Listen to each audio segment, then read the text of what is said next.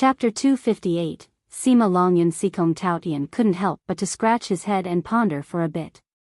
After a while, he finally clapped his hands together and exclaimed, "Yes, I've got it. There is a grave auction outside of the city at the Forgotten Wasteland. This grave contains an alchemist who was amazing when he was still alive, and he probably buried many ancient herbs with him. The grave auction will happen not long from now and many people will come.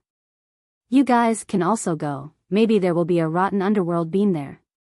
Grave auction? Li Qiyan narrowed his eyes and nodded afterwards to say, "Come, take me there to check it out." Sikong Taotian was not quite willing in his heart. He wished to be as far away as possible from this god of death before him, but once he was gazed at by Li Qian's eyes, he became frightened and didn't dare to say anything else. He immediately led the way for Li Qian's group. Another grave auction? I wonder if there will be anything good. Sometimes it is too hard to get anything at a grave auction. As Sikong Taotian was leading the way, Qi Xiaodao couldn't help but murmur. The grave auction was a very popular type of auction at the Eastern 100 cities. In fact, the entire mortal emperor world also had grave auctions, but it was not as common compared to the Eastern 100 cities. The reason why it was popular was very simple. As the base of the human race and an existence that was able to be traced back to the ancient times, there were many ancient burials under the city. Who knew how many invincible characters were buried below its earth? The grave auction was really just a regular auction. The auction organizer would ask the owners of the mountain peaks or territories to buy the graves. Once the organizer managed to buy the graves, there would be two approaches. The first was simply to auction the entire grave to someone, the second was to open the grave and take the items out to have auctions right on the spot. After the auctions were over, the corpses without any value would be returned to the previous grave's owner. Outside of satisfying those who wanted to find rare and new items, this type of auction also attracted those who wanted to make some profit. Of course, a grave auction and grave robbing only had a thin line of distinction. If it was a grave without an owner, there will be those who will open the graves to steal the treasures and then begin the auction. In fact, for the organizers dealing with grave auctions, they needed sufficient power to carry out such a task. In the end, valuable graves, especially those of extremely powerful characters, carried mortal dangers. Some were even impenetrable and could not be opened. This was why any auction organizers who dared to do grave auctions were quite formidable. Without a doubt, the Inheritance Ancient Pavilion was an extremely powerful auction site. It was not only powerful but also extremely ancient. Its origin even went back to the Desolate Expansion era, or it could even be older. Legend has it that back at their peak, their auction houses spread out all across the 9 worlds. Today, the Inheritance Ancient Pavilion was number 1 throughout the Eastern 100 cities. Even though the Forgotten Wasteland was described by Sikong Taotian as outside of the city, it was in fact almost 10,000 miles away. This was a vast wilderness with weeds and wild grass everywhere and also a pervasive trace of human presence. However, the place where the Inheritance Ancient Pavilion was conducting its grave auction was a small green and luscious valley. It was completely different from this wasteland. So when everyone stepped in this small valley, the first thing they felt was a green freshness of life, so they couldn't help but nod in approval. It seems like this area is indeed a bit extraordinary. I can easily tell that this is the resting place of an alchemist. It was a spirited young man who wore a set of golden armor while suppressing his battle intent. His aura was like a bull that was capable of crumbling the mountains and rivers with one stomp. A dominating aura exuded from his body. Plus, his entire set of golden armor made him look like the son of a god. Virtuous disciple Sima of the furious immortal Saint Country. Even cultivators from the previous generations were surprised after seeing this young man. At this time, many cultivators, including royal nobles from the great powers, all came to greet this young man one after another. This young man was quite proud of his popularity. It was as if he was basked in sunshine. His elegant appearance was what other people would refer to as a dragon amongst men. Many people shuddered when the furious immortal Saint Country was brought up. It was definitely part of the grand countries in the eastern 100 cities with a very old legacy. Even though an immortal emperor never came from it, its progenitor was a grand completion immortal physique and was invincible in this world. One could even say that he was comparable to an immortal emperor. It was one of the few countries within the entire mortal emperor world that had an immortal physique law. That year, its progenitor was a grand completion furious immortal tyrannical physique, one of the 12 immortal physiques. He created a supreme immortal physique law named Lower Tyrannical Immortal Physique Law. Because of this immortal physique law, the furious immortal saint country was able to create a foundation that has stood strong to this day. I never thought that this ordinary grave auction would be able to draw good nephew Sima. Many cultivators went to greet Sima Longyun, including the older ones. Even the royal nobles from the great sects were willing to become acquainted with him. At this place, Sima Longyun could be described as a fish meeting the water and was extremely welcomed. He was also very flushed with success, so he smilingly answered, "I heard that the owner of this grave is an amazing alchemist, so I hope to find ancient medicines in his grave. My golden savage bull physique is complete, so my seniors found an ancient Dan recipe for me to create a physique paste. However, it does need a few ancient herbs, so I wanted to see if I can find them here. If I'm successful, then not long in the future, it will not be a problem for me to step into the tyrannical saint physique." Everyone knew Sima Longyun was bragging. However, there was no other way. This guy truly had the ability to brag, so after hearing his words, even royal nobles from the previous generation quickly congratulated him. Meanwhile, Sima Longyun was enjoying this vanity of being the moon surrounded by the stars. Although Sima Longyun was showing off, he really was a person with some capabilities. He came from the furious immortal saint country and was a natural-born golden savage bull physique. One had to know that the golden savage bull physique was a Xiantian physique that belonged to the furious immortal tyrannical physiques family. It was also one of the 48 Xiantian physiques. Most importantly, the saint country also had the supreme furious immortal tyrannical physique law and, with Sima Longyun's conditions, there was a chance that he might be able to be valued by the elders of the country and be able to cultivate the supreme immortal physique law. Therefore, one could say that Sima Longyun's future potential was limitless. This time, if there are any ancient herbs that are appropriate for my ancient Dan recipe, then no matter the price, I must have them. Sima Longyun released such a statement in front of everyone. This was not only a warning against those who wanted to compete against him for ancient medicines, but also to show off that he was from the saint country, a genius royal noble, and that he never lacked money. Smart people shouldn't compete against him. Brother Sima is the talented pillar of the saint country. If there are really any ancient herbs in this grave that Brother Sima needs, I trust that everyone will leave it for you. Who would be dumb enough to compete with Brother Sima, right?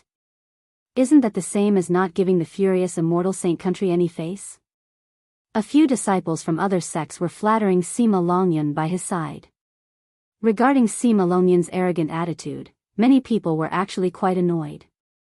However, what else could they do? The guy really had the capital to be cocky, and the saint country was not something that could be messed with by just anyone. Chapter 259, Ice Feather Palace. The grave auction had not yet begun when the group of Li Chia arrived at the little valley. However, the inheritance ancient pavilion's grave digging had entered its last phase and a corner of the buried tomb had been revealed. Witnessing the revealed corner of the tomb, Sikong Taotian quickly spoke to Li Chia. "This grave does not seem to be that big. It clearly isn't a tomb of the alchemy emperor level. At best, it will only be the grave of a legendary alchemist." At this time, Sikong Taotian had turned into an ordinary-looking young man. Anyone who previously saw him would soon forget his original appearance after averting their eyes. This brat didn't dare to use his real figure in a place with so many people. Just like Qi Shaodai said before, this guy had committed many nasty acts, so his enemies were all over the eastern 100 cities. Li Chia didn't say anything and simply focused his gaze to analyze this place. No one knew what he was thinking. Since Li Chia didn't say anything, Sikong Taotian especially didn't dare to utter the wrong choice of words. Even without taking his remarkable background into consideration, Sikong Taotian had always been daring, but he was very dreadful of this man who was even younger than him. Since his debut, what type of trouble had he not been able to surpass? He dared to trespass the ancestral grounds of the great powers, and he even dared to dig the graves of their ancestors. However, after meeting Li Qie, he was filled with fear. His intuition told him that this young man before him was an absolutely terrorizing character, someone who could even eat people without spitting out their bones. Messing with him would only result in a sad demise. This no-name junior daring to ignore him caused Sima Longyan's mood to sink as his eyes became cold. This person is my friend. Qi Xiaodao immediately smoothed things over after seeing Sima Longyan's change in expression. They came here for the rotten underworld bean, so he only wanted to get it without any trouble. He especially didn't want to provoke someone like Sima Longyan. Is that so? This friend of brother Qi is a bit too arrogant. Sima Longyan coldly sneered at this point. At this time, Li Qie slowly turned around and glanced at Sima Longyan. He slightly opened his mouth, wanting to speak. However, before words could come out, a majestic hymn appeared like a heavenly orchestra descending down, resulting in everyone inside the valley to be stunned into a daze. At this time, immortal flowers fluttered down from the sky like raindrops. This caused everyone to look up to the sky to watch. And this wasn't even the strangest part. After the rain of flowers descended, burst after burst of sweet-sounding immortal music resounded. Then, women from the sky began to land. The moment these women nearly reached the ground, ice flowers began to blossom right below their feet to hold them up. These women who suddenly descended from the sky were all wearing clothing decorated with plumes and had a silky veil covering their faces. It was as if they were goddesses from the heavens itself. The Ice Feather Palace also came. Even royal nobles and enlightened beings from the last generation became serious as they murmured after seeing the blooming immortal flowers. The Ice Feather Palace was one of the most powerful heritages at the Eastern 100 Cities, and it was also an immortal emperor lineage. It was created by immortal Emperor Bingyu on top of a high snowy peak. And immortal Emperor Bingyu was one of the few female immortal emperors since the ancient times. Even though the Ice Feather Palace did not create their own nation to rule over one domain like the other emperor heritages, they were above a snowy peak and had an aloof aura. They wanted to be removed from the crowd. However, even without a nation, no one ever dared to disdain the Ice Feather Palace. Even until now, the Ice Feather Palace has been unfathomable with great hidden powers. It seems like I am not too late. At this time, a very pleasant voice appeared, followed by several figures descending down from above. Everyone became shocked the moment they saw these people falling from the sky. These women were all charmingly beautiful like newly bloomed lotus flowers above a pond. It was such a visual pleasure to witness so many beautiful women appearing at the same time. And all of these beautiful women were like stars orbiting around one man. No, they were surrounding a girl cross-dressing as a boy. The girl surrounded by these women was not any less than those around her. She was even a bit more dazzling. She had a pair of pretty eyes like the morning stars that had an alluring charm, like the brightest glittering stars amidst the night curtain. With red lips and snow-white teeth along with a fine and tall sculpted nose like a prime piece of jade, her face was as white as powder. There was a glow filled with health and vigor amidst her eyes. This was absolutely a country and city-toppling beauty. However, such a charming beauty like this was cross-dressing. Even the loosely laid crescent robe adorned by males on top of her body could not hide the jade peaks before her chest. One could easily see the visible rolling ridges, and it only added even more to her charm. This cross-dressing beauty before them did not cause people to be taken aback. Instead, they were filled with exultation from witnessing such grace and allurement, causing their hearts to beat faster. Bing Yuxia. Even the arrogant Sima Longyan lost his colors after seeing this cross-dressing girl. He definitely didn't want to mess with such a person. Even though the furious immortal saint country was ancient and powerful, the Ice Feather Palace was even more mighty. An always aloof immortal emperor lineage. And not to mention, immortal Emperor Bingyu was an invincible existence who was even feared by the true gods. The descendant of the Ice Feather Palace. Many people shivered at her sight. Even though a girl dressing as a man was quite humorous, but at this moment, no one dared to laugh at her. Chapter 260, Crossdressing Biyao, Ice Feather Palace. Li Qiye couldn't help but narrow his eyes after seeing this girl dressed like a man in front of his eyes. He recalled a memory from his past, immortal Emperor Biyao. He couldn't help but smile after thinking about a certain matter. Everyone erred on the side of caution to avoid Biyao from thinking that they were laughing at her. At this moment, Li Qiye was the only person who was smiling, and it immediately attracted Biyao's attention. It seems like this is not a tomb belonging to an alchemy emperor. At this moment, Biyao glanced at the grave site that was still being excavated and smilingly declared. Her smile was extremely beautiful. She was initially a city-toppling beauty, yet she chose to wear men's clothing. Her smile carried 7 parts of a woman's charm, while the other 3 belonged to the attractive handsomeness of men. When combined together, this smile was especially attractive. Even women could only sigh at such a scene. At this time, the female disciples of the Ice Feather Palace who came with Biyao also prepared a pavilion on the highest place of the area. Even though the pavilion was not large, it had everything from an ice stove to teapots with a soft bed. Everything one could think of was at hand. Biyao lay on the soft bed in complete enjoyment and ease while carrying a lazy attitude with an indescribable comfort. Meanwhile, the beauties by her side were serving her as she slightly smiled and hugged 2 of them, one in each hand, just like a perverted young master. She even occasionally teased the beauties next to her as waves of cheerful laughter resounded. It was as if she was not a girl, but a peerless, handsome young man who was enjoying the endless, fortunate pleasure of beauties with pretty girls all around him. This absurd and flowery scene silenced many spectating cultivators. One from the previous generation lamented the shift of attitude in the new generation, while a younger cultivator couldn't help but become envious and imagined that it was he who was enjoying so many beauties like this. Biyao was clearly a girl, yet she was acting like a shady young master. However, with her gentleness like jade and an impressive and personable aura. If she was truly a man, then she will definitely enchant numerous young girls. Her romantic style caused men to be envious and women to lament with praises, such an amazingly dirty young master. Compared to Biyao, the self-proclaimed outstanding and extraordinary Sima Longyun became abandoned goods. Even though Biyao was a girl pretending to be a boy, her aura was graceful and completely natural.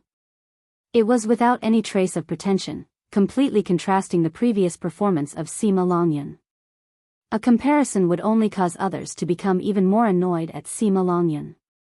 Her appearance immediately stole Sima Longyun's spotlight completely. Just earlier, he could be considered a talented prodigy, for he was a grand completion Xiantian physique as well as being a disciple of the furious immortal Saint Country that garnered much attention. However, the moment Biyao arrived, she was the real dragon and phoenix, while Sima Longyun was simply an earth dragon at best. Although Biyao stole his fame, Sima Longyun didn't dare to utter a single grievance. Even as the disciple of the Saint Country, he was still way too lacking compared to Biyao. Biyao was the descendant of the Ice Feather Palace and had an unreachable and awe-inducing status throughout the entire Eastern Descent City. Not to mention, the Ice Feather Palace was an immortal emperor lineage and was much more powerful compared to the Saint Country. And not just Sima Longyun, even the crown prince of their Saint Country would have to give Biyao some face. Biyao enjoyed the pavilion by herself along with all the marvelous satisfactions that life had to offer. Li Qiye couldn't help but to wryly smile while watching such a scene. He couldn't help but remember immortal Emperor Biyao. It had been so many years, yet the Ice Feather Palace still didn't change this particular tone. This girl really wanted to copy their Ice Feather Palace's ancestor. She even learned her ancestor's style, but how much of immortal Emperor Biyao's actual abilities had she learned? It's coming out, it's coming out. Not long after, inside the valley, the inheritance ancient pavilion finally finished digging up the entire tomb that was underground. This tomb was quite old and had experienced uncountable years. It was built by divine rocks as the Tao lines still traversed throughout the surface. Without a doubt, this tomb was enforced by a powerful character. However, it had been eroded by time, so the Dao lines became much weaker. At this point, the experts from the pavilion lifted up the entire tomb and placed it in the middle of the valley. After a short cleanup, the auctioneer finally came out. Ahem, fellow Taoists, this tomb belongs to a legendary alchemist from an old era. He came from an alchemy clan, and after our appraisal, we have determined that this is absolutely the real thing and has a fair price. We guarantee this on our golden plaque and reputation for the past millions of years. The auctioneer declared after stepping up. At this time, with great focus, all eyes were on this tomb. According to our Inheritance Ancient Pavilion's grave auction rules, we will first start with an auction for the entire tomb. If there is no one willing to bid, then we will open the tomb to start the second auction. The auctioneer spoke as he glanced at everyone. How much do you plan to auction this tomb for? After hearing his words, a cultivator became impatient and loudly asked. Even though this tomb that belonged to a legendary alchemist did not necessarily have any invincible manuals or peerless treasures and weapons, it was likely to have some valuable ancient medicines. Many alchemists, before dying, would bury all of their precious medicines and grass along with themselves. Many cultivators with special needs, especially grand characters of the royal, noble and enlightened being levels, highly valued ancient medicines. For example, Sima Longyun needed ancient herbs to refine his body. Even though a physique paste was appropriate to temper every kind of physique and the paste formulas were readily available to the world, high-level physique pastes and their required ingredients were not easy to find. The finest ranked ones were even more difficult to obtain. Physique pastes were universal and applicable for any physique, but there were heritages with their own recipes, or they would use an ancient recipe to temper a specific physique. Because many of these ancient recipes required ancient medicines were quite a hot commodity. Sima Longyun was looking for ancient medicines that could be used for the ancient recipe to refine his golden savage bull physique. After noticing the eagerness in all the cultivators that were present at the scene, the auctioneer coughed and carefully said, I don't think I need to repeat that, outside of the forbidden grounds and ancient earths, the majority of ancient medicines can only be found underground. Good ancient medicines are well received universally. After our appraisal, we guarantee that there are quite a few ancient medicines inside this tomb. We have decided that this tomb will start at 900,000 virtuous paragon refined jades. 900,000 virtuous paragon refined jades. All the cultivators at the scene immediately exploded into an uproar after hearing this. It was not a sum that vagrant cultivators or even royal nobles from the great sects could afford. Even the great powers would not necessarily be able to come up with such a sum. Even if they did, they would have to gauge whether this was worth the price or not. What a joke! A demon monarch began to speak. This is a price up high in the sky. One could buy a finest rank Saint Physique paste with such a price. If I were to exaggerate a little, one could even buy an immortal physique paste. Who would be willing to gamble 900,000 virtuous paragon refined jades on a legendary alchemist's tomb? These words resonated with quite a few grand characters as they jumped on the bandwagon. Another enlightened being shook his head and said, 900,000 virtuous paragon refined jades? Even the lowest rank amongst virtuous paragon refined jades already have a monstrous price. This price is way too high. Change it a bit, maybe 900,000 heavenly sovereign refined jades is a lot more reasonable, and one would actually think about it. However, finest heavenly sovereign refined jades will still be a bit expensive. That's right. Many other people quickly echoed, this price is too illogical. If this was the tomb of a virtuous paragon, then your Inheritance Ancient Pavilion can name this price without anyone questioning it. However, for a legendary alchemist, this price is unreasonably expensive. Gentlemen, everyone knows that the status of a legendary alchemist has always been very high. It is not any less than a virtuous paragon. Taking into account the prestige of a legendary alchemist, this tomb is worth the price. The auctioneer was not angry and smilingly answered with a harmonious tone. This was the benefit of attending a grave auction. If it was just an ordinary auction house, then the moment an item was appraised, there would be no room for bartering. However, it was possible to do so at a grave auction. As long as one was capable, they could try to lower the price. That is only when he was still alive. Another alchemist opened his mouth and retorted, a living legendary alchemist could be said to have an even higher status than a virtuous paragon, but this is not the case when he is dead. As an alchemist, the items left behind to his future generations would only be a few ancient medicines. The auctioneer remained smiling as he said, "This price is still acceptable. Maybe there is a 9 transformations soul grass amongst these ancient medicines." Everyone is aware that a 9 transformations soul grass buried for millions of years is truly unfathomable. If it is synthesized with an ancient fate pill recipe, then it will definitely be a priceless treasures. It will have an even greater effect for virtuous paragons of the previous generation. You speak of 9 transformations soul grass so easily. Even a legendary alchemist would not be able to see a 9 transformations soul grass more than a few times in his entire life. Just 1 or 2 times would have been plenty. A royal noble shook his head and said, "It is acceptable for alchemy emperors to be buried with 9 transformations soul grass. As for legendary alchemists, this is impossible. Why would he not pass such a priceless treasure down to his descendants? 900,000 heavenly sovereign refined jades, if you guys want to sell at this price, then I will want it." An enlightened being offered. Impossible. 500,000 virtuous paragon refined jades. The auctioneer shook his head and named a new price. At this time, an ancient saint spoke after some pondering. 500,000 virtuous paragon refined jades is still completely impossible. If you guys really want to sell it, then it must be 50 virtuous paragon refined jades.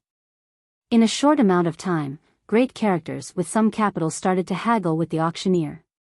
After a few rounds, the auctioneer finalized the price at 200,000 virtuous paragon refined jades. 600 virtuous paragon refined jades. If you want to get rid of it, I would want it at this price. In the end, the highest bid was from Wuxia of the Ice Feather Palace. The difference in price between the bid and the desired price of the inheritance ancient pavilion was too high. The pavilion would not want to do such a business no matter what. Chapter 261, Graves auctioned the bids from the buyers and the auction house's desired price was too far apart.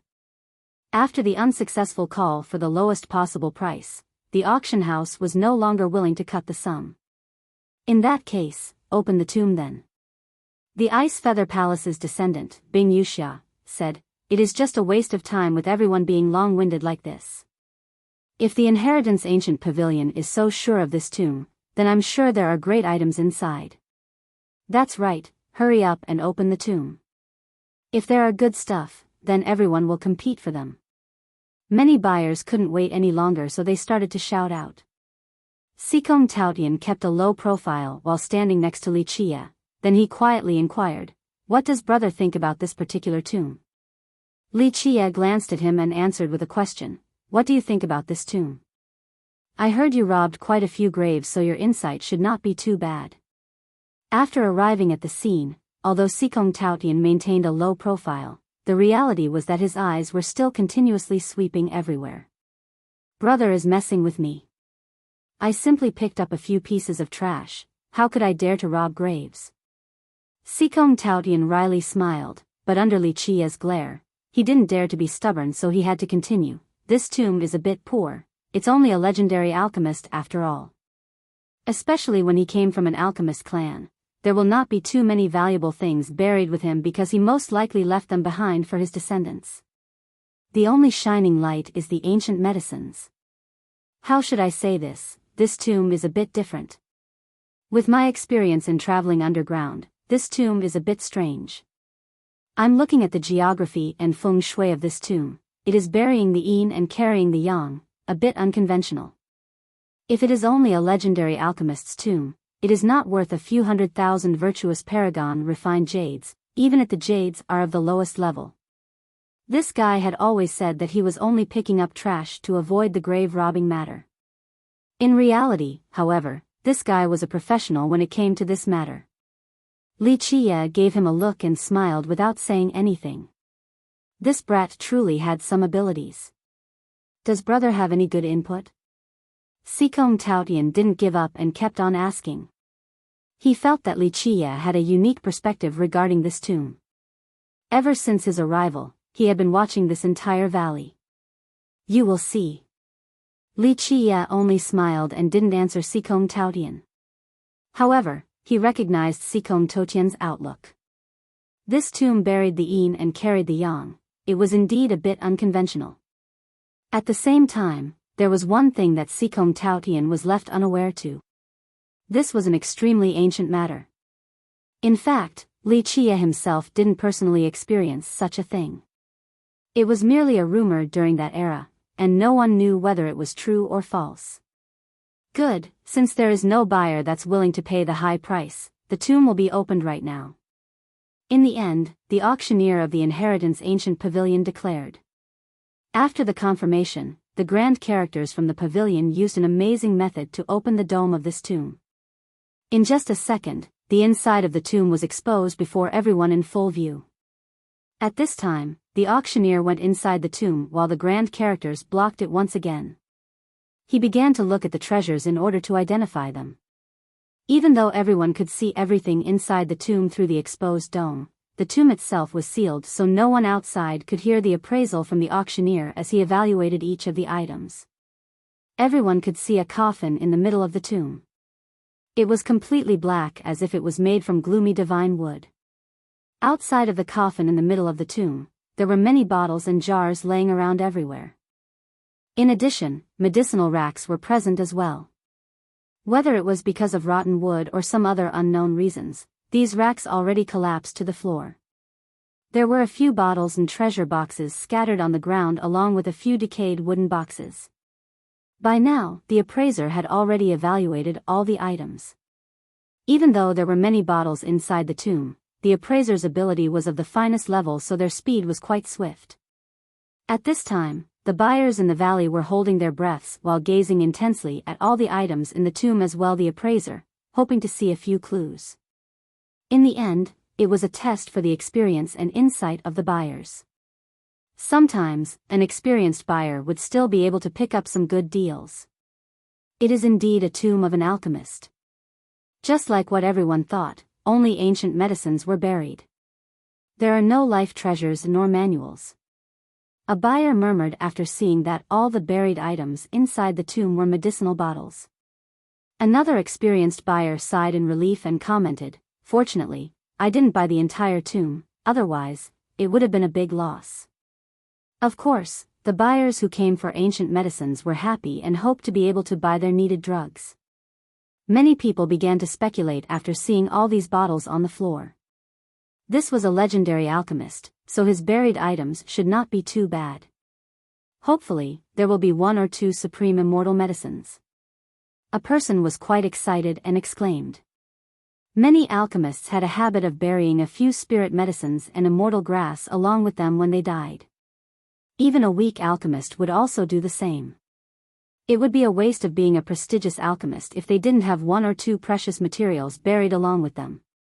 This natural Dan fruit will start with 5,000 ancient saint refined jades, and they have to be of the grand saint level. The auctioneer spoke to all the potential buyers. Refined jades of the same realm also had different levels. For example, refined jades meant for ancient saints were called ancient saint refined jades, but when it was made from the purest world's essence within this realm, then it will be classified as grand saint refined jades.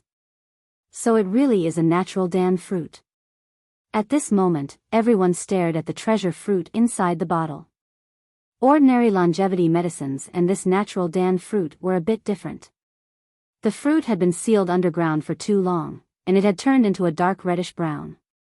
This was the sign of an ancient medicine absorbing the yin essence of the underworld. I bid 5,000 ancient saint refined jades. A royal noble of the previous generation immediately declared. I bid 6,000. A different sect master immediately shouted. There were many people who competed. Another royal lord quickly bidded 10,000. A natural Dan fruit was one of the most important side ingredients for refining longevity medicines. Having a 700,000-year-old medicinal spirit meant that it could be used to create a true medicine. This level of medicine was loved the most by royal nobles and enlightened beings, especially the older ones. Thus, it was quite sought after by the experts of the previous generations, resulting in its rarity. The royal nobles and enlightened beings of the last generation whom had some formidable backgrounds had most likely used a lot of ordinary longevity medicines. Maybe it was not their first time trying to extend their lifespan. To them, even true longevity medicines became much less effective due to the tolerance they built up. At this point, no matter how many longevity medicines they used, they would not be able to prolong their life for much longer. Because of this resistance, ancient medicines became their aspiration and goal. Since they have not used longevity medicines made from ancient medicines before, their resistance to it was quite little and the effect would be quite great. Because of this natural dan fruit buried for 1,000,000 years became quite a hot item. Ultimately, this bottle of natural dan fruit was sold for a price as high as the sky. At 80,000 ancient saint refined jades, this price was much higher than the initial starting price of 5,000. Moreover, only the old royal nobles and ancient saints with a little bit of life remaining bidded for it. Naturally, they were willing to pay a high price to buy an item that could increase their lifespan. The second item for auction, this is the profound vessel wood. The second item being brought up was a piece of treasure wood. It was stored in a jar. The moment this jar was opened, a wooden fragrance caused everyone to be intoxicated. It was quite a marvelous scene. The value of the profound vessel wood goes without saying. The auctioneer continued, each expert will eventually undergo a fate calamity. If they have a piece of profound vessel wood on their body at the moment of their fate calamity, I trust that their true fate will never become lost. This profound vessel wood had been buried for millions of years and its wooden fragrance had been coagulating for just as many years, making it even more powerful. This piece of profound vessel wood will start at 100,000 enlightened being refined jades. A furor broke out after people heard that it was a piece of profound vessel wood. The people of the younger generation with high aptitudes were especially excited as their hearts started to beat faster. Cultivators who wanted to reach the apex would always meet two deadly obstacles. If they couldn't rise above these two deadly Tao obstacles, then they would die with their Tao lost and become mere puffs of smoke in the sky. These two Tao obstacles were fate calamity and life reduction. There was a phrase circulating amongst cultivators, a fate calamity was the devil of the mind and the life reduction was the withering of the heavens. A fate calamity was a disastrous tribulation of the true fate. Any cultivator at the grand achievement mysterious fate realm or peak royal noble must face their fate calamity. If they could not break through their true fate's tribulation at this level, then they will become nothing. This was a great disaster to all cultivators. It was extremely difficult to surpass and once they failed, then all of their effort throughout their life would go down the drain. Chapter 262, Competition for the Rotten Underworld being so when this profound vessel wood appeared, it became very popular, especially towards the gifted young crowd. To them, breaking through royal noble and becoming an enlightened being was only a matter of time. Even royal nobles of the last generation who wanted to reach enlightened being did not want to miss out on this block of profound vessel wood. 150,000 enlightened being refined jades. The first to bid was Sima Longyan. He immediately raised the price by 50,000 with a must-win attitude. 160,000, even though ordinary experts were wary of Sima Longyan, this did not mean that no one else would dare to compete against him. 170,000. The competition for this piece of wood was mainly amongst royal nobles. In the end, they wanted to become enlightened beings so they had to face the inevitable fate calamity. 3,700,000 enlightened being refined jades. In the end, this profound vessel wood had a sky-high price, and the person who crazily bidded such a high price was Sima Longyan. Bidding more than 3 million jades immediately made many people give up. This price was unreasonably high. Even if some other buyers had the money, Sima Longyan acted as if he must have it, so they were not willing to compete with him any further. In the end, it was not a wise choice to become enemies with the furious immortal saint country. The third item is an urn of ivory rock water. We'll start at 320,000 soul creation refined jades. The third item's value was worth far less than the previous two items. Each buried item was brought out one after another for the auction after being evaluated by the Inheritance Ancient Pavilion's appraisers. The majority of these items had something to do with spirit medicines and soul grasses. There was no doubt that the owner of this tomb was indeed a legendary alchemist. Only an alchemist of this level would be able to seal so many ancient medicines to bury alongside them. After seeing that the buried items all had something to do with ancient medicines, Qi Xiaodao and Qi Xiaodai became quite spirited. Maybe there will really be a rotten underworld bean that they needed amongst the buried items. The 45th item for auction is a pot of rotten underworld beans. Under Qi Xiaodao and Qi Xiaodia's eager anticipation, a pot of rotten underworld beans finally came out. A rotten smell rushed out the moment the auctioneer opened the pot. It was really a pot filled with rotten underworld beans. Each of them was the size of a soybean and had a brown color. Li Qie sniffed right when the pot was opened to carefully check the smell of the rotten underworld beans. This pot of rotten underworld beans will start at 4,000 royal noble refined jades, the auctioneer declared. The Qi sister and brother duo were ecstatic because this was the thing they needed. Even though the price was higher than their expectations, they were still able to afford it. I will. The moment the auctioneer finished naming the price, Qi Xiaodai was unable to hold back. However, before she could say anything, Li Qie immediately interrupted her and pulled her to the side. Qi Xiaodai, who was dragged by Li Qie, immediately glared at him and shook his hand off. She then drily said, "What are you doing? We need the rotten underworld bean." This scene was caught by Sima Longyun, who had always been watching Qi Xiaodai. He stared at Li Qie with cold glimmers flashing in his eyes, but he gently talked to Qi Xiaodai instead. "Sister wants the rotten underworld bean? How about I buy it for you?" Qi Xiaodai looked at him and said, "I will buy it myself." Finished speaking, she wanted to bid but was stopped again by Li Qie, who was shaking his head. A fiery anger flared in Sima Longyun's heart. He didn't know the relationship between Li Qie and Qi Xiaodai, but his furious immortal saint country had proposed to the Lion's Roar Gate. "I bid 5,000. At this time, someone else decided to bid on this pot of rotten underworld beans. "I bid 10,000. Sima Longyun immediately challenged the bid and then spoke to Qi Xiaodai. "As long as you need it, I will help you get it." With that said, he then snorted and glared at Li Qie. Li Qie immediately laughed after seeing Sima Longyun's attitude as he leisurely offered, "I bid 20,000.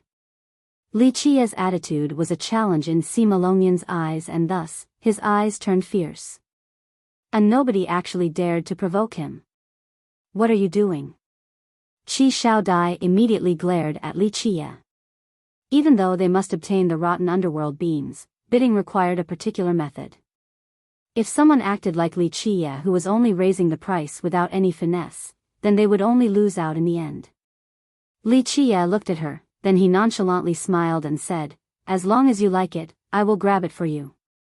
Money is not an issue as long as you like it." Having said that, he then revealed an ambiguous and misleading smile. Disgusting, Qi Xiaodai felt the creeps and uttered after seeing Li Qie act like this. She didn't know why Li Qie suddenly became crazy and spoke such words. "I bid 30,000. Sima Longyun was furious after seeing such a display. And nobody was competing for his woman? Truly tired of living. Li Qie raised his eyelids once, then he slowly said, "I bid 40,000. Qi Xiaodai glared at him and coldly asked, "Are you out of your mind?" They truly needed the rotten underworld beans, but their refined jades were not earned without any effort. It was all from Qi Xiaodai's tedious gathering, completely unlike the carelessness of Li Qie's bidding. "It's no problem. I might be missing a lot of things, but money is not one of them," Li Qie leisurely answered. People who didn't know better would actually think that he was trying to win her favor. The flashy point garnered from this scene, in the eyes of the spectators, was that Li Qie wanted to please his beauty and didn't care about throwing money away like trash. And Qi Xiaodai, on the other hand, was worried about her dear lover's money, so she didn't want her beloved to spend too much. They looked as if they were quite in love. Sima Longyun was particularly annoyed by such a scene as his expression dimmed with surging murderous intent. The Saint country had proposed to the Lion's Roar country, so this matter was 80 to 90% certain. Yet at this moment, a nobody suddenly appeared and competed for his woman. He must be tired of living. I bid 50,000. Sima Longyun looked at Li Qie and proudly said, "My furious immortal Saint country does not lack anything, especially refined jades. I bid 100,000. Li Qie didn't even bat an eye and bid a higher price with complete ease. Qi Shaodai was driven mad by Li Qie. Would they even need to buy it when the price of the bean was this high now? This was truly insanity. Qi Shaodao, on the other hand, kept quiet. He was personally delighted to see the two getting together because he wanted them as a pair. Meanwhile, Sikong Taotian was hiding to the side, waiting to watch the fun, for he knew it was fast approaching. Really crazy. There were a few people who wanted to bid on the beans, but after seeing Li Qie and Sima Longyun's attitude, they immediately dropped the thought. This matter was as clear as day to anyone. They wanted to have a competition of wealth. Only big losses would come from this if other people were mixed in. Lacking experience, full of vim; lacking age, full of money. Such a good thing. A cultivator from the previous generation couldn't help but lament. Everyone was quite perplexed by Li Qie, this nobody who appeared out of nowhere yet dared to compete with wealth against Sima Longyun, who came from the Saint country. 100,000. 100,000 going once. Any other bidders? Naturally, the auctioneer was quite excited. This price was far higher than his expectations, so he immediately shouted. After being provoked by Li Qie like this, especially in front of the lover in his dreams, how could Sima Longyun swallow this anger? He immediately exclaimed, 200,000. I bid 200,000. 500,000. Li Qie's demeanor remained calm as he bid a new price in a carefree manner. Qi Shaodai was shaking from anger and wanted to explode into a tantrum. This price had completely exceeded their hopes. On the other hand, Qi Shaodao only awkwardly smiled. The situation had escalated to a point of no return. At this point, Sima Longyun gazed intensely at the smiling Li Qie, who simply shrugged and said, "Money is not something I lack. 500,000 just to see a smile from a beauty is not an egregious matter. 1 million. Sima Longyun's enmity pierced the sky itself. He came from the furious immortal Saint country, thus he was always high above everyone else. Who would ever dare to offend him? 5,000,000, Li Qie slowly enunciated. Crazy, this is truly crazy. There was a sudden uproar right after Li Qie's bid. Even buyers with some wealth were startled by this price. This was 100 times more than the price of a rotten underworld bean. 5 million. 5 million.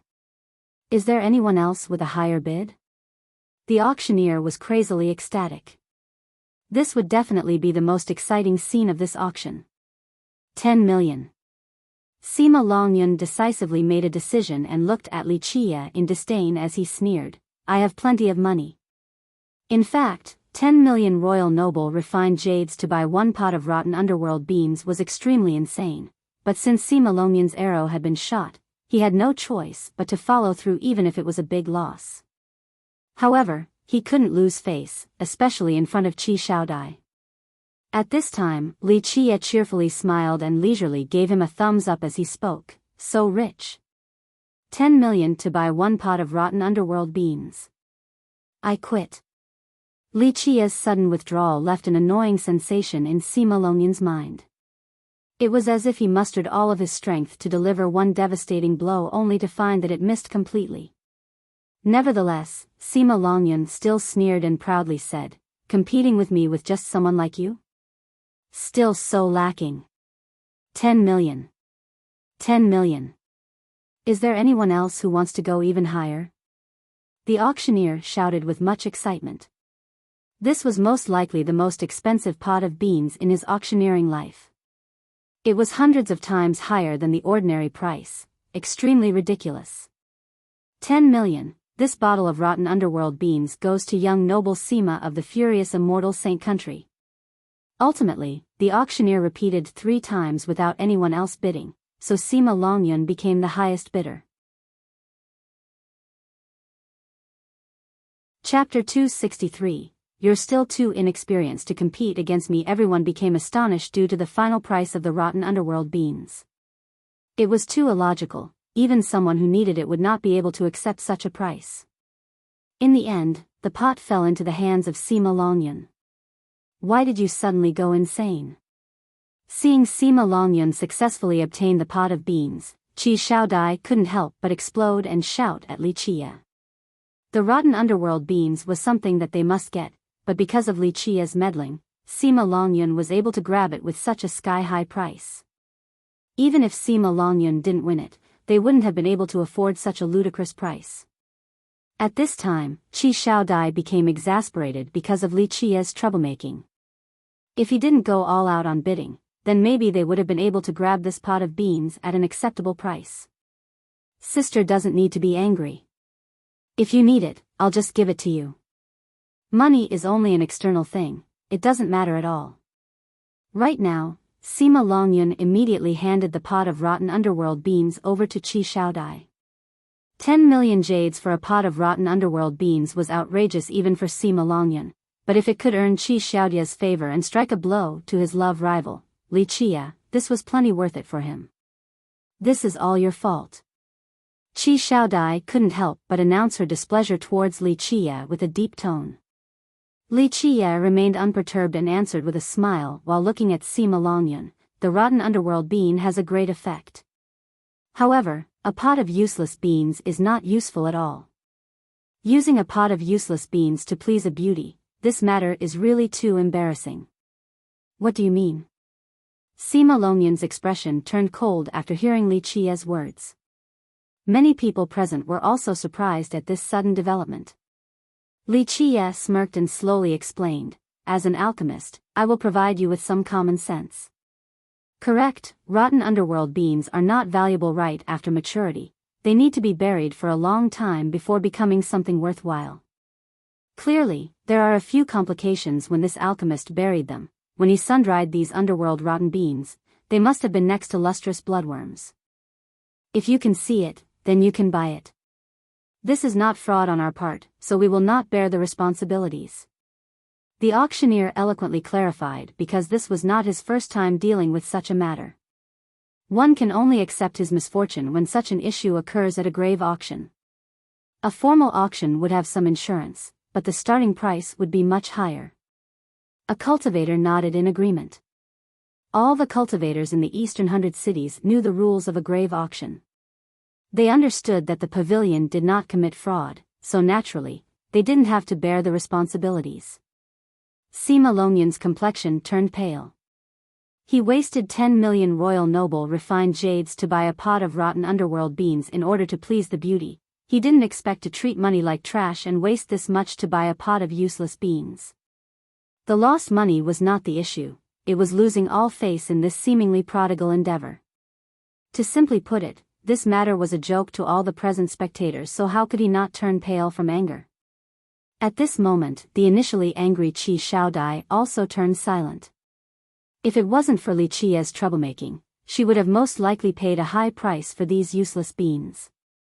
If little girl doesn't understand, then do not speak nonsense, lest you cause more misunderstandings. At this time, Li Qia glanced at her and nonchalantly said. Qi Xiaodai immediately became annoyed with a stomach filled with hot air, but she could only hold it in. She glared at Li Qia with quite a bit of exasperation. The next item up for auction. The grave auction continued even after such a commotion. Everyone became alive again and did not hesitate to bid just because of the rotten underworld beans matter. Afterwards, a dozen or so items were brought up for bid, and they were all buried precious ancient medicines. The items inside the tomb became fewer as many of them were sold. Qi Xiaodao couldn't help but bitterly smile because there were no more rotten underworld beans amongst the remaining buried items. At the end of the auction, there were a few buried items that even the pavilion's appraisers had difficulty identifying. Next is the cheapest item up for auction. The auctioneer declared as a wooden box was being brought up. This wooden box had completely decayed and there were many patches of rotten mud stained on the top. There was no need to look any further. Even if there were ancient medicines inside the box, they were most likely rotten. If it wasn't for the rotting mud sticking on it, then this wooden box would have decayed entirely. This item is a rotted wooden box. After our appraisal, there is a medicinal scent inside, and it could be precious spirit medicines. We will not open the wooden box to take out the medicines. This ancient medicinal box will start at 300 royal noble refined jades. The auctioneer said. What a joke. Buyers immediately booed after hearing the auctioneer. One of them exclaimed, this ancient medicinal box looks completely rotten, yet you still want 300 royal noble refined jades. This is straight up robbery. The auctioneer replied, our appraisers have examined it. The inside is definitely filled with precious spirit medicines. There is a herbal aroma of jewel sandalwood, extremely pure. This is a very rare spirit medicine. At this time, Li Qia also carefully took a whiff of the wooden box that had basically turned into mud to check the medicinal scent inside. Even if it is a precious ancient medicine, it still isn't worth anything. One would instantly know after just taking a look at the wooden box. It has decayed into mud, so any ancient medicines inside would also be rotten. In my opinion, at best, it will only be worth 100 heavens primal refined jades. Use this low price so that everyone can gamble to see if there are any remnants of drugs inside this mud. An alchemist offered his opinion. 300 royal noble refined jades, this is the lowest price. If no one wants to bid, then our inheritance ancient pavilion will have to take it back. The auctioneer maintained this bottom line and declared to all the buyers. Chapter 264, Turning Something Rotten into Something Magical. The auctioneer was this persistent because their appraisers determined that this box once sealed an amazing ancient medicine. Unfortunately, it was not sealed correctly and had rotted away. We'll begin at 300 royal noble refined jades. At this time, the auctioneer hammered down.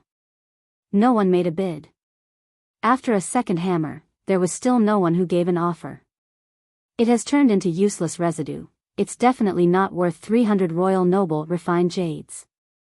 An alchemist shook his head and stated. Even though 300 royal noble refined jades was not a ridiculous amount to most of the present buyers, there was no sense of profit from buying a slab of mud.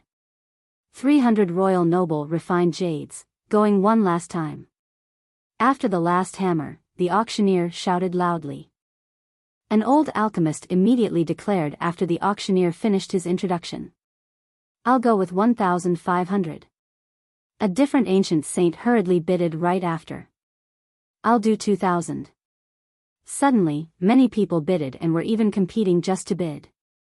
They followed in Li Qia's footsteps, someone who managed to grab a great deal with the lowest price. 300 refined jades to buy finest grade rotten underworld beans that was worth more than 1 million refined jades.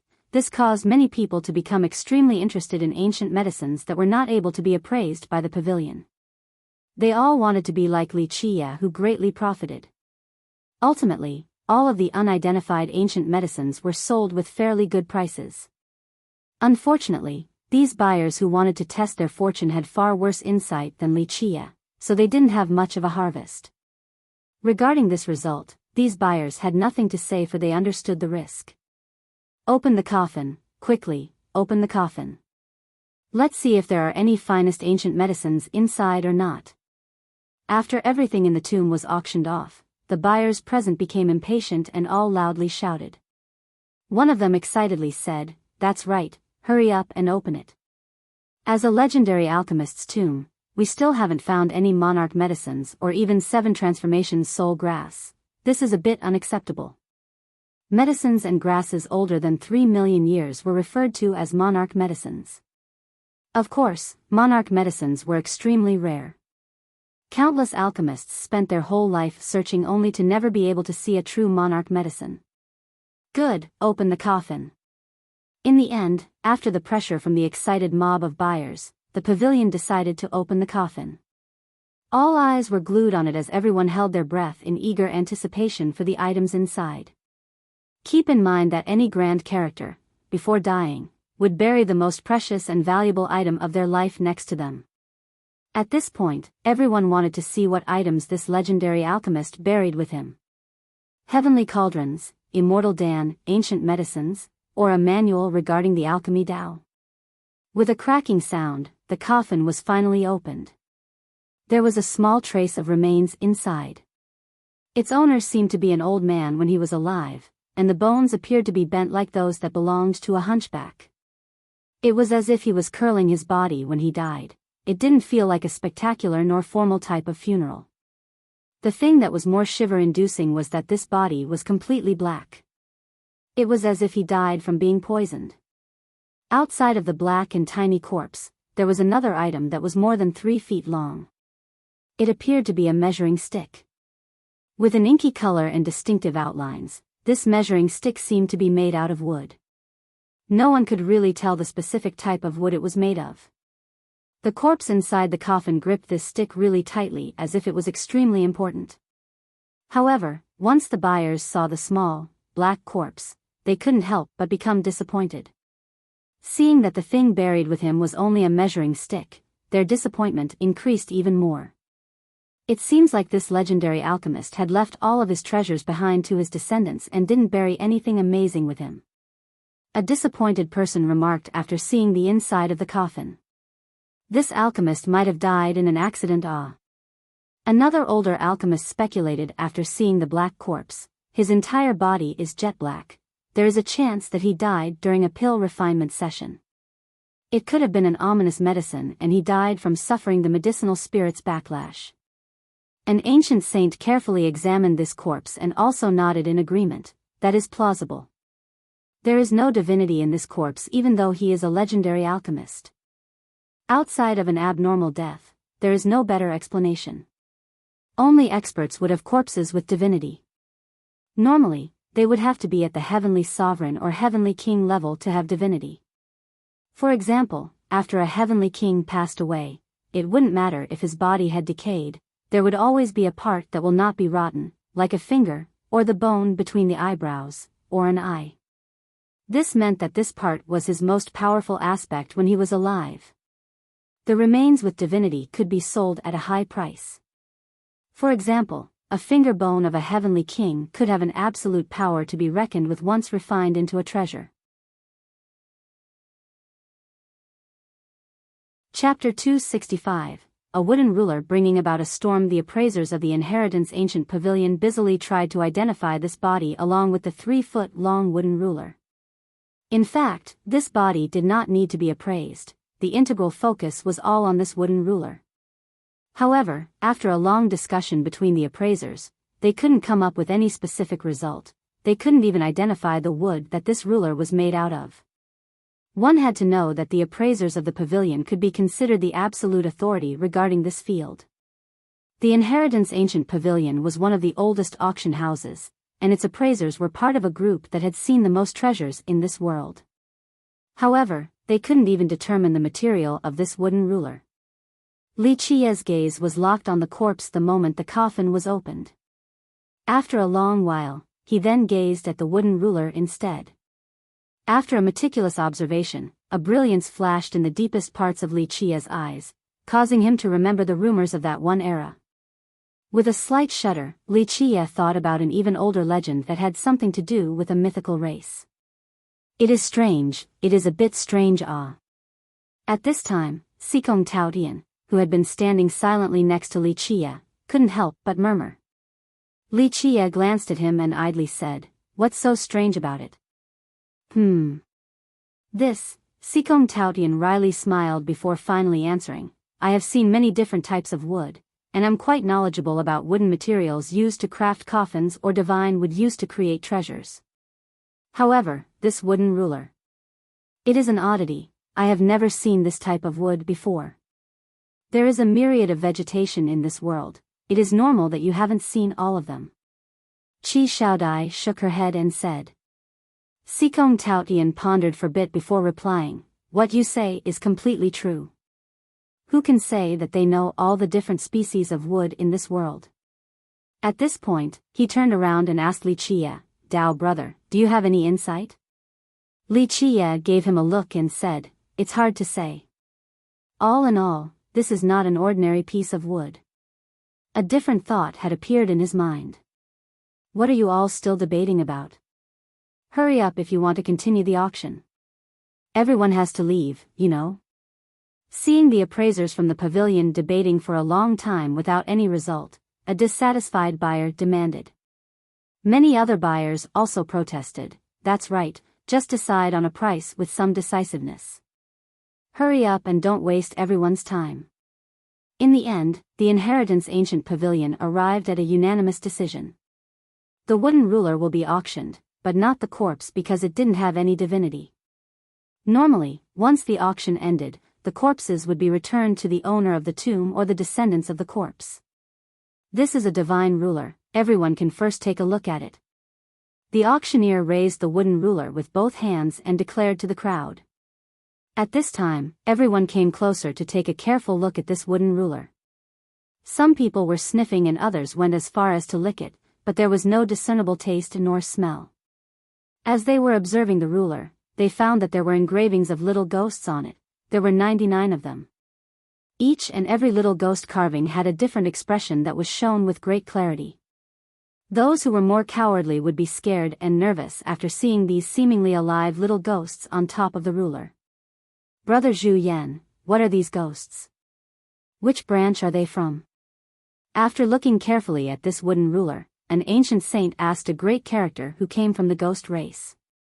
This person who came from the ghost immortal race observed the ruler with a serious expression, then he shook his head to say, "I also cannot tell. Even though the ghost immortal race is considered to have 100 different branches, I really haven't seen these little ghosts before, and I've never heard of them either. It could just be that the crafter of the ruler made up some images." The Ice Feather Palace's Bing Wuxia carefully contemplated about this wooden ruler before finally murmuring. Of course, only she herself heard these words. "Gentlemen, everyone has seen this ruler now. As the last buried item within this tomb, our Inheritance Ancient Pavilion will use the grave auction rules to sell this off. This ruler was created by using divine wood. Since it has a great and extraordinary origin with the ghost race, the starting price will be 3,000 virtuous paragon refined jades," the auctioneer declared. These words were met by an immediate uproar as the scene became rambunctious. A buyer couldn't help but counter, "You're kidding. The origin of this wooden ruler isn't even clear and the wooden material is not known, yet it is starting at 3,000 virtuous paragon refined jades? This is too much of a cheat. Yeah. I think that even if it was 3,000 Heavenly King refined jades, it would still be too expensive. 3,000 Heavenly Sovereign refined jades might be worthy of consideration." Another buyer echoed the sentiment. The auctioneer shook his head in response. "This wood is as hard as steel, these engravings of the 99 ghosts. They are a supreme creation from the ghost race. Our Inheritance Ancient Pavilion does not dare to make any baseless statement regarding this ruler, but we can absolutely guarantee that this ruler is made from divine wood. As for the type of divine wood, there is a need for further deliberation. Of course, if there is someone willing to let us know, we would be happy to accept the assistance." Fellow Daoist is correct. At this time, Li Chia smiled and said, "This ruler starting with 3,000 virtuous paragon refined jades is indeed a bit too much. In my opinion, this ruler was crafted from a harmonious ghost tree. This ruler is odorless and has spiral shell patterns on the actual wood. Combined with the faint white amidst the black, these are the characteristics of the harmonious ghost tree. It is indeed rare within the mortal emperor world, but there is not too many marvelous uses for it. Harmonious ghost tree." All the buyers were surprised after hearing this name because many of them had never heard of such a tree. Harmonious ghost tree. An appraiser from the pavilion who specialized in wood became serious after listening and slowly said, "This is a rare species of trees in the mortal emperor world. They only grow in the burial grounds, away from the sight of mortals.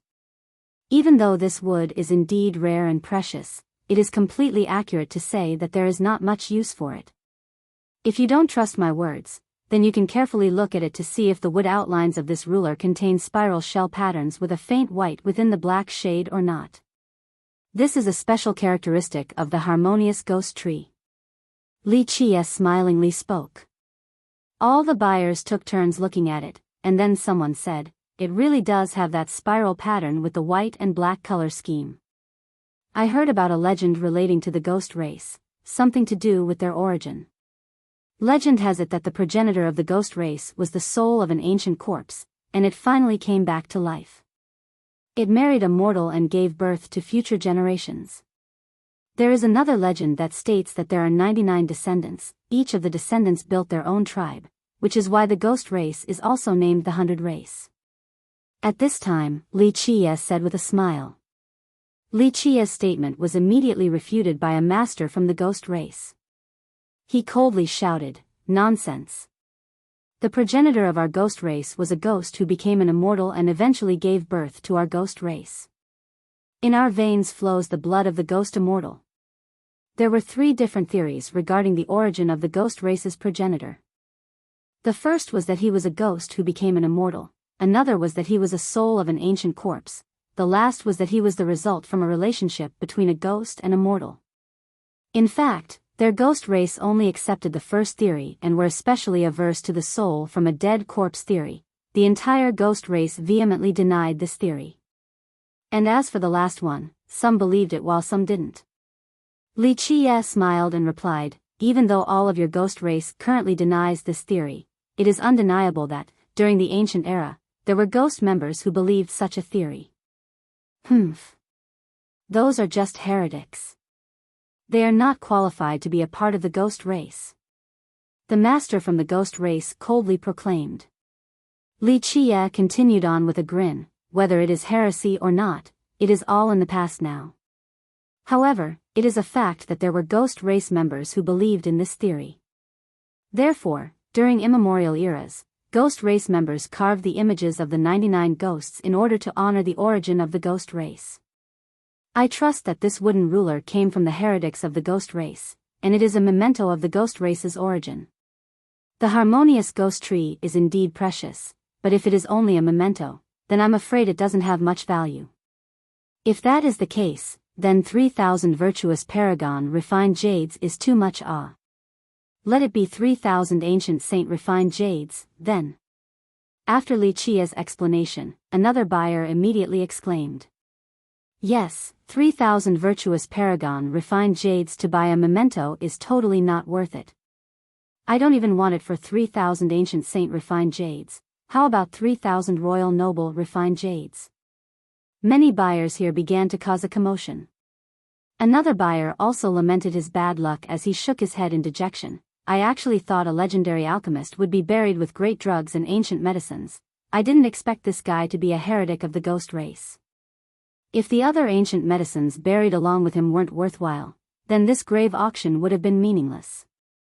At this moment when many buyers were clamoring, Bing Yuxia, who was relaxing under her pavilion, stared at Li Qie with a strange expression. She seemed determined to see through him. "Help me act out a play, go ahead and bid." At this time, Li Qie elbowed Qi Shaodai next to him and whispered. Qi Shaodai angrily glared at him and replied, "Why should I act with you? I am not interested." Chapter 266, Sky High Price, Hurry. Li Qie said slowly. This gentle word carried a dignified tone without a hint of anger. Qi Xiaodai's heart shivered for a moment after being stared at by Li Qie. She didn't know why, but her heart suddenly acquiesced at this moment as she angrily spoke, "Fine, I'll bid then." At this time, Qi Shaodai loudly shouted amidst the clamoring crowd to the auctioneer, "If this ruler starts at 3,000 heavenly sovereign refined jades, then I will be willing to bid." Qi Xiaodai's sudden declaration of 3,000 heavenly sovereign refined jades attracted the gaze of many people. It was not a small amount. A memento worthy of such a price would be quite amazing. 3,000 heavenly sovereign refined jades to buy a wooden ruler memento? Are you crazy? Is this broken ruler really worth that much money? Li Qie looked at Qi Shaodai and exclaimed with an exaggerated expression.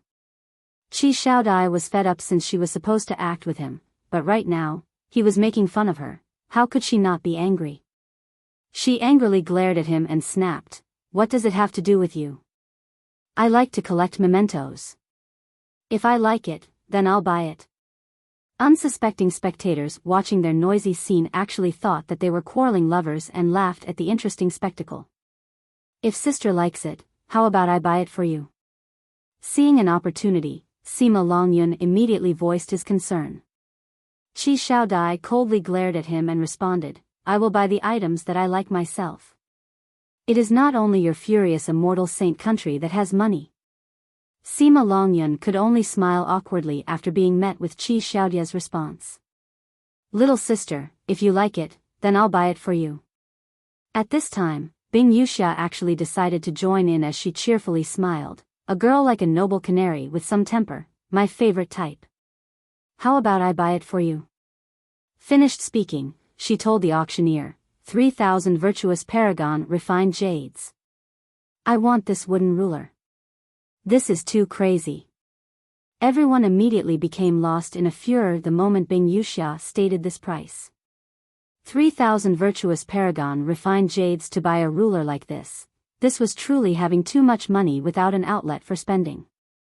But what can one do? This person came from the Ice Feather Palace and she was the descendant. She truly had such wealth. Even if Sima Longyun wanted to buy the wooden ruler to please Qi Shaodai, with Bing Yuxia bidding 3,000 virtuous paragon refined jades, he didn't have any other option. And it wasn't just not having 3,000 virtuous paragon refined jades to buy a wooden ruler. Even if he did, he would be scolded to death by his elders.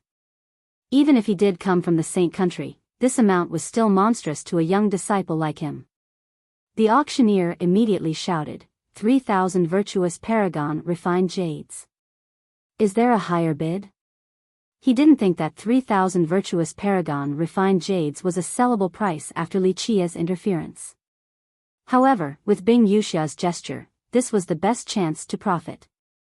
Crazy. The other buyers all shook their heads and let go of this thought. Such an amount of refined jades to buy a useless wooden ruler, this was too insane. For what reason will a little girl dress like a boy all day? At this time, Li Qie had to repress the urge to curse in his mind. He wanted to buy it cheap, but he didn't expect for this Bing Yuxia to interfere and ruin his plan. Bing Yuxia didn't care for Li Qie's expression. She stared at him with her pretty eyes that flashed a hint of happiness and leisurely said, "It is my hobby. Does fellow Taoist have something to say about it?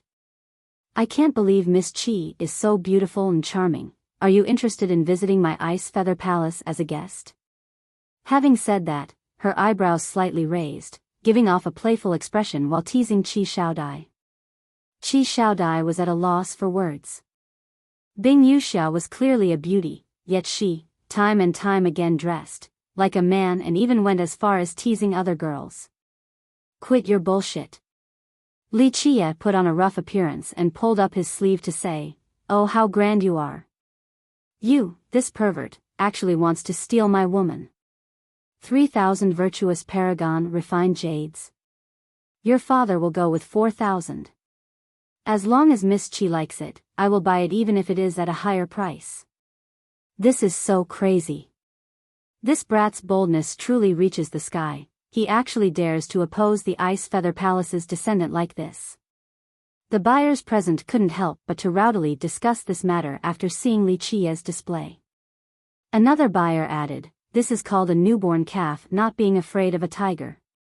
This brat probably just recently came out with high spirits so he doesn't know the immensity of the heaven and earth. This is probably why he dares to provoke the Ice Feather Palace. 4,000. 4,000. Is there a higher bid?" The auctioneer immediately shouted after hearing Li Qie's bid, 4,000.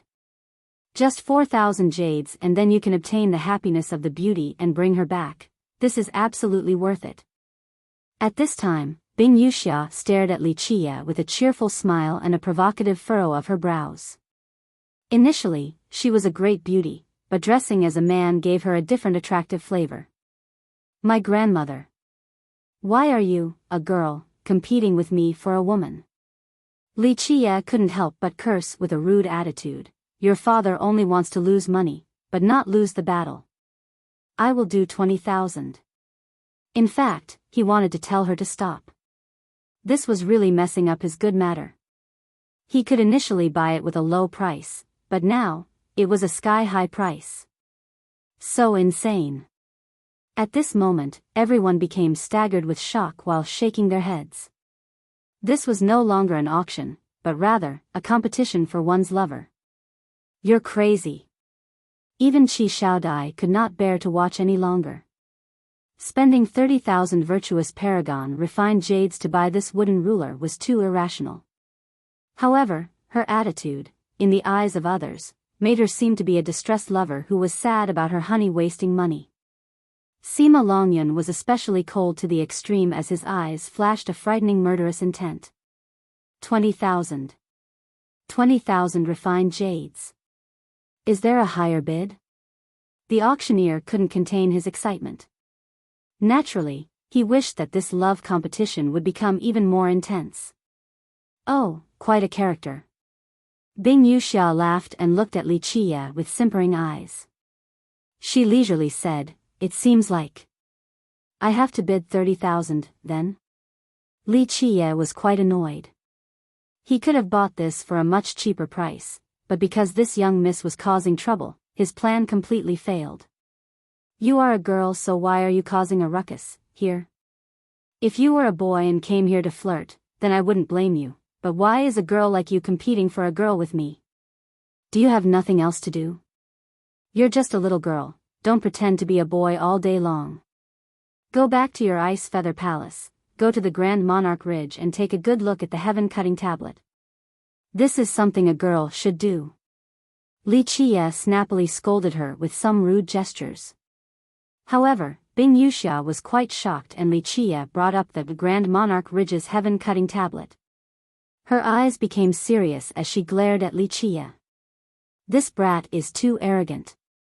He actually went as far as to offend the Ice Feather Palace like this.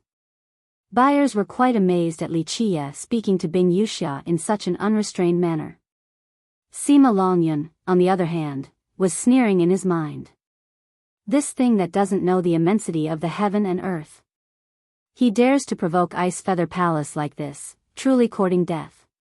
But right when everyone thought that Bing Yuxia would explode, she suddenly revealed a beautiful laugh that was capable of toppling cities and kingdoms in her male outfit, stirring an indescribable feeling in others. Fine, since you want to buy this item to please the heart of the beauty so much, I will oblige and let you have it. Bing Yuxia beamingly smiled and said. Li Qie rolled his eyes a bit. If it wasn't for this girl messing around, he would have been able to buy this wooden ruler at a much lower price. 20,000. 20,000. Does anyone else want to go higher? The auctioneer shouted after seeing Bing Yuxia withdraw from the competition. Other people naturally would not bid against such a price to buy a wooden ruler. Only a madman would do such a thing. Some buyers were curious, so one guy asked, what is this brat's origin? 20,000 virtuous paragon refined jades is not a small number. Ordinary cultivators would not be able to get so many refined jades, so a few grand characters were quite curious. Li Qie eventually grabbed this wooden ruler, and the auction was now over. The majority of the buyers already left, but one buyer couldn't help but to express his feelings of regret.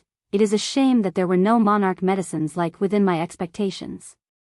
Sima Longyun was filled with anger, but right before he left, he still maintained a gentlemanly air. He said goodbye to Qi Xiaodai and sent her an invitation.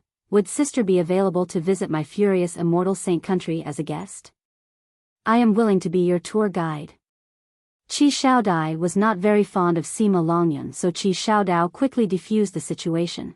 Brother Sima, when we have time in the future, we will surely visit your country. Before Sima Longyun left, he gave Li Qie a fierce glance while Li Qie was too lazy to look back at him.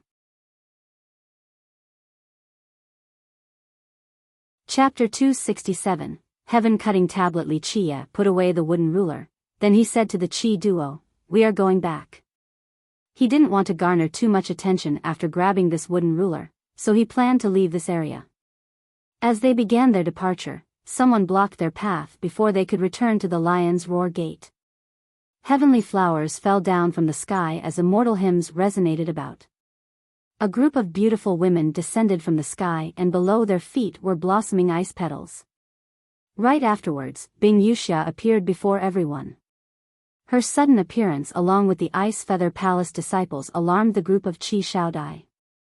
Sikong Taotian also lost his calm and said, "This hard-to-mess-with girl is eyeing us."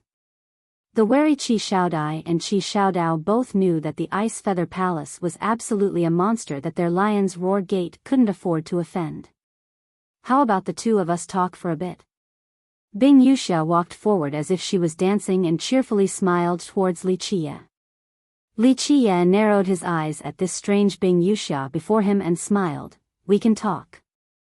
My favorite thing to do is to speak with pretty girls with our knees pressed close."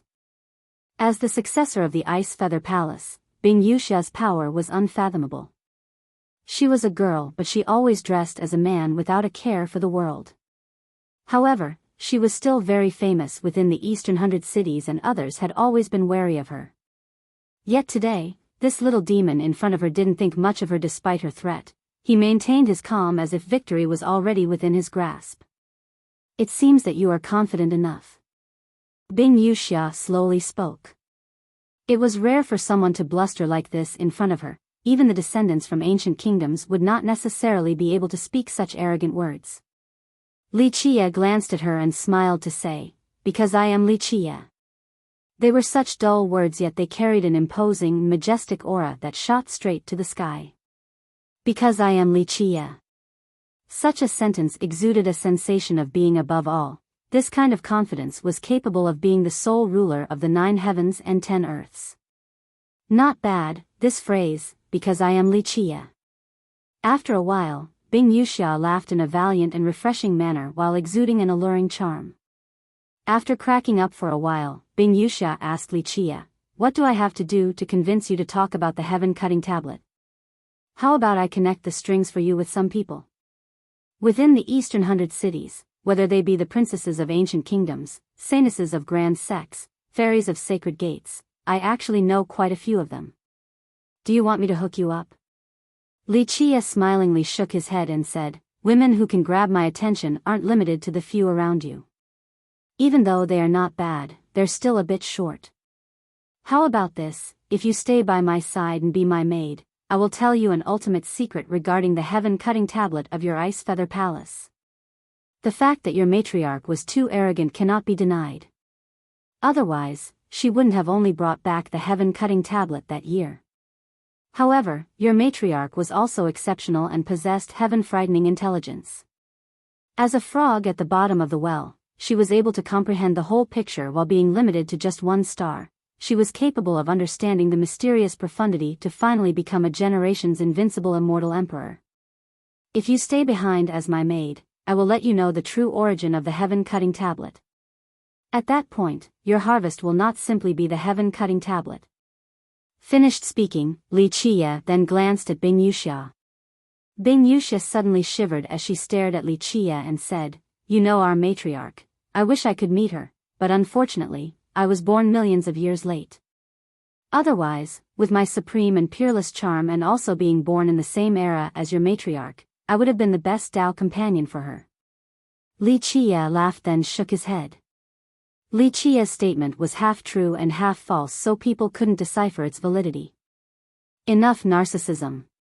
You think a little demon like you would be favored by our matriarch? When our matriarch was alive, even the flowers and the moon shied at her presence, and she viewed all the men in this world like dirt. In regards to a little demon like you, I'm afraid my matriarch wouldn't even give you a single glance. Bing Wuxia looked at Li Qie and shook her head disapprovingly. Li Qie simply smiled in response and didn't say anything else. "What do you want before you're willing to talk about the heaven-cutting tablet?" A moment later, Bing Wuxia asked with more gravity.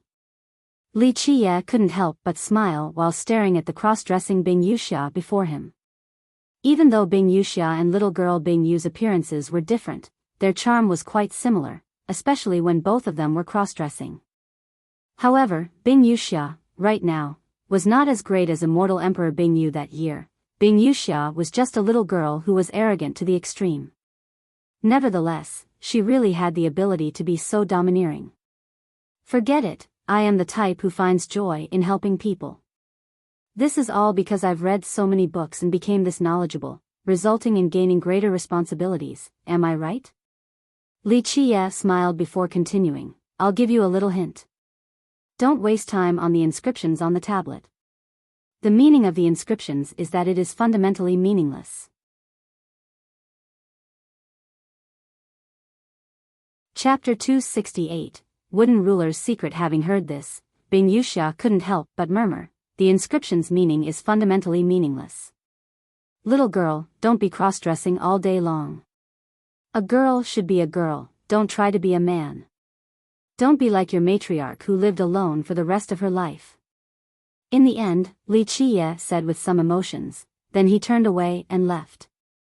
Upon hearing this, Bing Yuxia suddenly became shocked. She looked up to find Li Qiye, but he had already left the pavilion so she couldn't see his expression. In the end, Bing Yuxia left along with the female disciples of the Ice Feather Palace. Before leaving, she closed the fan in her hand like a gentle young noble and smilingly said to Li Qiye, if fellow Li is interested, I will connect your red strings in the future and introduce a few princesses from ancient kingdoms to you. Li Qiye could only force a smile at Bing Yuxia's still not caring for the world appearance. When he was watching her back during their departure, he couldn't help but to softly sigh. Although she looked nothing like immortal Emperor Bing Yu, her charm reminded him of immortal Emperor Bing Yu, the arrogant little girl. Even though he did not train that little girl in the past, he was the one who led her to join the War God Temple. Unfortunately, the old men from the War God Temple could not grasp the opportunity in the end, and they couldn't do a good job of training her to become an immortal emperor. Ultimately, that little girl left the temple and proudly traversed the 9 worlds by herself to finally become an invincible immortal emperor. The proud and cold as ice girl was always domineering and arrogant. She had one life of invincibility, yet she became alone for the rest of her life. That girl. In the end, Li Qiye silently lamented. That girl must still be hating him more or less in her heart. Bringing up this so-called harmonious ghost tree was just his attempt at tricking the inheritance ancient pavilion. Yes, the wooden patterns of this ruler did resemble the ones of a harmonious ghost tree. However, it was not made from a harmonious ghost tree. Li Qiye was absolutely certain of this as he held the ruler in his hand. This wooden ruler was made from ghost ancestral wood. There was only one ghost ancestral tree in the entire 9 worlds. Li Qiye did not lie entirely back at the time of the grave auction. This item truly had something to do with the ghost race and even its origin. There were 3 claims to the origin of the ghost race. The first was the theory proposed by the ghost race themselves, and it was also the most credible theory. This theory stated that the ghost race's progenitor turned from a ghost into an immortal and finally left behind descendants in this world. Afterwards, 100 tribes were established, resulting in the current ghost race of today. Because of this theory, the ghost race was also called the ghost immortal race. Another theory was that this progenitor was a true ghost. By combining with a mortal woman, he finally gave birth to descendants which resulted in the current ghost race. There were both skeptics and believers regarding this theory within the ghost race. The majority did not deny nor admit this claim. The last theory had always been vehemently denied by the ghost race. The ghost race was also called the 100 races with many side branches. However, all of the branches essentially denied this last theory. It stated that the progenitor was a corpse that eventually gave birth to a soul and became alive, then it bred with a mortal woman and its descendants became the current ghost race. Any believers of this last theory would be considered heretics within the ghost race. Future generations did not know why the ghost race was so antagonistic to this theory. In fact, even the ghost race themselves did not know why. The denial of this claim had existed since the Desolate Era and had continued up till now. However, Li Qie had lived for countless years and knew some inside stories regarding this last theory. It was indeed not an aimless arrow. In a very far and ancient era, an ancient corpse coming to life did appear. No one in this world knew how long this ancient corpse had lived before this. As for this corpse giving birth to a soul, future generations could not find out whether it was the progenitor of the ghost race or not. However, Li Qie knew a secret unbeknown to the future generations. The origin ground of the ghost race had a ghost ancestral tree. It was the one and only tree of its kind in this world. It was absolutely worthy of being referred to as a supreme immortal tree or peerless god tree. This ghost ancestral tree, to a certain extent, was related to the origin of the ghost race. In an extremely ancient era, legend has it that the ghost race's progenitor left behind a key, and it could unlock the secrets of the ghost race's origin. This key had a lot to do with the ghost ancestral tree. This key was called the ghost's origin ancestral key, and it had a heaven-frightening secret embedded within. In a future generation, Li Qie, as the Dark Crow, heard of another rumor. A certain alchemist clan at Eastern Descent City became in-laws with a ghost tribe. People said that this ghost tribe once had an unfathomable character, and there were whispers of him being a true ghost. Unfortunately, this ghost tribe believed in the third theory of the ghost race's origin, which eventually led to the tribe's complete destruction. And this grand character, who was possibly a true ghost, was able to escape into Eastern Descent City and hid in the alchemist clan to escape this calamity. This time at the grave auction, after looking at the geography of the burial ground, Li Qie felt that this had a chance to be the land of the alchemist clan in the legend. After opening the coffin and seeing the pitch-black corpse, Li Qie was sure that this was not the coffin of a legendary alchemist, it was merely using this name to bury someone else. He was the grand character of the ghost tribe. Moreover, he had underwent suppression when he was alive, so his divinity withered away. Chapter 269, Fate-Changing Legends also stated that this ghost tribe truly believed in the third origin theory, and that they tried to find the true secret of the ghost race's origin no matter the cost. Later on, this ghost tribe was fortunate enough to actually find the ghost ancestral tree in the legends as well as the ghost's origin ancestral key. As a result, they were able to solve the secret of the ghost race. Because of this, the tribe became even more trusting of the third theory, and in their attempt of solving this mystery, it brought about a catastrophe to them. Ghost's origin ancestral key. Li Qie gently stroked the wooden ruler in his hand and couldn't help but smirk. Back at the grave auction, the moment he saw this wooden ruler, he immediately guessed its origin. Now, with it in his hand, he was completely certain that this was the ghost's origin ancestral key. In fact, the ghost race always held a suspicious attitude regarding the ghost's origin ancestral key. They believed that it was just a non-existent item made up by a few heretics. It was not strange for them to adopt such an attitude. In the end, no future generations had ever seen this key before, let alone solving the secrets of the ghost race's origin. However, Li Qie knew more than the ghost race and others when it came to the ghost race's corpse and the ghost ancestral tree in the legends. He knew that there was indeed such an ancient corpse, but whether it was the progenitor of the ghost race or not, it was still worthy of further deliberation. 99 Little Ghosts. Li Qie gently stroked the wooden ruler and murmured, just like the legends. I also want to see what secrets and harvests you will bring me. You absolutely must not let me down. Above the wooden ruler were 99 little ghosts with different expressions. In fact, Li Qie knew that these 99 ghosts were not carved on it. Although the ruler was in his grasp, Li Qie still needed time to research it. It was not such an easy matter to understand the mysterious profundity of the ghost's origin ancestral key. However, 20,000 virtuous paragon refined jades to buy this key was absolutely worth it. This was an item that was desired by him. As the saying goes, being unable to find the destination after wearing out iron sols, then inadvertently finding it without any effort. Once Qi Xiaodao prepared the materials, Li Qie was ready to change his fate. The elders that were not in secluded meditation wanted to observe Li Qie's fate changing to determine whether it was true or false. However, Li Qiye rejected this. Li Qiye only allowed Qi Shaodai to observe from afar. The truth was that Qi Shaodai was worried as well. In the end, fate changing was not a trivial matter.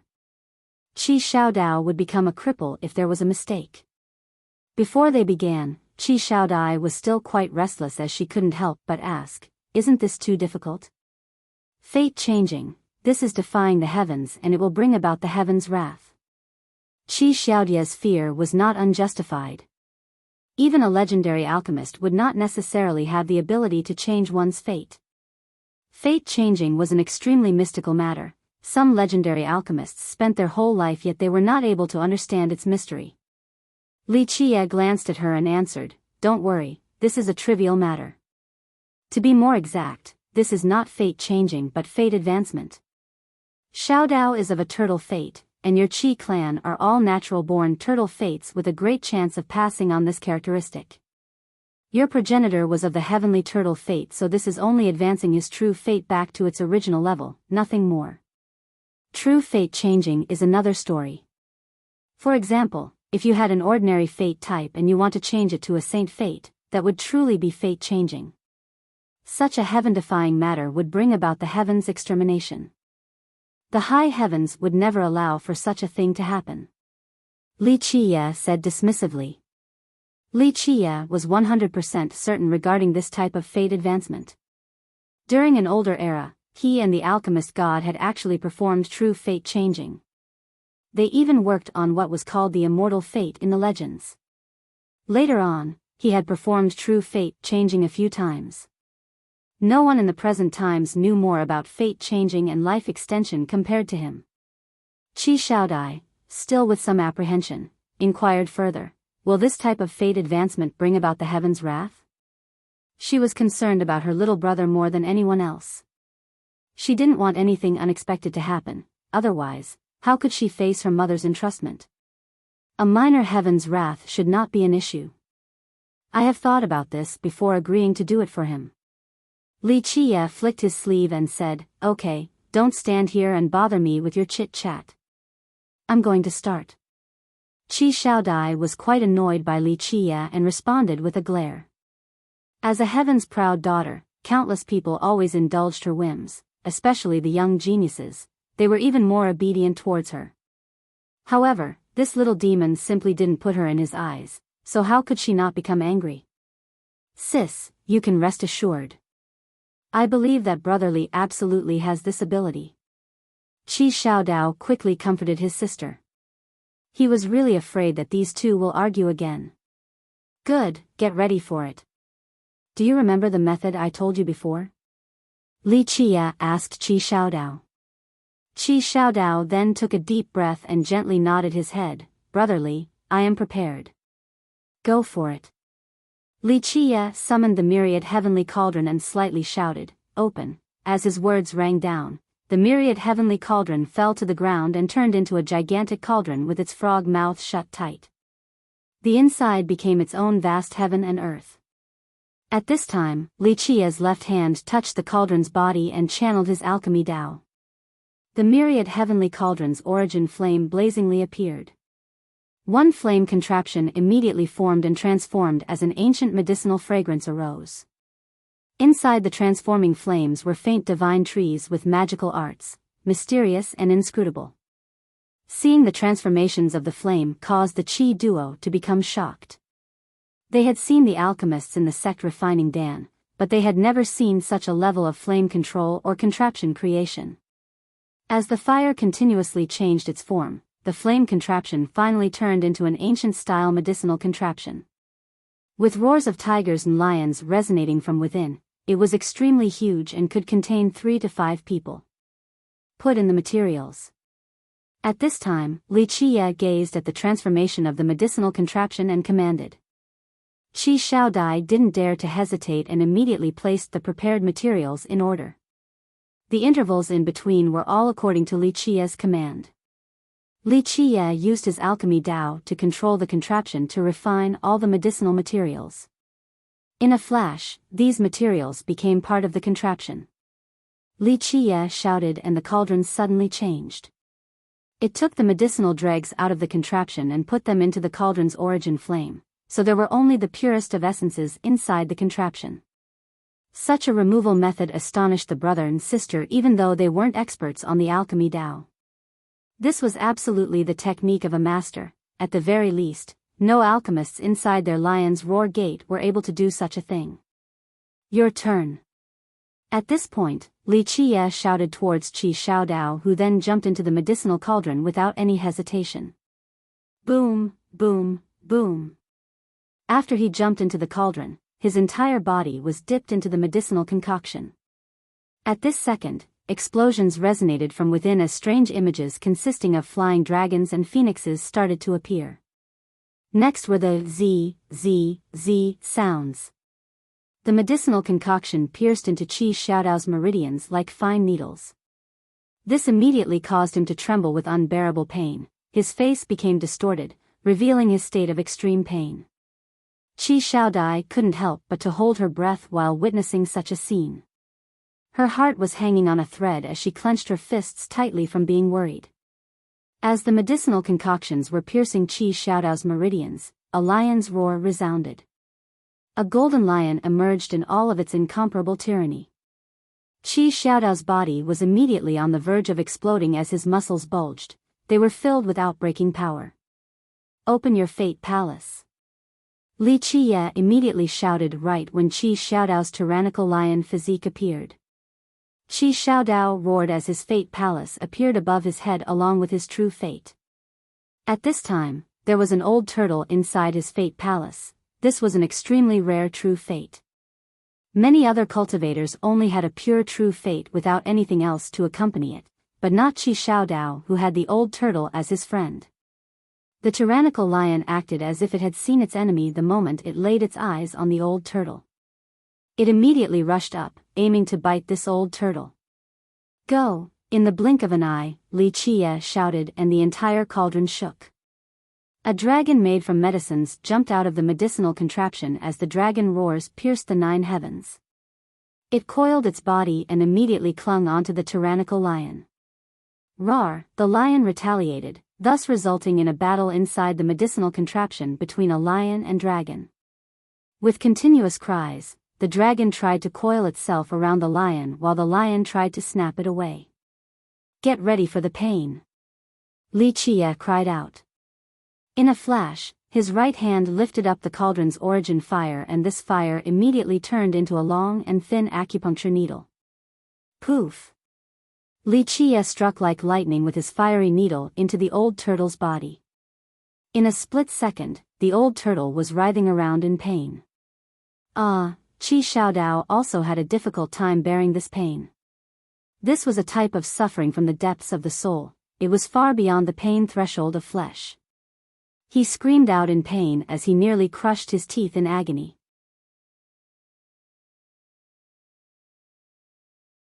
Chapter 270, Tyrannical Lion Physique, Heavenly Turtle Fate, Settle down, Li Qiye cried out. His voice was like a morning bell, waking the suffering Qi Xiaodao and enlightening him with perfect wisdom. Qi Xiaodao immediately mustered all that he could to calm his mind. Despite doing so, his body was still shaking in extreme agony. At this time, Qi Xiaodai was still clenching her fists tightly and was nervous to the point where she almost forgot to breathe. Li Qiye's right hand was magical as it controlled the fiery needles piercing into the old turtle. It moved and wove inside Qi Xiaodao's body and, in just a flash, it created profound mystical patterns that became engraved in the deepest parts of the old turtle's soul, exuding all of its dazzle. Begin. Right when these profound mystical patterns were completely woven, Li Qiye's left hand that was placed on the cauldron activated the medicinal contraption. Immediately, a phoenix hymn resounded as the contraption turned into a phoenix that carried the entire medicinal concoction. It then flew up and rushed towards the old turtle. In this instant, the fiery needles that were weaving these magical outlines suddenly exploded with an unstoppable blinding force. These magical outlines then swallowed the approaching phoenix along with the whole medicinal concoction and used an unbelievable speed to absorb its medicinal effects. Poof! These outlines suddenly grew bigger after absorbing the essence of the medicinal concoction and then it took root in the old turtle's body. Go! At this time, Li Qie commanded the dragon. The dragon then roared once and let go of the tyrannical lion. In the blink of an eye, it flew towards the rooted magical outlines inside the old turtle's body and was completely absorbed in an instant.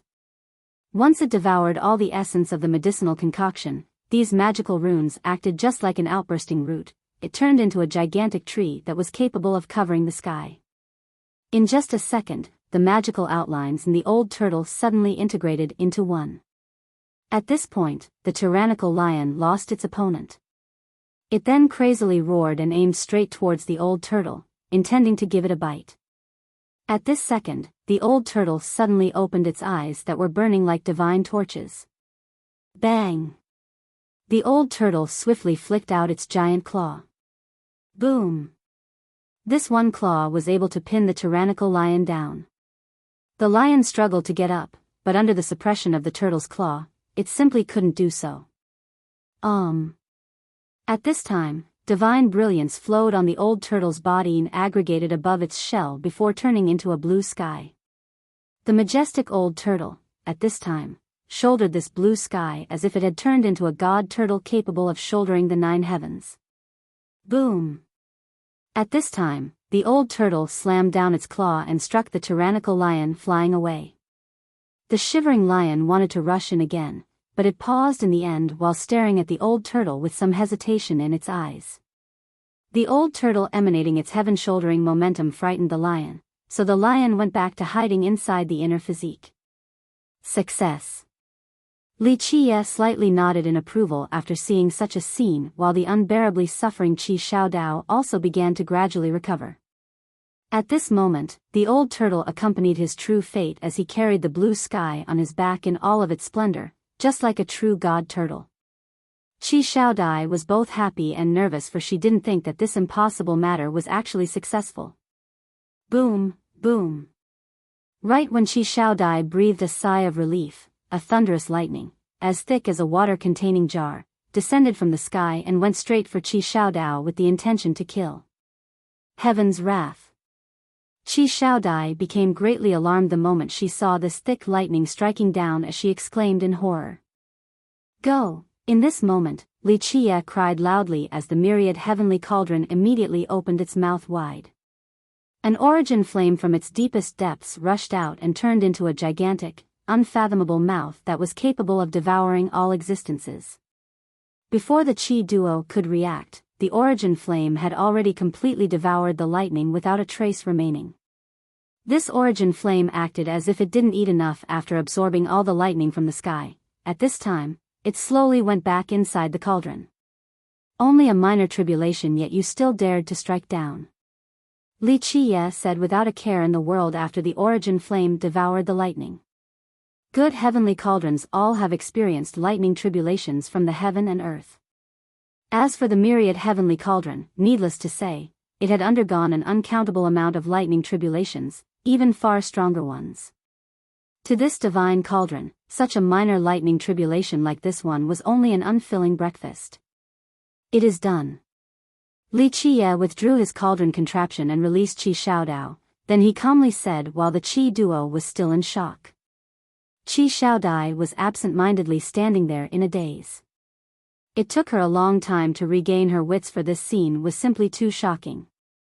Fate changing was such a profound alchemy art and was something that countless alchemists aspired towards throughout their whole life, yet they still were unable to reach its boundary. Even legendary alchemists would have an extremely difficult time to perform such a task. Even though her little brother's case was only fate advancement and couldn't be considered a true fate change, it was still layered with arduous challenges. It required an extremely powerful alchemy Dao and a strong grasp on a profound fate-changing technique. There could not be a single mistake during the process. This was a chance that only appeared like a shooting star. Once the opportunity was lost, it would delay the fate-changing process and could even result in death. A matter such as this was extremely difficult for even legendary alchemists, yet it was nothing in the hands of Li Qie. At this point, Qi Xiaodao's entire body was shaking like soybeans being roasted. The moment he opened his eyes, it revealed a pair of bright and spirited pupils. His blood energy became even more formidable and others could even hear the sound of it flowing like a storm. This is amazing. I can feel my blood energy flowing like 10,000 stampeding horses. Qi Xiaodao was ecstatic. Before, his blood energy came to a halt and his cultivation was stuck in the soul creation realm. But at this moment, he felt the magnificence and vastness in his tyrannical blood energy.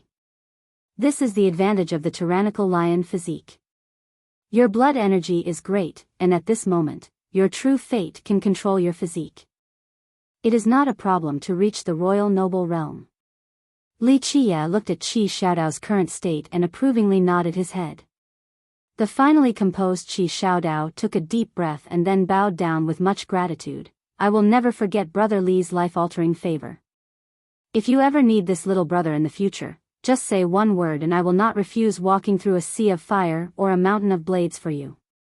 Li Qie accepted Qi Xiaodao's respectful gesture and nodded his head to say, stand up. Enjoy your new talents from having the tyrannical lion physique along with the heavenly turtle fate. Qi Xiaodao bowed 3 times again as the worries in his heart were swept away. Even though he was a cheerful person, being stuck at the soul creation realm with nowhere to go rendered his inner heart completely different from his external demeanor. But today, this nightmare has finally been dealt with. To him, the path was now bright and clear with an easy path to travel. Qi Xiaodai silently stood at the side. Prior to this, she once thought that Li Qie was a swindler. When Li Qie was talking about fate changing, she believed that Li Qie was only speaking nonsense and didn't know the immensity of the heaven and earth. However, this impossible matter, in her eyes, and in the eyes of many others, happened in the hands of Li Qie. It was as if all things were trivial under his doing, as if nothing was difficult at all. An uproar immediately shook the Lion's Roar Gate's upper echelon after the successful fate changing. All the elders found it to be impossible, but after examining Qi Xiaodao, the shocked elders knew that it was really successful.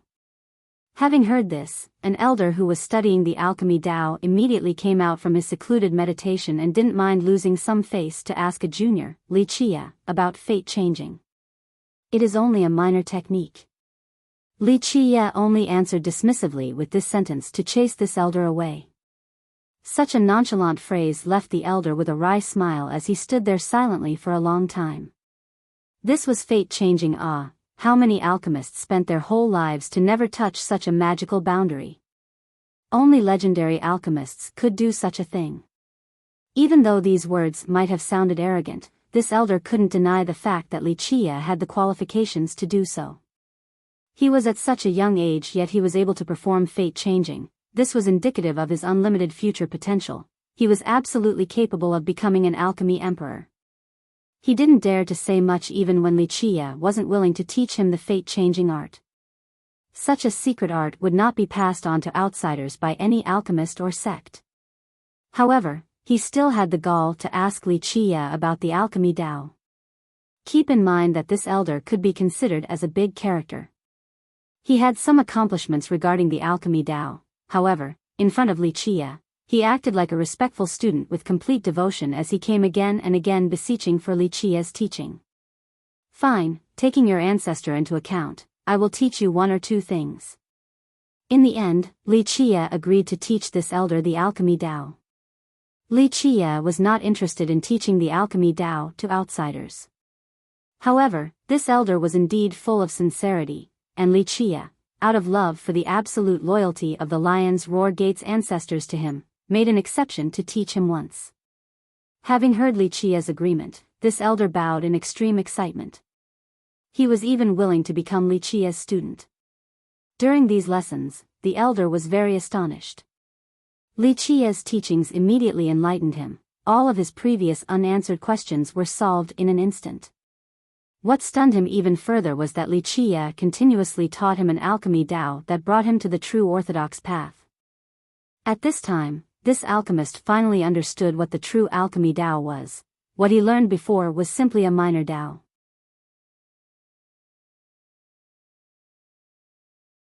Chapter 271, Qi Xiaodao's Secret Crush. Li Qie stayed at the Lion's Roar Gate for a short period of time. During this time period, outside of teaching this elder about the alchemy Tao and cultivation, he was contemplating about the ghost's origin ancestral key. As a result of his contemplation, he began to see some clues and found out a few secrets of the key along with some of its profundity. The Lion's Roar Gate treated him as the most esteemed of guests during his stay. If Li Chia didn't already have a sect, then the gate would have tried to recruit him. They would even let him enjoy the benefits of an elder. Brother Li, there will be a Tao lecture party later inside the Imperial City. Do you want to go? Qi Xiaodao, who had disappeared for several days, rushed in and told Li Chia. He was clearly unable to hide his excitement. Li Chia noticed this excitement, so he immediately looked at him and said, "Your excitement, don't tell me your spring is coming? It is only a Tao lecture. Do you need to be so excited for something so ordinary?" This, Qi Xiaodao was quite embarrassed after being seen through by Li Chia and gave a mirthless smile. At this time, a voice rang from the door as Qi Xiaodai was standing right there. She looked at her little brother and said, "Princess Bao Yun is coming." Today, his matter was taken care of and he could cultivate normally again. This was his renewed hope as his will to fight surged once more. "So, you don't even have the courage to chase after a girl?" Li Chia smilingly said after being met by Qi Xiaodao's hesitation. Qi Xiaodao clenched his fists and said, "Good, even Brother Li will support me. If I don't try my best, then it would be a shame to your goodwill. Don't worry, Brother Li, I will not back down. If she doesn't like me, then so be it. However, if she is willing, then no matter what, I will battle to the end." At this point, his blood was boiling as his fighting intent surged high. Li Chia laughed and patted his shoulder before saying, "Now you sound more like a man." Qi Xiaodao was quite bold at the moment. At this time, his feelings were out of control and he wished that he could see Princess Bao Yun right away. Li Chia couldn't help but smile after seeing Qi Xiaodao's current appearance. Young love was quite a sight, worthy of remembrance. After traversing the eras, there might not be a woman capable of causing his heart to burn brightly like this anymore. "So your sister will marry that little pretty boy, Sima Longyun?" Li Chia asked about a different matter. Qi Xiaodao was worried about this matter. He shook his head and said, "Not marry, but the furious immortal saint country had come to propose even as early as 2 years ago. And recently, they have been more fervent about it. My royal father is a bit unable to withstand their pressure while my grandpa has not said anything about it. What is your father's opinion on this? Or rather, what is your sister's opinion on this?" Li Chia asked. Qi Xiaodao shook his head in response, "As for my sister, there's no need to say it. Basically, she does not like Sima Longyun. However, if my royal father truly tells her to marry him, then she has no choice. She had always sacrificed herself to protect the Lion's Roar Gate. If she were to decline, then maybe it would bring about some attacks from the Saint country. Even if my sister is not willing, she will agree to this marriage for the sake of the Qi clan and the gate. What is your father's opinion?" Li Chia asked. Li Chia didn't have much to say about Qi Xiaodai, but out of love for the Qi clan ancestor, he will still lend her a hand. Qi Xiaodao bitterly smiled. If my royal father was willing, then he would have already married her off. Royal father believes that the Saint country only wants our supreme immortal physique law and that they have no good intentions. If my sister wanted to marry, then he wouldn't stop her. If she didn't want to, then he wouldn't force her either. However, in my opinion, if the Saint country keeps on pressuring my royal father, then I'm afraid my sister will agree to protect our country." Having said this, he couldn't help but sigh. He desperately wanted to help out his sister, but with his strength alone, how could he fight against a monster like the furious immortal Saint country? Furious immortal Saint country. Li Chia smiled. He knew its progenitor, a grand completion immortal physique. He went on to say, "The lower tyrannical immortal physique law, it is flawed. My royal father also guessed the same thing." Qi Xiaodao shockingly exclaimed, "Brother Li also knows this secret." "It is only a secret for now," Li Chia smilingly said. The furious immortal ancestor cultivated the furious immortal tyrannical physique, one of the 12 immortal physiques. After he reached grand completion, he swept through the 8 desolaces. This matter was quite shocking at that time. There used to be a saying in that era, unless an immortal emperor came out, no one would be able to defeat him. In fact, Li Qia, as the Dark Crow, had seen his physique in that era. The truth was that his physique was flawed, even though people said that he created a supreme law for the furious immortal tyrannical physique. Unfortunately, he was missing just one part. Logically speaking, he had no chance of reaching the grand completion stage of the immortal physique, but he obtained a miracle that allowed him to survive the powerful physique tribulation. If it wasn't so, then he surely would have died under the terrifying tribulation. Qi Xiaodao emotionally said, "My royal father also thought the same. He speculated that they only want our immortal physique law. After their progenitor, they no longer produced another grand completion immortal physique, so my royal father guessed that there is a problem with their law. They want to start with our immortal physique law in order to find a solution."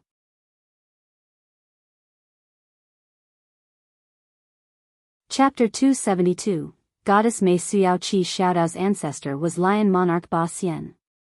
The Lion Monarch cultivated the furious immortal tyrannical physique.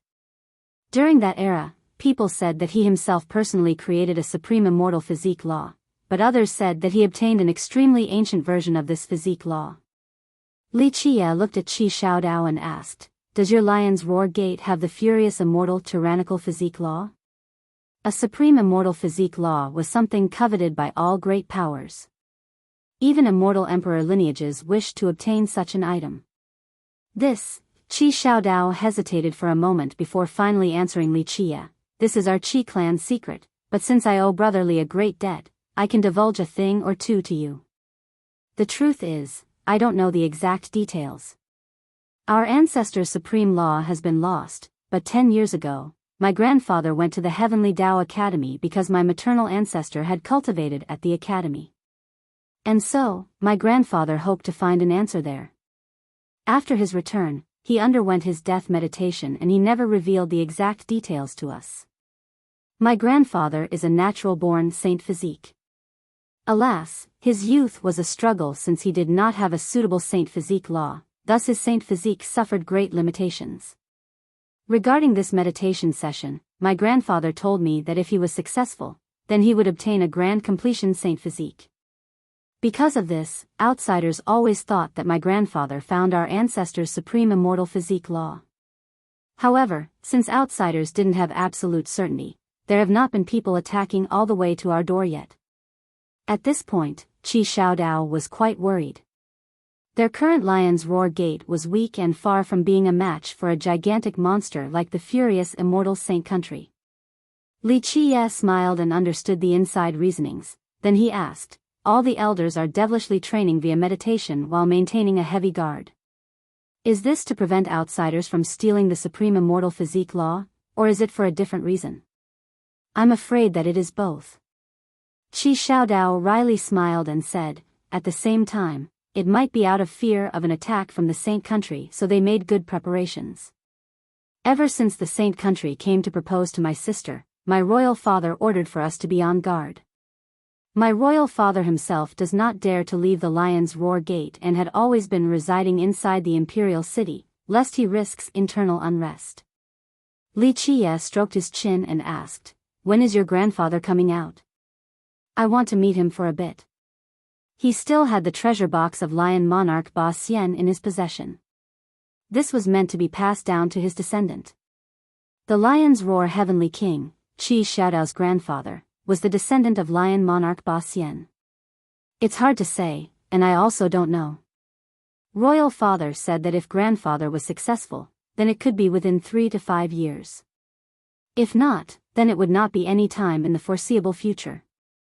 Qi Xiaodao said. Li Qia pondered for a moment after hearing such an answer. His karma with the Lion's Roar Gate was not shallow. The Qi clan ancestor was his general, while there was a karmic fruit formed between him and Lion Monarch Ba Xian. Brotherly.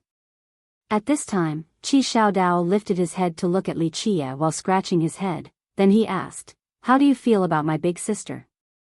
He wanted to hook Li Qie up with his big sister. In fact, he also felt that Li Qie was completely worthy of his big sister.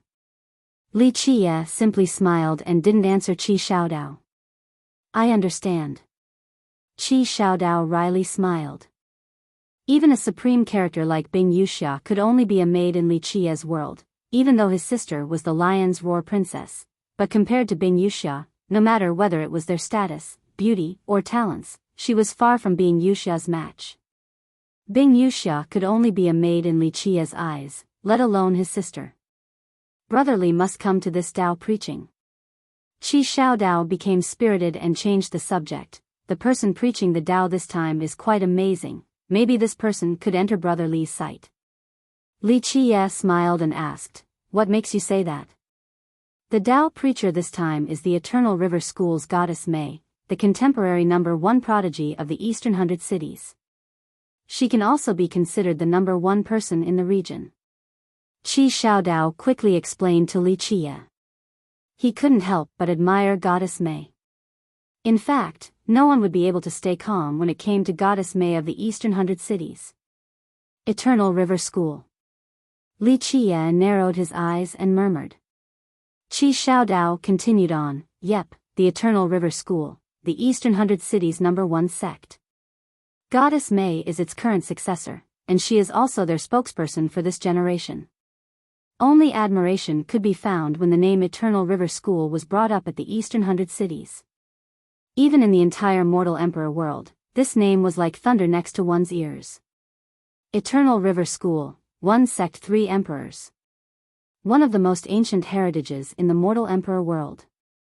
There were only a few existences capable of being compared to the Eternal River School, such as the southern barren earth's mysterious bamboo mountain from the legends. Upon hearing this, needless to say about the geniuses in my country, even the prodigies of nearby heritages and countries all came running in hopes to hear her preaching the Tao in person. It is not convenient for my royal father to show himself this time, so my sister is the host for this Tao preaching session. Qi Xiaodao explained. Li Qie let a smile bloom and looked at Qi Xiaodao before saying, is your father using this Tao preaching opportunity for your sister to meet some men, or is he using this opportunity to climb up the Eternal River School? Qi Xiaodao coughed and had to answer, probably both. Many geniuses from the powers nearby will come here to listen, and my royal father hopes that my sister could find someone she loves. If my sister marries away, then the Saint country can't really say anything else. Li Qie simply smiled and did not add anything else. He only thought that the royal lord of the Lion's Roar Gate truly gave his daughter a lot of consideration. For this Tao preaching session, my sister will be the host and I will only be helping out. Qi Xiaodao quickly said, how about Brotherly help my sister out? I trust that Brotherly can deal with anything. Although Qi Xiaodao understood that his sister didn't have a chance and that his efforts were useless, he still tried his best to create such an opportunity for his sister. I'll just watch from the outside. Li Qie smilingly said, you and your sister can take care of such a small matter. How could he not know Qi Xiaodao's intentions? Qi Xiaodao said no more. After staying together with Li Qie, he understood that one must grasp their own opportunities. His sister really missed a good chance and didn't win Li Qie's favor. Goddess Mei's Tao preaching at the Lion's Roar Imperial City became sensational news throughout the entire country, maybe even the entire Eastern 100 cities.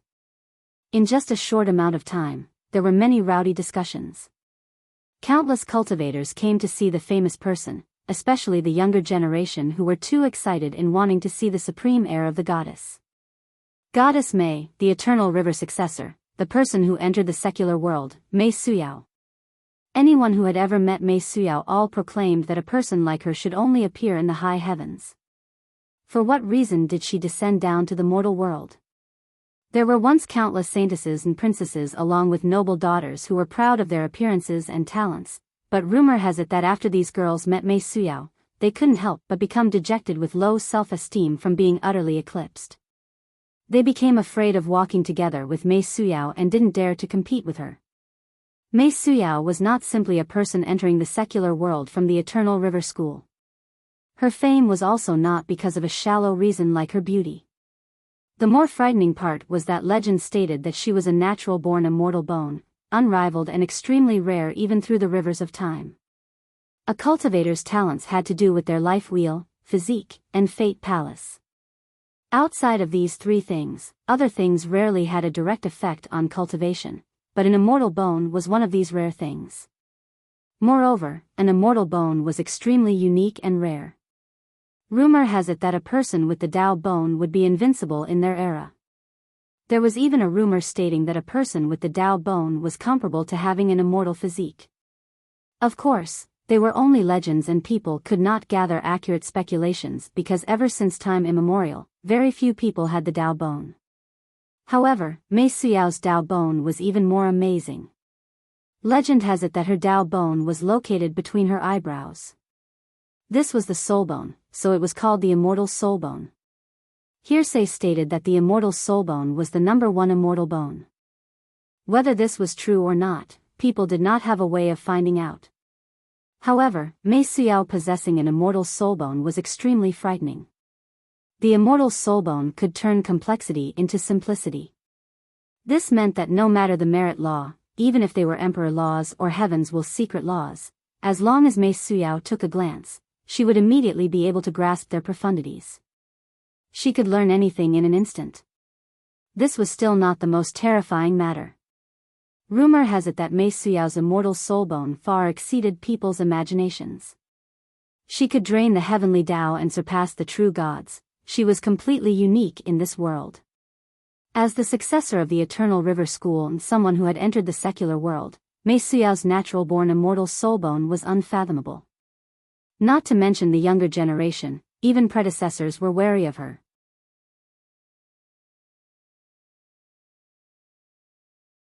Chapter 273, Dao Preaching Event. The imperial city of the Lion's Roar country suddenly became very lively after the news of Mei Suyao coming to preach the Dao traveled far and wide. The sea of people was 10 times larger than normal. One could say that anyone who had previously heard of her good name all wanted to see her supreme elegance. Even if they had no way of getting close to the goddess, catching just a glimpse of her from the distance was more than enough. Rumor has it that she also wanted to go to the southern barren earth before this. I didn't expect her to return so soon. In just a short period of time, the entire bustling imperial city, no, the entire country was talking about Mei Suyao. Yeah, I did hear that Goddess Mei went to the southern barren earth to visit the mysterious bamboo mountain. An informed cultivator immediately spread the word. After hearing this news, there were some enlightened beings and ancient saints who were not too surprised. One ancient saint couldn't help but say, Eastern Eternal River, Southern Mysterious Bamboo, the two strongest contemporary forces of the mortal emperor world. Both of these grand heritages are one sect, 3 emperors. The descendants of these two sects have a tradition of competing against each other. Goddess Mei going to the barren earth to visit the bamboo mountain is quite ordinary. The descendant of the bamboo mountain this time is also quite amazing. I wonder who won in their competition. A southern cultivator knew even more about this matter. Goddess Mei's Tao preaching is like the deluge of heavenly flowers fluttering down from above, causing others to lose their way back home. After it is over, it becomes ingrained into the hearts of the listeners and it won't dissipate for a long time. 3 years ago, I had the fortune of listening to Goddess Mei preaching the Tao back at the Eternal River School. I benefited so much from it that I won't be able to forget it for the rest of my life. A young prodigy who once heard Goddess Mei's Tao preaching before didn't mind traversing millions of miles to come here. Those who had previously heard her preaching became even more charmed and lost. The Lion's Roar Gate was only a minor country. There were very few great sects inside its territory and there was also a paltry amount of cultivators. However, after Mei Suyao arrived, there were so many cultivators here that it crowded the imperial city. The Lion's Roar disciples mustered all of their strength in order to maintain order within the imperial city. The entire gate expended quite a bit of effort regarding this matter. In fact, the royal lord of the Lion's Roar Gate spent a great deal of time contemplating in order to successfully convince Mei Suyao to have her preach the Tao at their imperial city. The charming spirit race were the high heaven's favored child, and it could be considered the most gifted race out of the myriad of races. Immortal Emperor Xiao Shui came from the charming spirit race and finally became an invincible immortal emperor with the heaven's will. Her life could be considered to be the most brilliant during the desolate era. Even though many eras passed, even today, many people still relished in her old tales.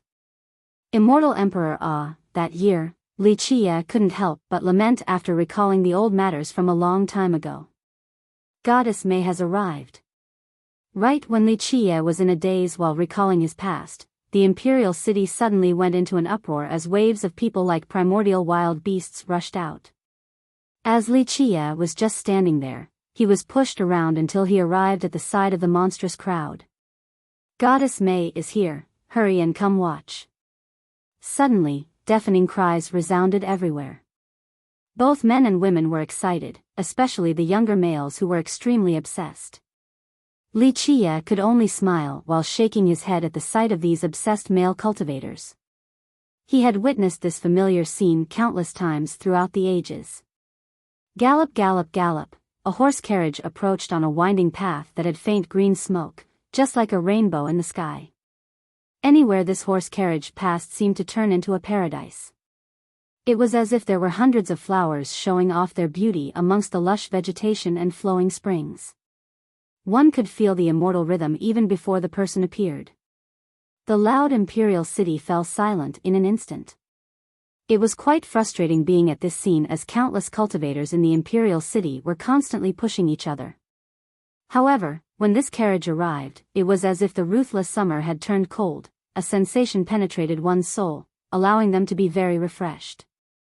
The carriage driver was an old man and Mei Suyao was nowhere in sight. The only discernible thing was a faint shadow inside the horse carriage. It was like a graceful present, like a fairy coming into being, extremely peerless. This graceful shadow swayed countless cultivators in the city. At this moment, all of them held their breath and stared at the faint shadow inside the carriage.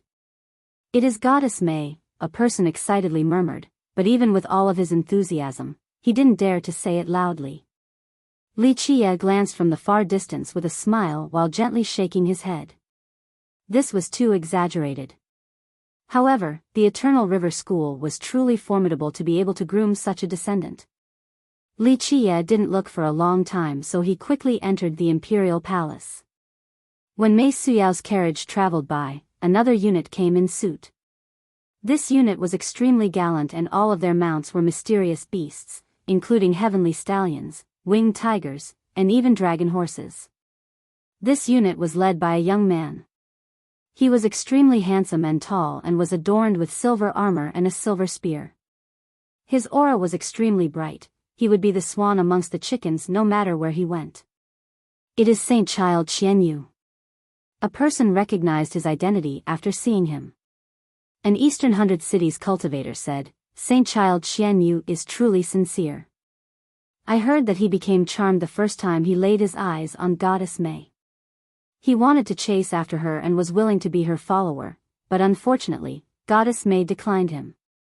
"Yeah, I heard that when Goddess May went to the southern barren earth to preach the Tao, Saint Child Qianyu also followed."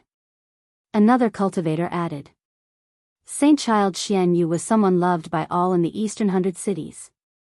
How many girls have fallen for him? But who would have thought that he was willing to lose it all just to follow Goddess May? He's even willing to become her servant. A girl said with regret.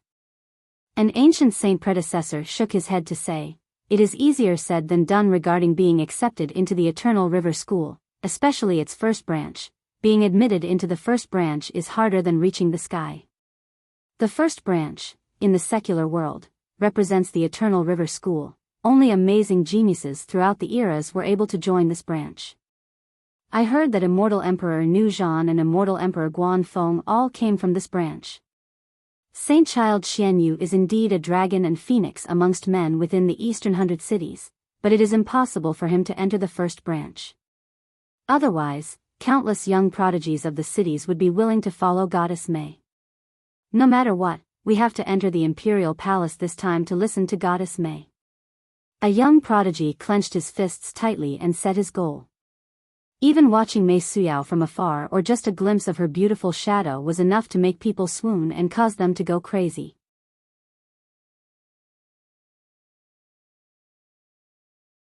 Chapter 274, Heaven's Secret Valley. This was the appeal of the Eternal River School, and this was the personal charm of Mei Suyao. Mei Suyao's Tao preaching event started right on time in the palace garden.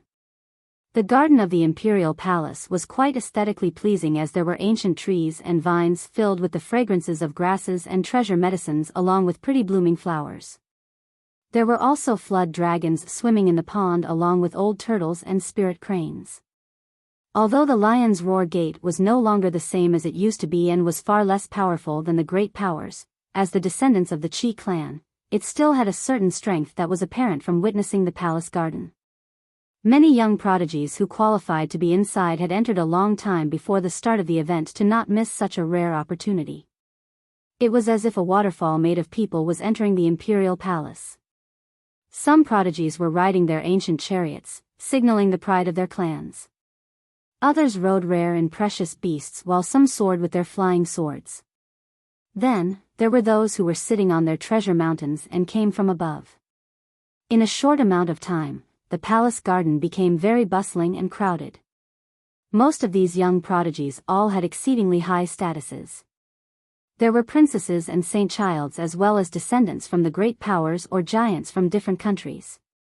As the organizers, the Qi duo were quite busy. They quickly greeted the guests that came from everywhere without any breaks. The young prodigies all came in groups of 3 or 5. They were all dragons and phoenixes amongst men. It was quite a beautiful spectacle to behold when all the men were extraordinarily handsome and all the women were pretty enough to cause fishes to drown and the birds to fall down from the sky. These groups were talking about all the important matters inside the Eastern 100 cities and other geniuses of the great powers. I heard Ba Xia was in the vicinity. I wonder if he will run here for this event or not. A young saint child said. Many of them were quite wary of Ba Xia.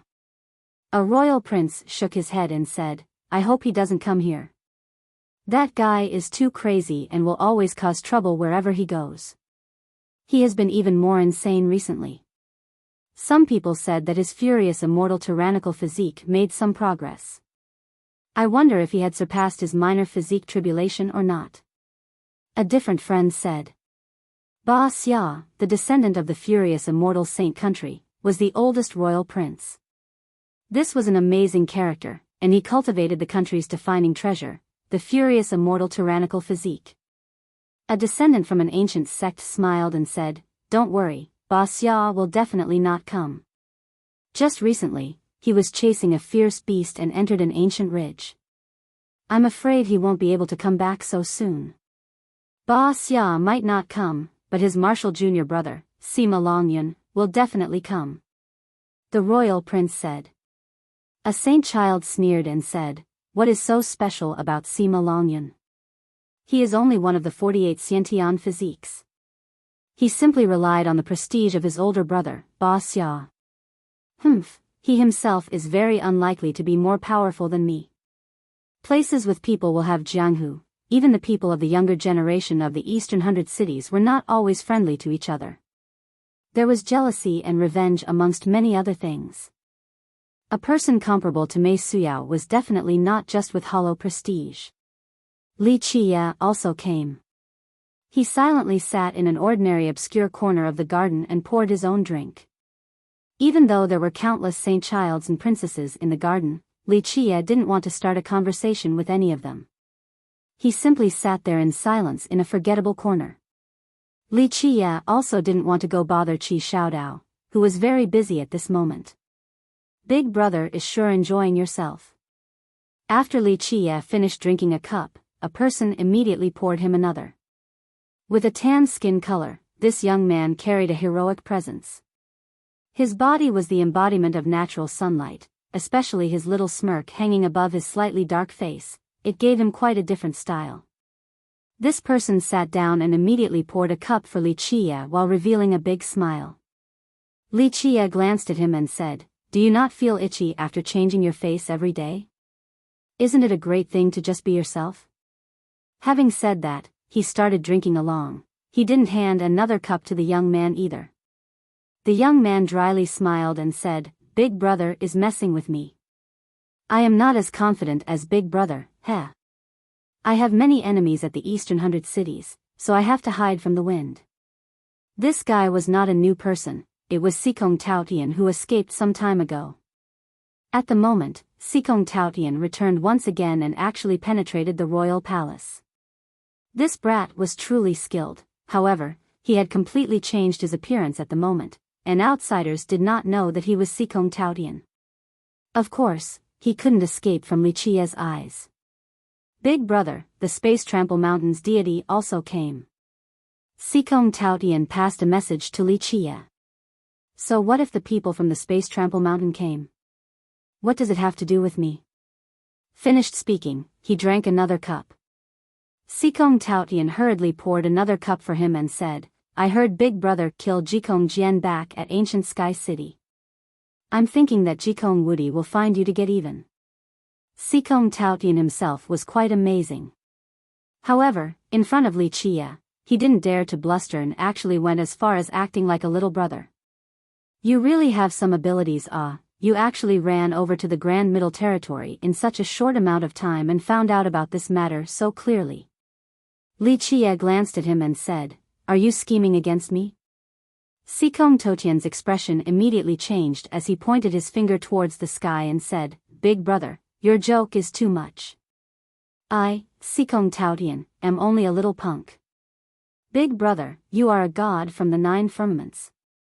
Even if I am 100 times more courageous, I still wouldn't dare to have the slightest shred of disrespect towards Big brother. Big brother slays true gods in the 9 heavens and massacres demon kings in hell. As for such a lowly character like me, I am too busy being respectful and in awe of Big brother, so how could I have time to even dare be disrespectful towards Big brother?" "Fine, stop your flattering." Li Qia continued on, "If someone who comes out of the Heaven's Secret Valley was a punk, then there are too many punks in this world." Having said that, he placed his cup in front of Sikong Taotian. With a shiver in his heart, Sikong Taotian immediately turned pale after hearing Li Qia words. Ever since he came into being, no one had ever been able to see through his origin because it had always been a mystery. He had met countless powerful characters, including mortal kings of ancient kingdoms, but they were not able to recognize his origin. Yet today, Li Qia easily revealed his secret. Sikong Taotian's heart fluttered for a moment before taking a deep breath. Then, he poured more wine for Li Qia and immediately smiled. "Big brother's vision is as bright as a torch, nothing can hide from you. Don't worry, if you don't annoy me, I won't go to the Heaven's Secret Valley and flip over your mortal king palace," Li Qia nonchalantly said as he looked at Sikong Taotian. The hands that Sikong Taotian was using to hold the wine gourd couldn't help but shake. He had met countless great characters, but no one was able to make him so fearful like Li Qia. "How is the old mortal doing?" Li Qia instilled even more fear into the dazed Sikong Taotian. Sikong Taotian took another breath to compose himself, then he forced a smile to say, "I won't lie to Big brother. In fact, I have never seen mortal ancestor in all of my years. I heard the other ancestors say that mortal ancestor had been cultivating for a long time. Since he was able to withstand the heavens, there is still a chance," Li Qia leisurely said. It was very likely that no one in the contemporary times knew of a heritage like the Heaven's Secret Valley. People who were privy to this were all extremely ancient old undyings and could be considered legendary characters. If these characters were alive in this world, then they were all halting their blood force.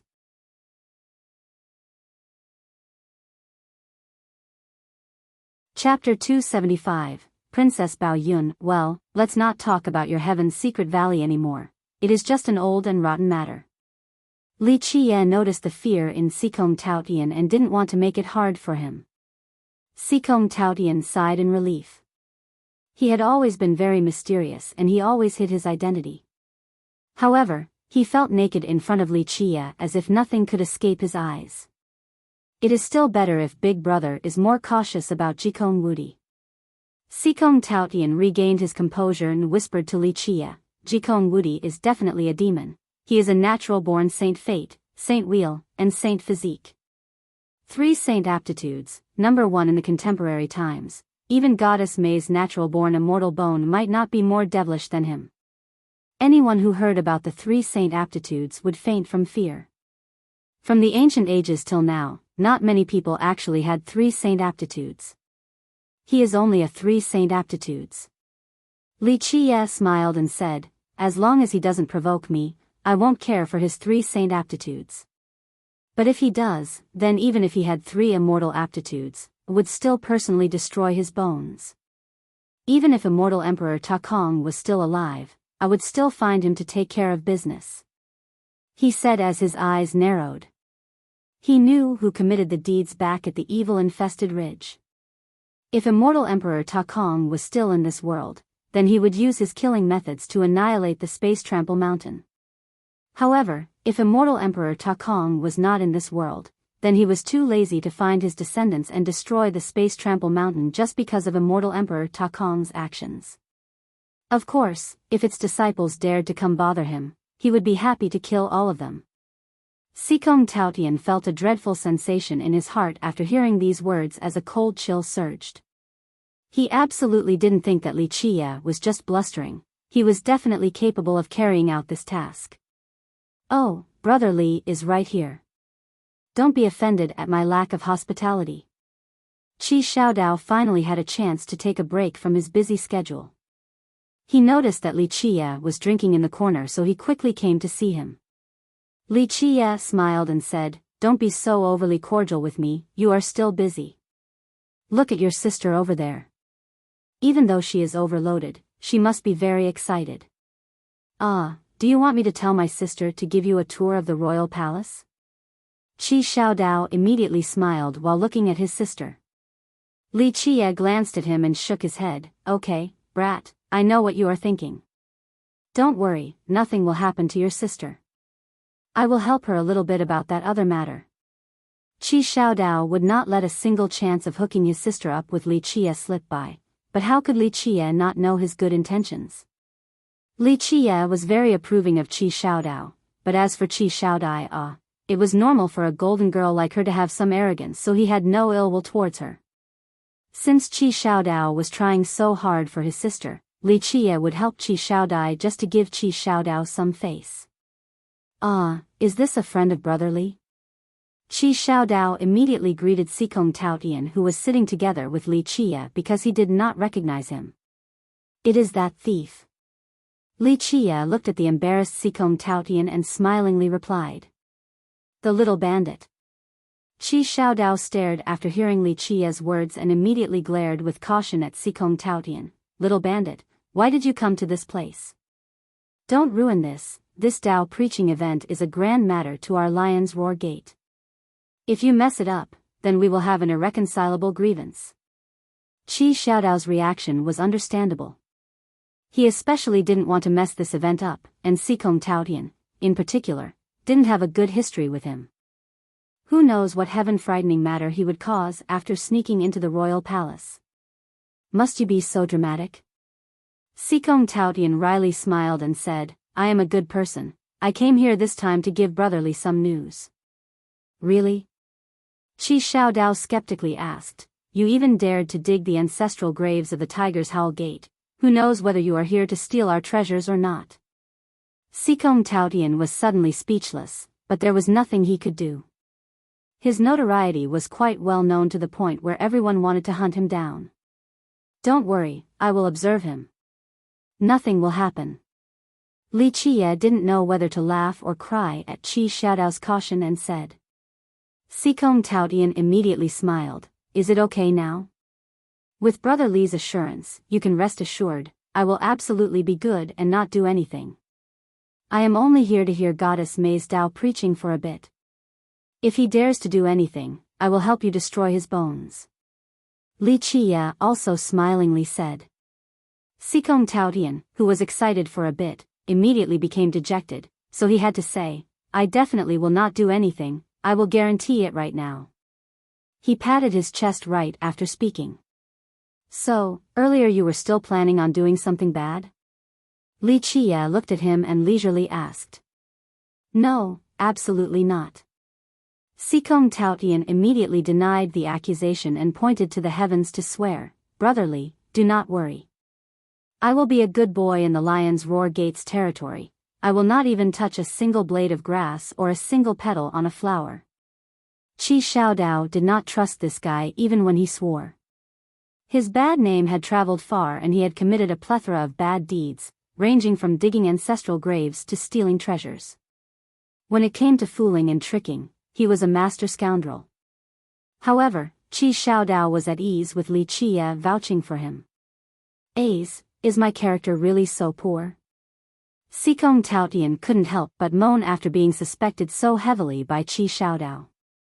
Qi Xiaodao angrily exclaimed, "How can your character be any good?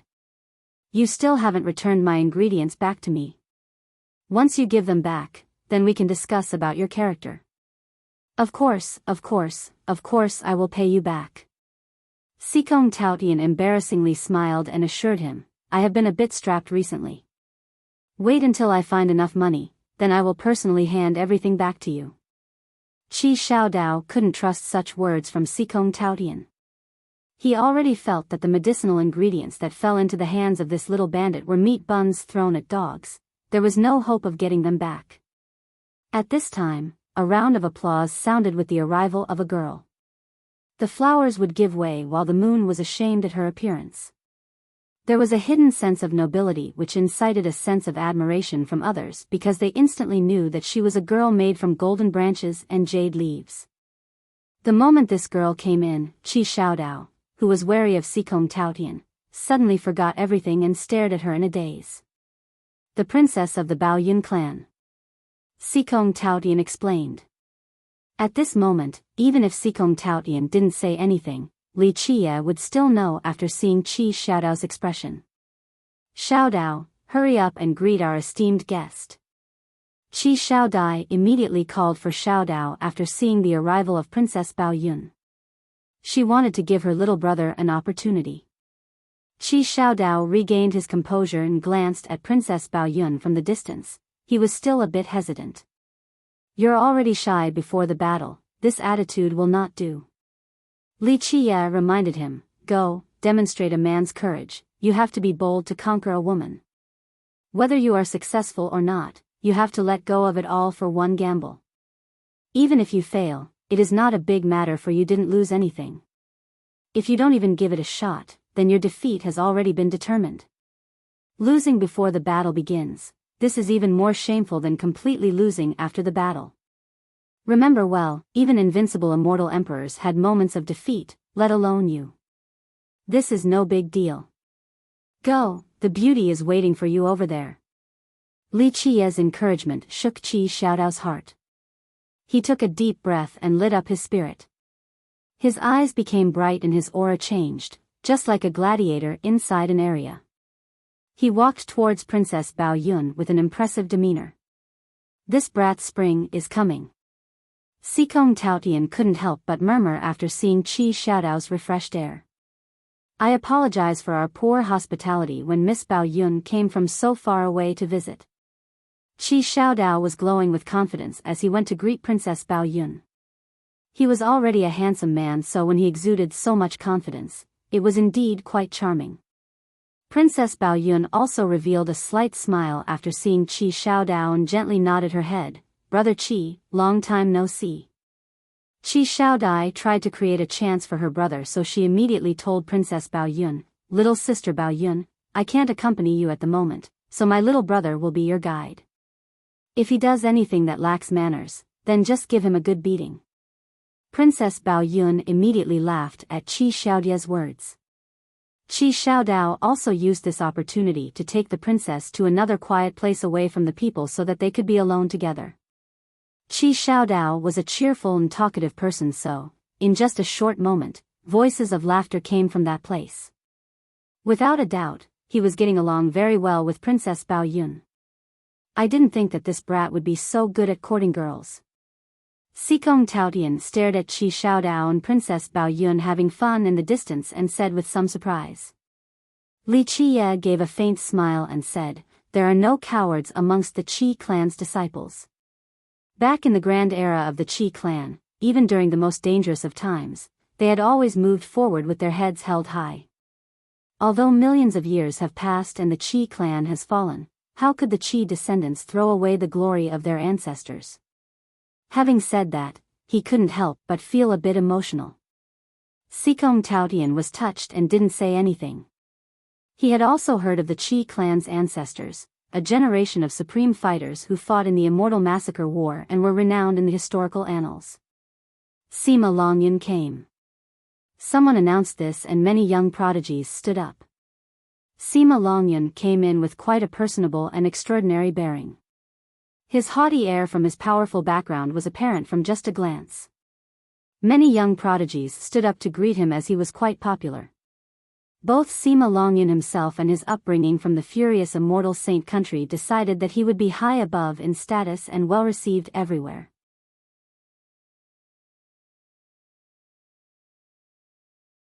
Chapter 276, Arrogance with no consideration for the opponent. Although Sima Longyun was not the clan member with the most promising future and that there was even quite a big gap between him in both background and talents compared to oldest Prince Ba Xia, but by being bestowed the royal noble title at such a young age and having a mysterious fate cultivation meant that he was truly a genius of the saint country. He was quite well known in the Middle Eastern 100 cities as someone who has a bright future. Many of the younger generation cultivators were willing to win his favor. Sister is so beautiful tonight, anyone will surely fall in love at first sight once they see you. Sima Longyun immediately praised Qi Shaodai upon his arrival. Even though Qi Shaodai hated Sima Longyun, but as the host of this event, she had to put on a smile to greet the approaching Sima Longyun. After he took his seat, Qi Shaodai let other disciples take care of him. Meanwhile, many other young prodigies immediately rushed forward to greet him in order to form some ties. As the moon surrounded by the stars and being called friends by everyone, Sima Longyun was riding high with quite an impressive aura. Even though some of the prodigies present did not like Sima Longyun, they couldn't deny that coming from a powerful country like the Saint country gave him some advantages that other powers could not compare to. Sima Longyun was laughing and enjoying himself as the star of the room. But when he saw Li Qie sitting silently in a corner, he suddenly became serious with a feeling of annoyance.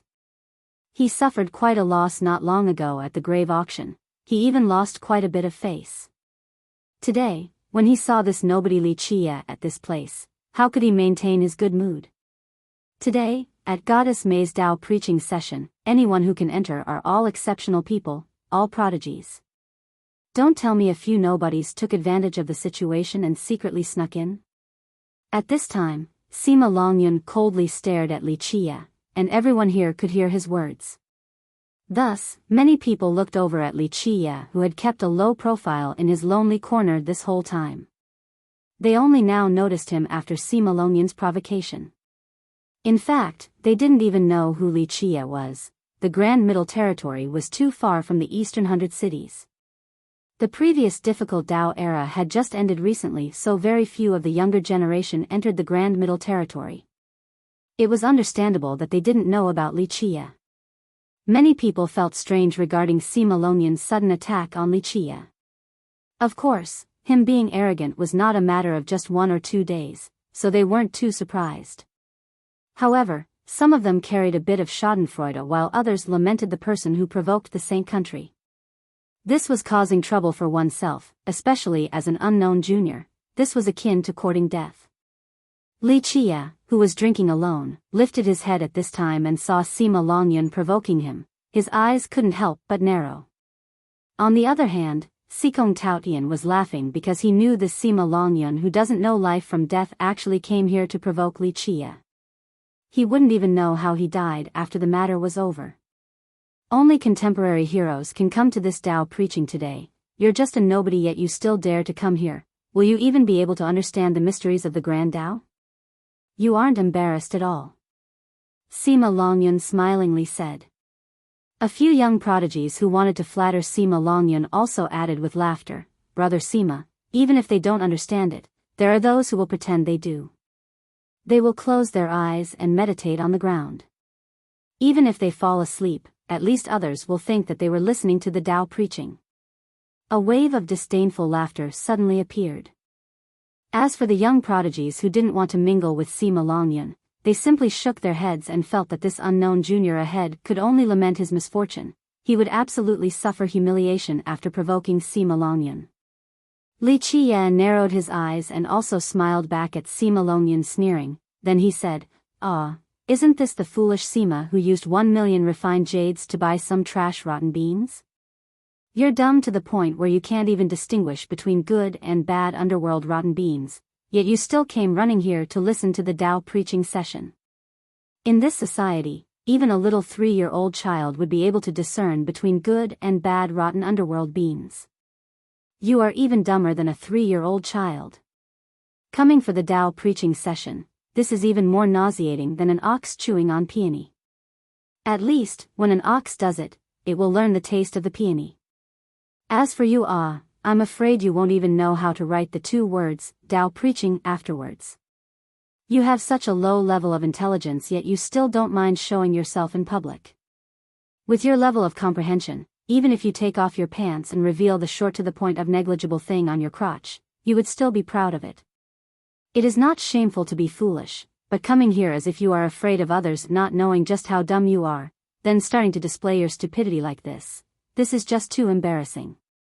You should just go back to your Saint country's playground and play in the mud. But watch out, don't mistake the shit in the manure pit for mud, otherwise the stench on your body will be unbearable." Li Qiye leisurely spoke without any sign of annoyance. These words should be coming from a fishwife shouting profanity in the streets, yet when they came from the composed mouth of Li Qiye, they sounded as if they belonged to the preachings of a heavenly scripture.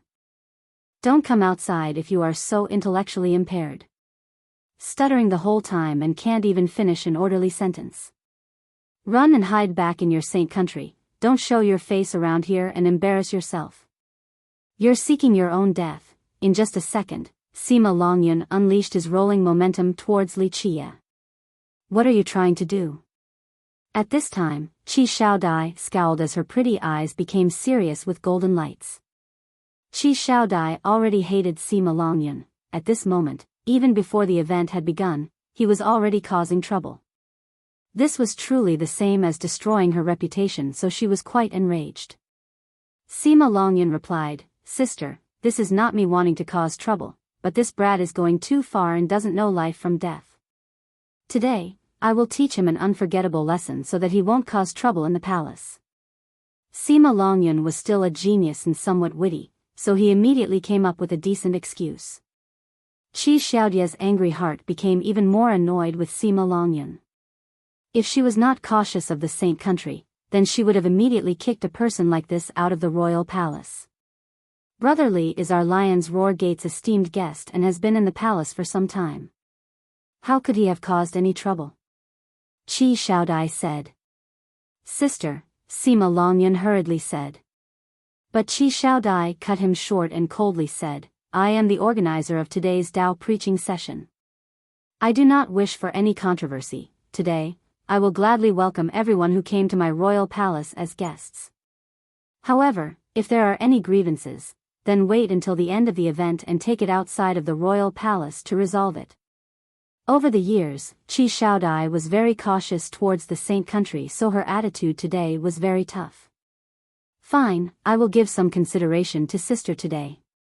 Sima Longyun took a deep breath and suppressed his anger. He then stared at Li Qiye and coldly declared, "You better not leave the Lion's Roar country, or you will die without a grave." Li Qiye was too lazy to give him another glance and continued to drink. Sikong Taotian poured him another cup right away. To Sikong Taotian, Sima Longyun was not someone that could get into his sight. Qi Xiaodai silently looked at Li Qiye and secretly shook her head in her mind. She knew that Li Qiye was a bit unfathomable, but she couldn't understand where Li Qiye got his confidence from. He actually dared to use the strength of one person to provoke the Saint country. One has to know that the Saint country was not so easily provoked in the Eastern 100 cities, not even by the other great powers. Qi Xiaodia's apprehension was not without reason. The Saint country was indeed very formidable. Their power compared to the heavenly god sect, as a newly risen power, was much more impressive. Unfortunately, Qi Shaodai simply didn't know that Li Qie didn't put the saint country in his mind at all. He even killed experts from the Azure mysterious ancient kingdom, so was the saint country actually a problem for him?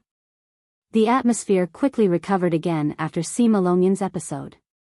Many prodigies began to have fun conversations again. At the same time, some of them were also inquiring about Li Qie's origin. Unfortunately, no one at this place recognized Li Qie. Meanwhile, as the moment of the Tao lecture drew closer and closer, there were more and more young prodigies arriving. When the curtain of night fell, a lively atmosphere permeated throughout the beautiful garden.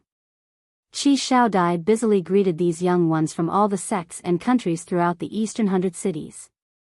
She prepared everything without asking for Qi Shaodao's help since it was not easy for him to spend some time together with Princess Baoyun. At the same time, Qi Shaodao and Princess Baoyun got along very well. They were alone in front of a quiet pond outside of the pavilion with quite a romantic atmosphere under the moonlight. Sometimes, there would be laughter from both of them. Clearly, they were very happy to be speaking to one another. Big brotherly, to be honest, the little girl from the Qi clan is not bad. Sikong Taotian poured more wine for Li Qie and said. Li Qie glanced at him and asked, "How old are you?" "Around 500, but in front of Big Brother, I am still the little brother." Sikong Taotian smiled hee as he replied. Li Qie flicked his sleeve and said, "Fine, stop the flattering, what do you want?"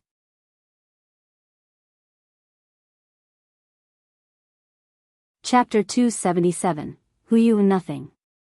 Sikong Taotian said with a smile, "The Qi brat is actually not bad. Even though I cheated some medicines from him, I do want to become friends with him. The brat is a good person. I can see that the brat is trying his best to set you up with the little Qi girl. Although the little Qi girl is a bit arrogant, it is fine for she has not experienced enough things. However, since you treat the Qi brat quite well, if you don't mind the little Qi girl who has eyes yet does not see Mount Tai, then let her stay by your side, even just as a maid. This will be a great fortune to her. At the end of the day, you already have 2 supreme beauties by your side, adding one more isn't a big deal." Sikong Taotian busily tried to convince Li Qie. Compared to the Qi duo, Sikong Taotian's eyes were much more experienced. The Qi duo were still too young and had not seen enough waves and winds. Sikong Taotian was different because he had seen many things in this world. He knew when to go forward and when to retreat as well as weighing the various situations. "I will not take random people to my side. Those who are able to stay are at the very least people worthy of my grooming." Li Qie glanced at Sikong Taotian and said, "If you stay and work for me, I can think about it a bit." Sikong Taotian's personality reminded him of Nan Huiran, who was adept at dealing with people. However, Nan Huiran lacked the scoundrelly characteristic of Sikong Taotian. In fact, Nan Huiran's talent was not up to Li Qie's standards and was not worthy of his grooming. However, Nan Huiran was the first to join his ranks when he first arrived at the Cleansing Incense Ancient sect. Because of this loyalty, Li Qie did not mistreat him and even obtained an emperor law for him. Li Qie drank another cup and said with ease, "I enjoy your deceitful nature. Follow me, and I will not mistreat you. As long as you follow me with your heart, you will be the second monarch Ren of the Heaven's Secret Valley." These words immediately shook Sikong Taotian's mind. He definitely knew what ancestor Ren represented in the Heaven's Secret Valley. And not just their valley, in all of the mortal emperor world, their ancestor Ren was quite renowned. Unfortunately, his end was approaching and their valley could do nothing about it. "Big Brother has seen our ancestor Ren before?" Sikong Taotian couldn't help but ask. Li Qie smiled and drank another cup without saying anything. Meanwhile, Sikong Taotian was in a daze and even forgot to pour him another. "The Tiger's Howl Gate's successor, Huyu, is here." A small uproar occurred in the yard as many young prodigies stood up to come greet the person who had just arrived at the door. A young man with tiger-like eyes and a tiger-like forehead walked in at this time with a suppressive, beast-like aura like a tidal wave sweeping through the scene. Anyone met by his gaze would feel the sensation of being observed by a fierce beast, giving birth to an uneasy and dangerous sense of crisis. Qi Xiaodai also changed her expression at this young man's arrival. Rumor has it that Princess Bao Yun was most likely betrothed to this person. This was her little brother's biggest love rival and also the most dangerous rival. Even though Qi Xiaodai held some hostility against Hu Yu, but as the host, she still personally went to greet him. "Brother Hu Yu, long time no see." At this time, many young talents went up to greet Hu Yu one after another while clasping their hands together. No matter how arrogant they were, they couldn't afford to let it show. Even Sima Longyun from the Saint country came to greet him. The Tiger's Howl Gate was a very powerful inheritance within the Eastern 100 cities. Legend has it that their progenitor was a demon tiger who became a god, and he called himself a true god. He left behind a considerable amount of power to the gate. The Tiger's Howl Gate was not necessarily stronger than the furious immortal Saint country, but Sima Longyun did not dare to be too arrogant in front of Hu Yu. At the Eastern 100 cities, Hu Yu was a top-ranked youth. Someone actually listed the top young geniuses in the city and Hu Yu was among the top 5. One could even say that Hu Yu was not much worse compared to Sima Longyun's martial brother and the oldest prince, Ba Xia. This was why the always arrogant Sima Longyun had to show some respect to Hu Yu. Li Qiye narrowed his eyes the moment Hu Yu came in.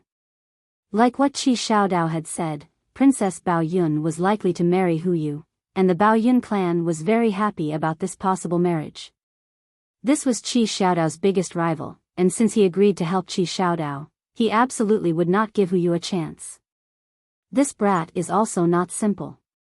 Sikong Taotian immediately said after seeing Li Qiye gauge Hu Yu, he is the successor of the Tiger's Howl Gate and is already a 5 celestials enlightened being. Rumor has it that in his veins runs the blood of their progenitor, the Tiger God. One of the younger generation, yet he was already a 5 celestials enlightened being. This was truly amazing and could even be considered supremely talented. No wonder why outsiders said that he had the blood of the Tiger God.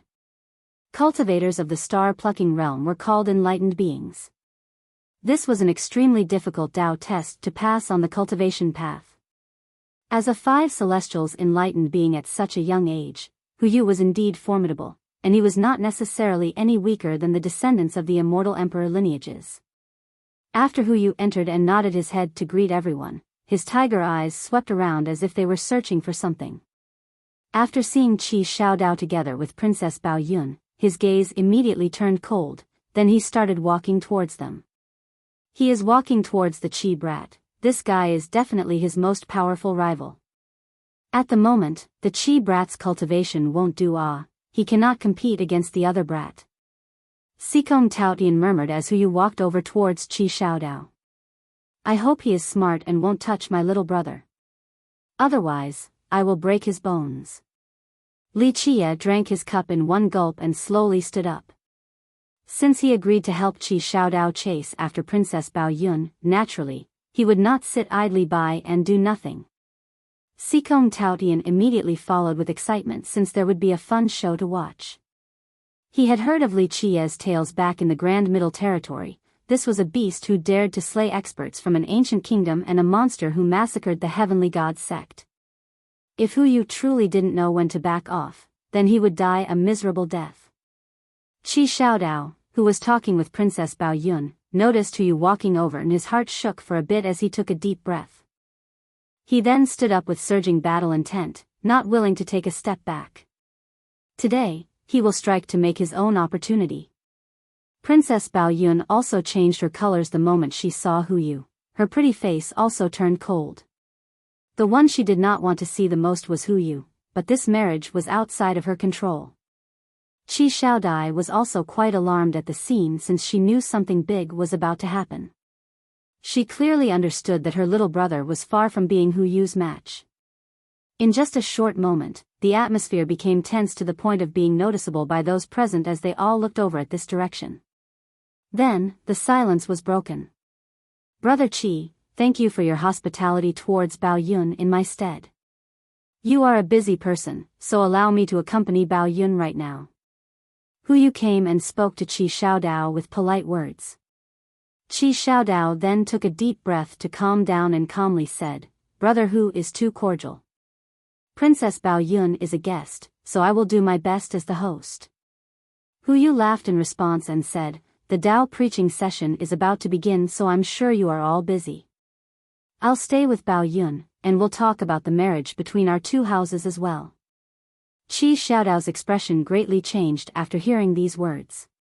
Princess Bao Yun's face also dimmed down, but she couldn't comment on it. At this time, Qi Xiaodai clenched her fists tightly, but the situation was not appropriate for her to act. "So you are Hu Yu." Right when Qi Xiaodao was in a bind, Li Qia's carefree voice appeared as he slowly walked towards them.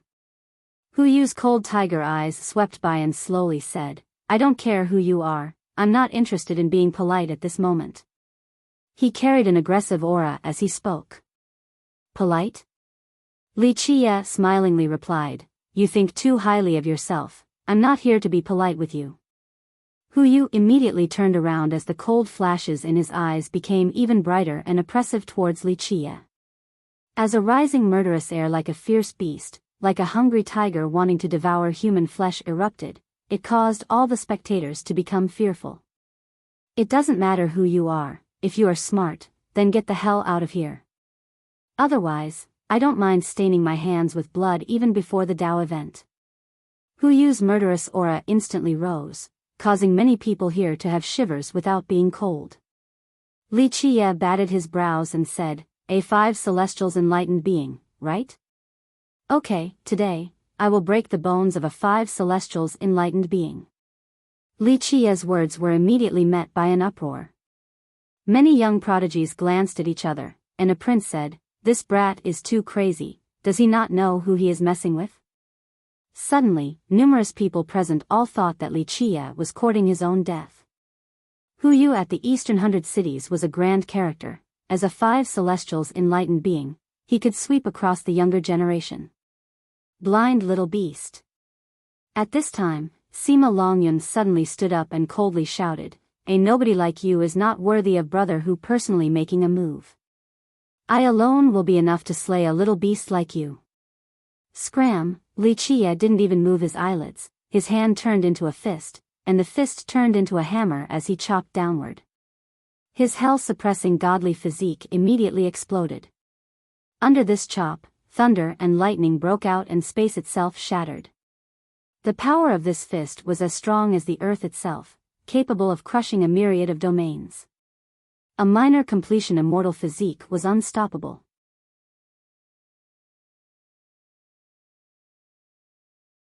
Chapter 278, Goddess Toppling Myriad Kingdoms, Open. As his face greatly changed, Sima Longyun shouted and summoned a shield. With powerful blood energy, this shield confidently met Li Qia's fist. Bang! This fist heavily assaulted the shield as was Sima Longyun continuously pushed back. The ground behind him was stomped by his feet, and from the force exerted by his body, one hole formed after another.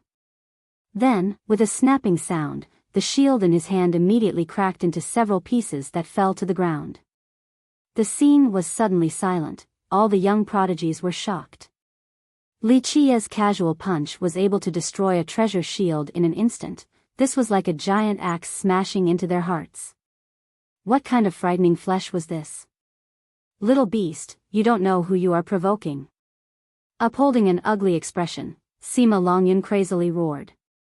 His blood energy immediately surged and the energy around his body turned into a powerful ox. At this time, his body was encompassed in a golden light as if it was a set of golden armor. A huge ox with golden brilliance surrounding its body as if it was made from gold appeared right before Sima Longyun's body. Moo! A cow's bellow rang as the ox's aura slammed into the air like a tidal wave. In a flash, it was as if there was an army of stampeding oxen breaking the dam. Golden ox physique. Many young experts lost their colors after seeing the majestic aura of Sima Longyun. A grand completion Xiantian physique. A person took a deep breath and murmured. Only a minor art. At this time, Li Qia turned around and didn't even bat an eye, for he did not place Sima Longyun in his sight. In a flash, Li Qia's ocean-sized blood energy appeared along with his fate palaces. The Kunpeng appeared in the air as its emperor energy also assaulted the atmosphere. The moment the spectators felt this presence, they couldn't help but exclaim, "An emperor's law." Even Sima Longyun was alarmed after hearing the words "emperor's law." He then coldly shouted, "Kill!" Bang bang bang. In just a second, the golden ox ran like crazy as its four hooves punished the heaven and earth. Its steel heel kicked forward as fast as lightning with a force capable of destroying the mountains and rivers. Scram, the mad cow, with its steel hooves carrying a monstrous force, did not daze Li Qia. He shouted and his hand that was akin to a heavenly rod suddenly smashed forward. The invincible hell-suppressing godly physique took action with an unstoppable, suppressive might. Boom! Li Qia immediately struck the golden ox flying away. Sima Longyun's entire body also flew outside as he spat out blood. Next was a series of explosions as Sima Longyun slammed into and collapsed parts of the palace. He was quite a mess after he struggled to crawl up from the broken debris. This course of events rendered everyone astonished. With a grand completion golden ox physique, Sima Longyun, a royal noble, was struck flying away by one fist. The enemy simply did not regard him as an opponent. At this point, Qi Xiaodai was also quite amazed and couldn't calm down for a long time. Until now, she had always assumed that Li Qia was only versed in the alchemy Dao and didn't feel that his cultivation was particularly stronger than her. However, it was one thing if he didn't take action, but once he did, it was quite unbelievable. Even Qi Xiaodao shouted out in fear from witnessing Li Qia's dominance as he drew in a cold breath. Needless to say about other people, even Hu Yu's expression sank as the cold glimmers in his tiger eyes carried a frightening murderous intent. At this time, Li Qia didn't bother to give Sima Longyun another glance. He turned around and revealed a calm smile as he spoke to Qi Xiaodao. "I am always ruthless and cruel when killing tigers and dragons. Xiaodao, take Miss Bao inside the palace lest fresh blood spray on her." Goddess May. At this time, everyone forgot about the battle earlier as they quickly turned around towards the voice. A woman adorned with a snow-white outfit arrived by treading on the moon. She carried an unrivaled ethereal appearance like a descending goddess, like a fairy beneath the moonlight. The pen and ink could not describe this woman nor her transcending aura. It was as if the flames and smoke of mundanity could not touch her peerless grace. Her shape was just perfect. A bit skinnier would be too thin, a bit more round would be too plump. Both her features and figure could be considered supreme. Along with a gentle atmosphere, strange images appeared due to her arrival. It made others feel as if they were merchants trapped in the desert only to suddenly find an oasis with hundreds of blooming flowers and budding seeds. The snow was starting to melt and the water began to form gurgling streams. These strange images made others forget about worldly troubles, leaving behind all disputes and grievances. Humans were truly susceptible to such an aura. Even Hu Yu, who wanted to deal with Li Qia, lost his anger. He simply snorted towards Li Qia before his gaze completely fell on the woman without being able to change his sight for a long time. Goddess May. Many people were toppled at her sight as someone murmured. Even all the delicate golden girls with noble birth couldn't help but suffer from an inferiority complex. Qi Xiaodai could be considered a heaven's proud daughter in both her appearance and cultivation. She was not the type to belittle herself, but after seeing Mei Suyao, she couldn't help but lament with a sigh for she felt menial in comparison. Today, us virtuous friends came together to address the mysteries of the Grand Tao. As someone who was not tainted by the mundane world, Mei Suyao only used one word to resolve the conflict. This was indeed a frightening woman. Everyone sat down after Mei Suyao took her seat. They focused their thoughts with an air of solemnity while listening. To all the cultivators, being able to listen to Mei Suyao's Tao preaching was a great fortune. Many people had a great harvest after hearing just one of her lectures. Suyao will first reveal my lacking aspects and start with a section. If it is flawed, please correct me. Mei Suyao sat in an orderly fashion with the air of a supreme goddess. The origin of the Tao is the heart, and it is also the origin of the heaven and earth. the origin of all the myriad of existences, Suyao's Tao preaching was pleasant and sweet to the listeners. It had the power to linger in their hearts for a long time. Her Tao preaching contained a profound content along with an easy-to-understand rhetoric. She used simplicity to explain complexity, then she turned complex ideas into simple concepts. Strange images started to form at the height of her lecture as the heavenly flowers bloomed amongst the golden spring that gushed forth from the earth. It was as if an immortal monarch was preaching the Tao as the visiting saints and the holy Buddha were also chanting. In just a moment, everyone here became fascinated. Many of their questions regarding the Grand Tao were suddenly solved. Many young people here felt as if their souls were drifting in the air. Even characters like Huyu became spellbound from the lecture. While sitting in his corner and carefully listening to Mei Suyao, Li Qia also nodded his head. It was truly not simple for a girl this age to understand such profundity. The Eternal River School was truly unfathomable to train a successor of this level. This girl was worthy of her natural-born immortal soulbone. Other geniuses could not compare to such a peerless advantage. Once one had such a supreme talent like the immortal soulbone, all techniques would be made simple and all Tao were common. It would be difficult for someone of this talent to not be heaven-defying. After listening to a section, Li Qia silently left and entered the depths of the royal palace to truly enjoy its beauty. This time, Li Qia did not enter the royal palace to listen to Mei Suyao's Tao preaching. He was only here to support Qi Shaodao. At this moment, he had given Qi Shaodao a chance, so after listening to a part of the lecture, he became disinterested and decided to leave in order to enjoy the dim moonlight overlooking the pretty scenery of the royal palace.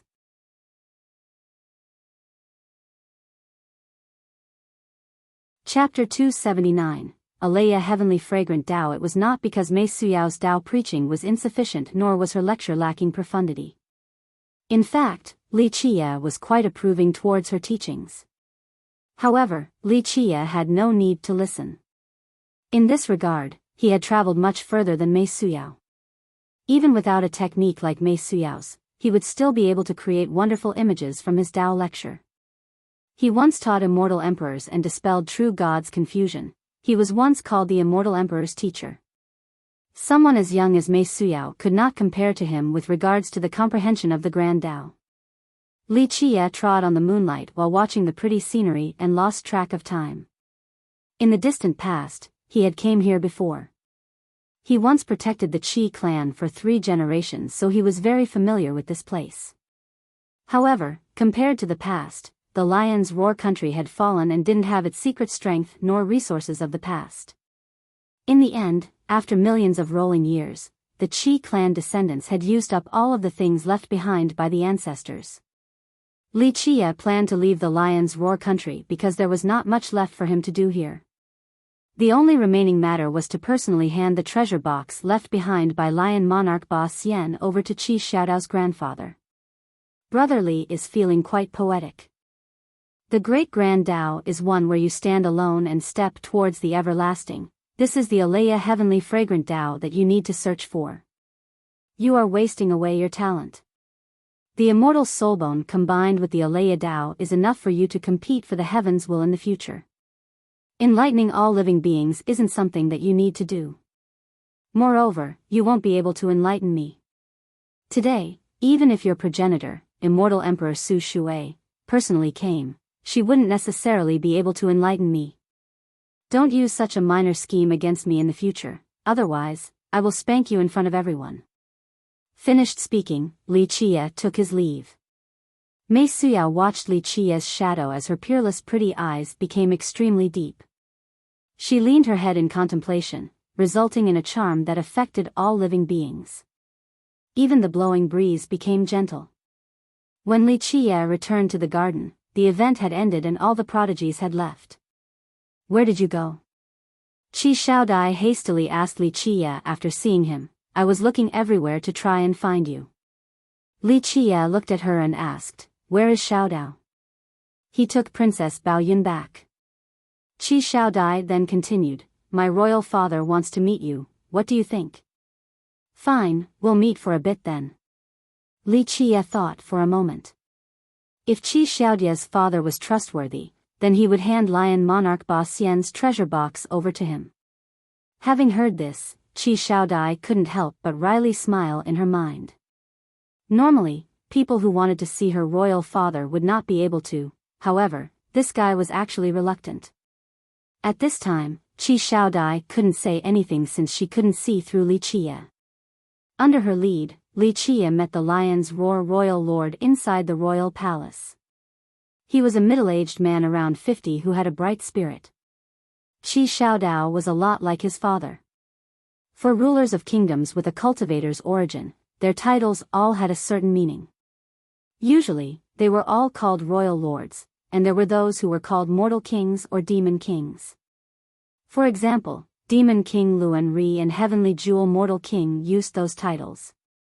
Only extraordinary royal lords were called mortal kings or demon kings. Demon King Luan Ri and Heavenly Jewel Mortal King were the most talented geniuses of the last generations in the Grand Middle Territory.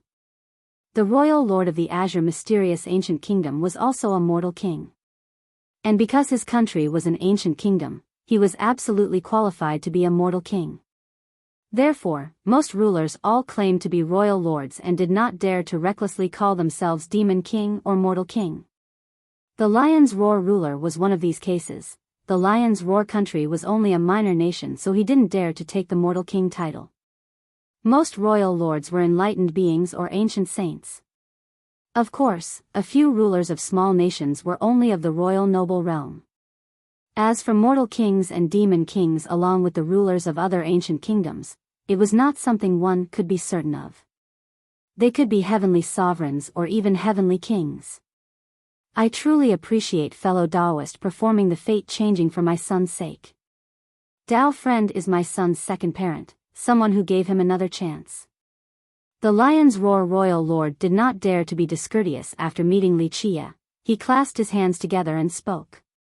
Li Qie accepted the royal lord's gesture since it was a natural thing for him to do. The royal lord then quickly asked him to sit down. The Lion's Roar royal lord's cultivation was not shallow, and he was also a good ruler. He spent most of his time in the imperial city, especially in the recent sensitive time, so he didn't dare to leave the city. However, one could see a worrying trace amidst his brows. I wonder when the Lion's Roar Heavenly King will leave his secluded meditation. After taking his seat, Li Qie went straight to the point.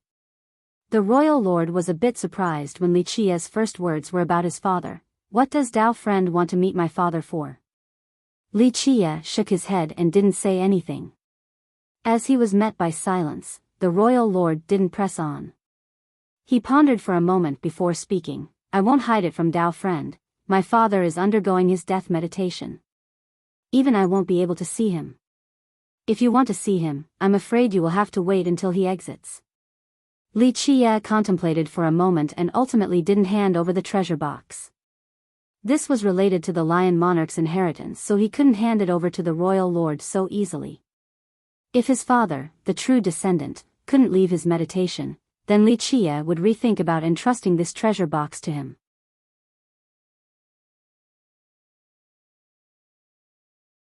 Chapter 280, Princess as a Servant. While Li Qie was contemplating about the treasure, the Lion's Roar royal lord was also pondering. He wanted to say something but hesitated, instead. If royal lord has something to say, then go ahead, we don't need to be so indirect.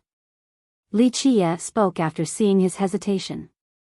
The royal lord wryly smiled and eventually said, I heard that Dao Friend came from the Cleansing Incense ancient sect and has not been bestowed the title of royal noble.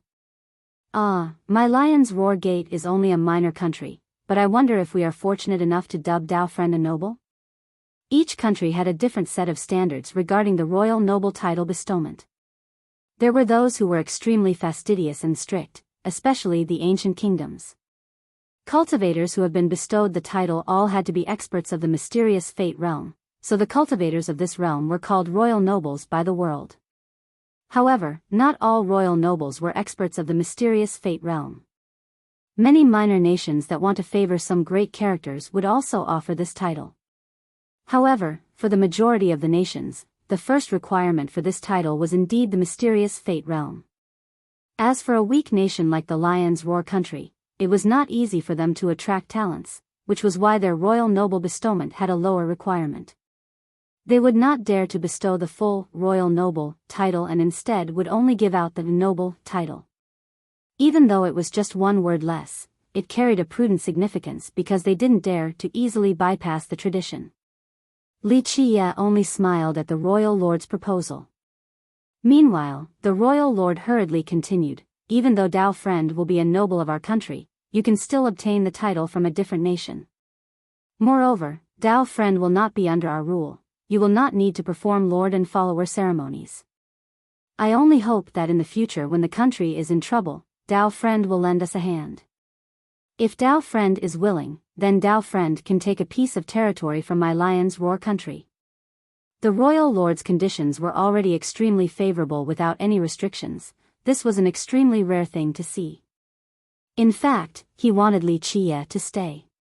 Li Qiye's cultivation was a different matter because, as an alchemist capable of fate changing, even though he was not a legendary alchemist, he was already extremely heaven-defying. If the world knew about such a talent, then not to mention their Lion's Roar country, but even the great sects and powerful nations would all compete for him. This was absolutely a highly sought-after talent. Li Qiye narrowed his eyes and pondered for a moment, then he replied, I remember that your Lion's Roar gate once had a block of territory named the Ancestral Divine Region. It is still there. It is a fiefdom to the north of my country. The royal lord quickly answered.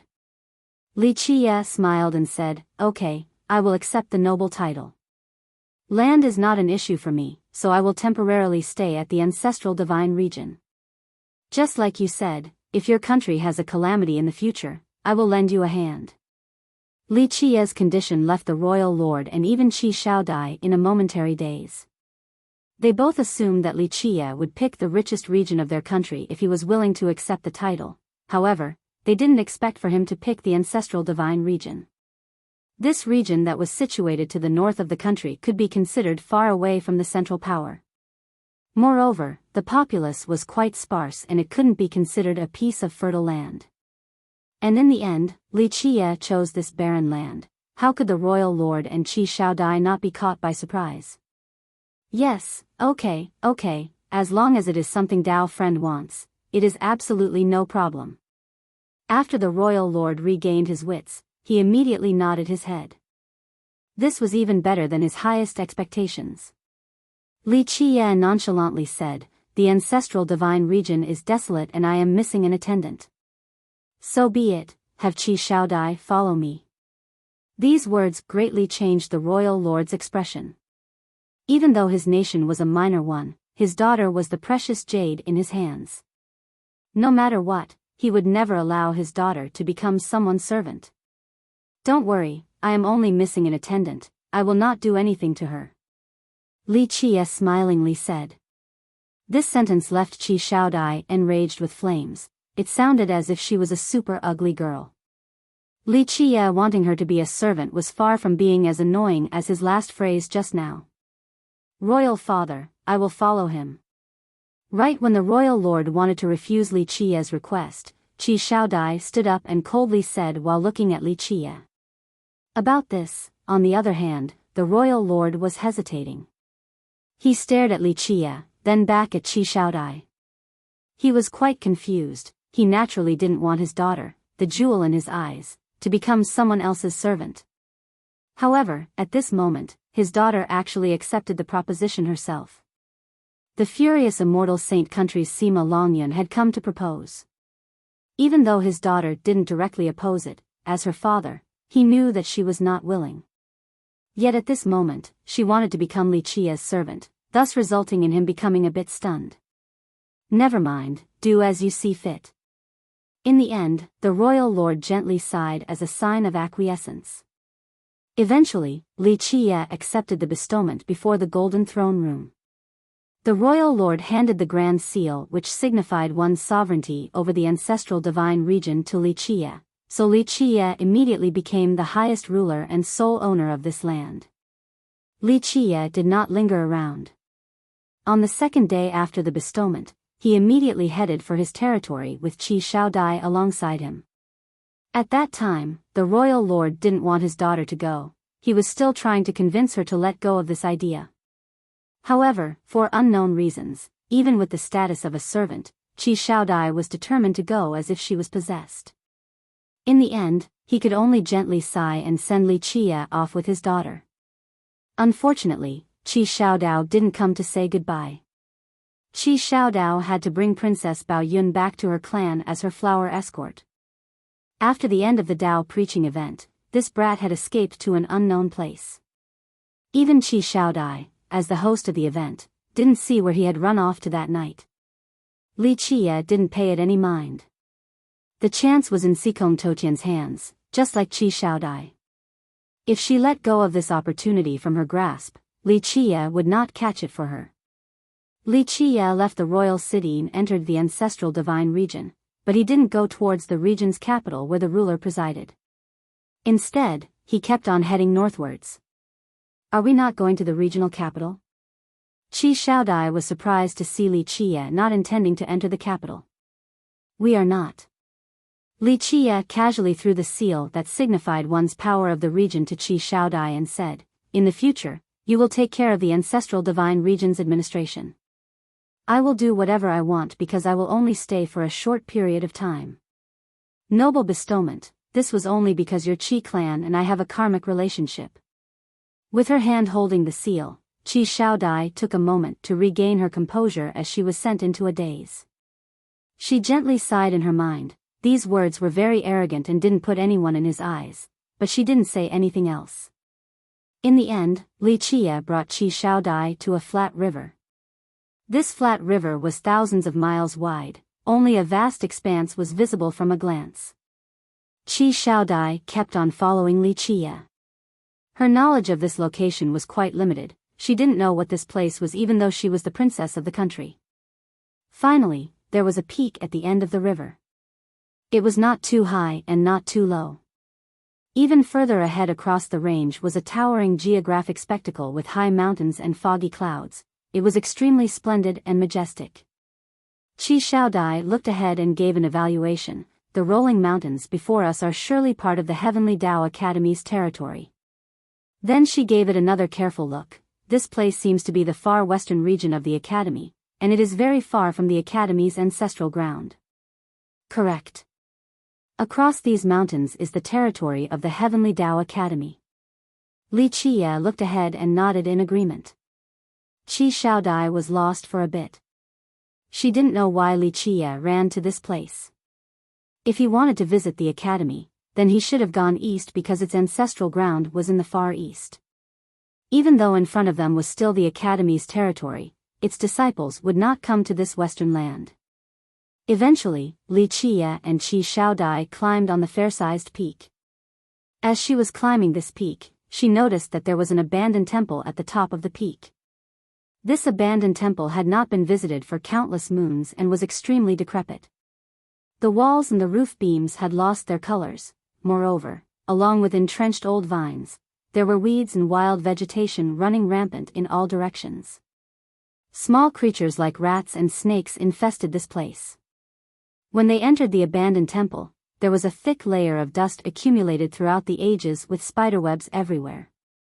While standing inside, the only discernible thing was that there were two statues within the ancestral divine temple. Li Qia gently sighed with some emotion while standing in this tattered hall. Qi Shaodai was also a bit confused as she stood in this place. She did not understand why Li Qia went to this ruined location instead of the prosperous regional capital. Take care of this place. I'm afraid we will have to stay at this place for some time. After taking a glance around, Li Qia commanded Qi Shaodai. Qi Shaodai was a bit startled. There were dust and spiderwebs everywhere. This type of cleaning up was something that she, a golden daughter, never had to do. Qi Shaodai took a deep breath and channeled her blood energy. She rolled up her sleeves and flicked it towards the temple. Suddenly, the wind roared as dust flew everywhere. In just a moment, both of them were shrouded in dust.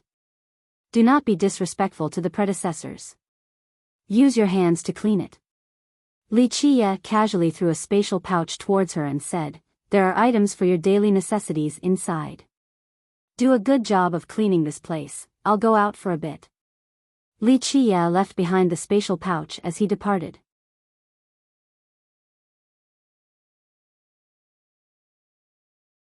Chapter 281, 100 Battles. God King Li Qie left behind the spatial pouch, then turned around to leave.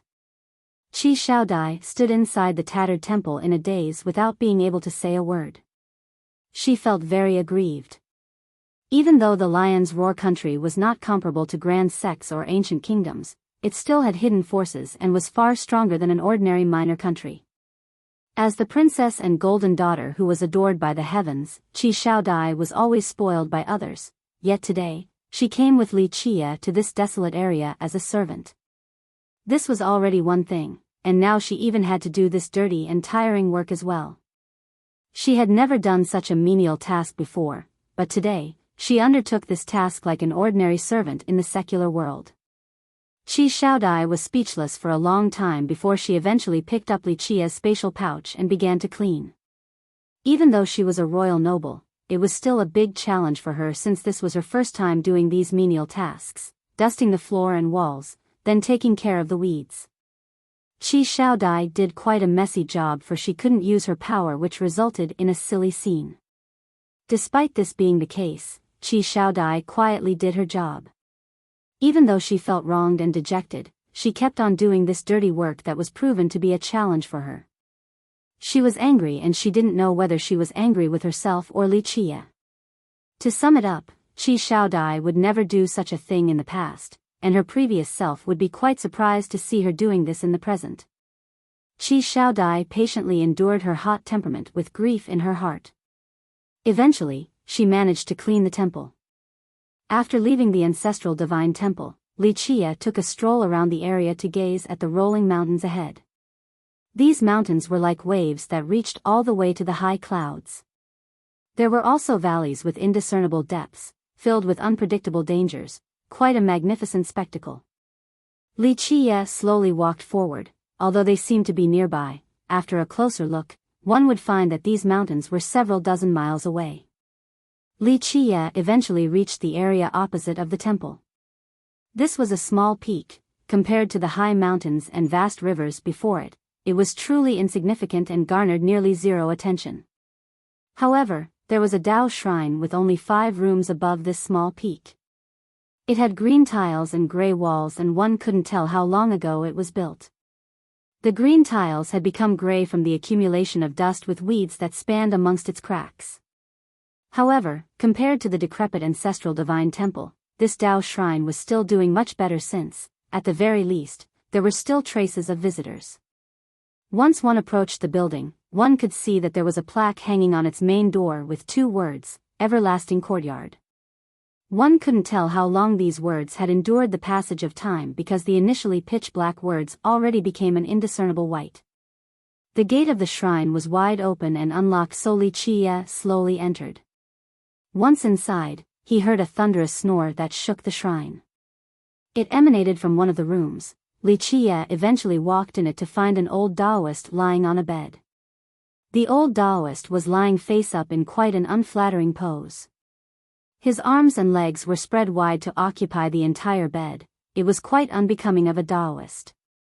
He wore a shabby and old, oily Taoist robe that had not been washed for who knows how many years. It was fortunate that his disheveled hair was not smelly, contrary to its appearance. Otherwise, the stench would be unbearable. Although this old Taoist was unkempt, with a lion-like nose and broad mouth, his face was quite well sculpted. He was quite imposing, just like a traveler that was full of vigor and spirit. The old Taoist's slumber was quite deep.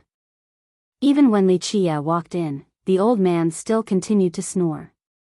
His thunderous snoring made others wonder whether he would actually wake up if someone were to carry him out of the Dao shrine. Li Qie then looked at the old sleeping Taoist without saying anything. He slowly glanced around the Dao shrine and meticulously analyzed each tile as if he was conducting an archaeological study. Li Qie didn't touch anything and only let his eyes do the work. In the end, Li Qiye carefully looked at the name Everlasting Courtyard and then quietly left. Li Qiye arrived back at the ancestral divine temple when it was almost dark, and the temple had become bright again. The wild weeds and vines around the area were all picked, the interior of the old temple was thoroughly cleaned and the broken areas were also repaired. Even though it was not completely free from the stains of mortality, it was definitely much better. It now carried the appearance of a place fitting for human inhabitants and was without the previous rotten look. Once inside, Li Qiye saw Qi Shaodai standing in the middle of the main chamber. There were 2 statues inside, and they were not deities worshipped by mortals. Qi Shaodai looked at one of the statues in a daze. She felt that it was very familiar, but she couldn't recall its origin at this second. After Li Qiye came back, she asked, "Here. What statue is this?" This statue's body was half slanted in a very strange pose as if it wanted to kneel, but it was still standing straight. It was seemingly waiting to be bestowed a title. Its eyes were also hidden no matter the angle it was viewed at. Clearly, there was a pair of engraved eyes, but one couldn't see them due to its odd posture. Qi Shaodai had wiped them clean. When she looked at them, especially the statue in the strange pose, she felt a familiar yet unrecognizable sensation. Li Qiye also looked at the statue. He didn't give an answer and instead replied with a question, "What do you think?" He secretly sighed. The years were heartless, but the high-spirited time was just like yesterday. Qi Shaodai wistfully responded, "If I knew, I wouldn't be asking you." Li Qiye burst out in laughter then slowly said, "This your Qi clan's ancestor?" Qi Shaodai exclaimed after hearing Li Qiye's response in shock, "Am I Qi clan ancestor?" At this time, she understood why she felt that this statue was so familiar. The ancestral hall of her Qi clan also worshipped the ancestor. Even though they rarely went back to honor him, Qi Shaodai had seen it 2 or 3 times. She then inquired once more, "But why is the pose so strange?" She felt that Li Qiye knew everything. She, as the descendant of the Qi clan, did not know about its ancestor as much as an outsider like Li Qiye. Perhaps Li Qiye was right, one must read more. The more one reads, the more one knows. Li Qiye was silent for a moment while looking at the statue, then he said, "This was the pose he took when he was bestowed the title of 100 Battles God King." Qi Shaodai was stunned after hearing this, 100 Battles God King. She did not know that her ancestor had such a title, so she asked in astonishment, "My ancestor was canonized as a god?" "You can put it that way. A legendary existence recognized your ancestor's feats, so he especially bestowed him the title of 100 Battles God King. It could be considered one of the most domineering titles amongst all the divine generals of that generation." Li Qiye softly sighed and went on to say, "During that era, your ancestor was the pride of the human race." Qi Shaodai quietly muttered, "100 Battles God King." At this second, her blood was boiling. It was as if she personally saw her ancestor sweeping through the world and fighting against the gods and devils. How heroic and majestic was this? How honorable and grand was this endeavor? She could feel the glory of her ancestor from his legend as she became lost in a hard-to-recover-from state of shock. After a while, she regained her composure and asked, "How do you know these things?" Qi Shaodai didn't know these matters as the descendant of the Qi clan, yet Li Qiye knew it like the palm of his hand. Li Qiye looked at her and said, "This is why I said to read more. Those who rarely read become mere straw bags. A girl with big breasts but no brains is not a good thing." Qi Shaodai scowled from both anger and embarrassment. She turned around and glanced at the other statue. This carved statue was an ancient man with many hands. Each hand had a different action and each hand was different. Some hands wielded weapons while others shouldered the sky. There were also those with different hand seals. Qi Shaodai looked at this statue with many hands and asked Li Qiye, "Who is this?"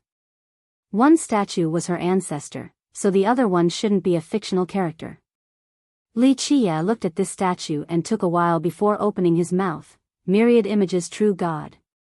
Qi Shaodai responded with some bewilderment, "Myriad images, true God?"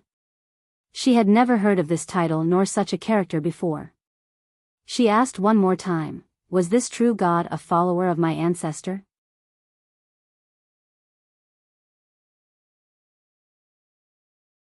Chapter 282, Ancestral Divine Temple. You'd be wrong. Li Qie said with a smile, God kings are not necessarily greater than true gods. There are many ways to call these beings, like gods, deities, or godly monarchs. The people with these titles were not necessarily real gods. God kings were one thing, but most deities and godly monarchs were false gods. Of course, some of them were also bestowed godhood. Li Qie continued on, as for the god kings, this title was not bestowed to just anyone, and there are many things to keep in mind. Not just anybody had the qualifications to bestow this title. During the Desolate Era, God King bestowment was quite a rare matter, and even living immortal emperors were quite envious of such a privilege. During the Emperor's era, only immortal emperors could bestow this title. Qi Shaodai inquired again, was it an immortal emperor who bestowed the title to my ancestor? Li Qie shook his head and replied, no, even immortal emperors were not necessarily able to bestow the God King title. There were so many generals amongst the many races that spanned across the 9 worlds. Regarding the legends of the gods, the person who bestowed the title of God King was a supreme existence. He created a divine investiture platform, a platform of a true god. The person receiving the title must be accepted by the generals of all the races. Once one was bestowed the God King title, they would also be recognized by the true gods. An accepted God King was a real god, not a false god. What about true gods? Qi Shaodai asked, are they the real deities? Li Qie answered, you could put it that way. To bear the title of true god, one must have at least half the bloodline of a true god flowing in their veins. True gods are not humans nor part of the other races.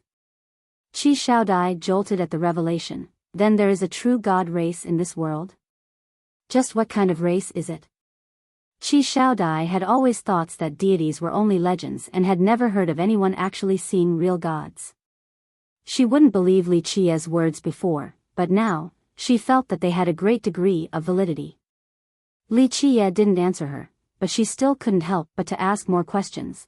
Who bestowed the title to my ancestor? Qi Shaodai was quite curious. Who could it be if it wasn't an immortal emperor? Who was even more qualified than an immortal emperor to perform the ceremony for their Qi ancestor? Li Qie gave her a look and said, I'm certain that it wasn't an immortal emperor. Qi Xiaodie's thoughts couldn't hide from Li Qie's eyes, so he slowly spoke. The immortal emperor of that generation would not bestow your ancestor the title of God King. Do you know the name of the war your ancestor participated in? Qi Shaodai said with a blank expression, I think, it was called the Immortal War or something. Qi Shaodai pondered for a bit. She had heard of this legend, but as for the exact details, not to mention her, even the oldest member of the present Qi clan would not be able to answer because there were no records of that year. Li Qie said, the Immortal Massacre War, also known as the Immortal Massacre Campaign. She then asked, the Immortal Massacre War? Could it be that it was about killing immortals in the mortal world? Are there really immortals in this world? Li Qie shook his head and responded, no, not killing immortals, but an immortal emperor. In a flash, Li Qie's gaze became profoundly deep. At this second, it was as if he had returned to the heroic yet tragic era of the past. Killing an immortal emperor. Qi Shaodai didn't dare to imagine such a frightening thing. Before immortal emperors shouldered the heavens will to become invincible, there was a chance for others to defeat or kill them. However, once they carried the heavens will, they alone would stand at the highest peak and achieve solitary invincibility throughout the rest of their lives. It was too unbelievable that there were people who had killed an immortal emperor in the distant ancient era. Qi Shaodai was shocked and lost her mind for a while after hearing this. She eventually murmured in a daze, Immortal Massacre Campaign, slaying an immortal emperor. No one would believe such a tale about the Qi ancestor participating in the Immortal Massacre Campaign and how he was present in a war to kill an immortal emperor. Even Qi Shaodai couldn't believe it, but somehow she trusted that this matter actually happened. One did not need to envision such a scene. only hearing about the legends regarding slaying an immortal emperor was enough to make one's blood boil with excitement. After a while, she became calm again and took a deep breath to look at Wuxia before asking, what was the outcome? She very much wanted to know the result of this mythical war. However, Wuxia didn't answer Qi Xiaodia's question. He simply gazed at the far distance with a profound glare. Wuxia withdrew his gaze after a long time and then looked at Qi Xiaodai to say, you must be tired, go get some rest. There will be a lot more things to do in the next couple of days. At this time, Qi Xiaodai was quite dirty as her pretty face was covered in dirt. After a full day of manual labor, she almost turned into a stray cat. After hearing Wuxia's words, she became spirited again.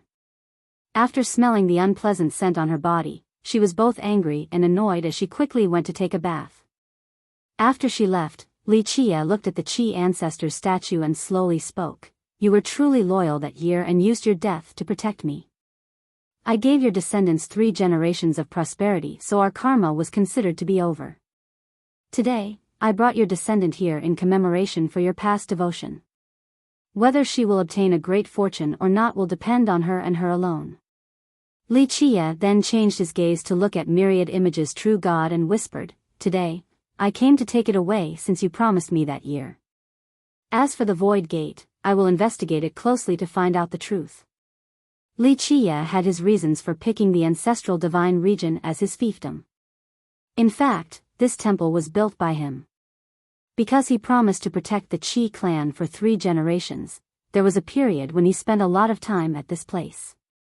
The first reason was to give Qi Xiaodai a great fortune as well as a chance for the Qi clan.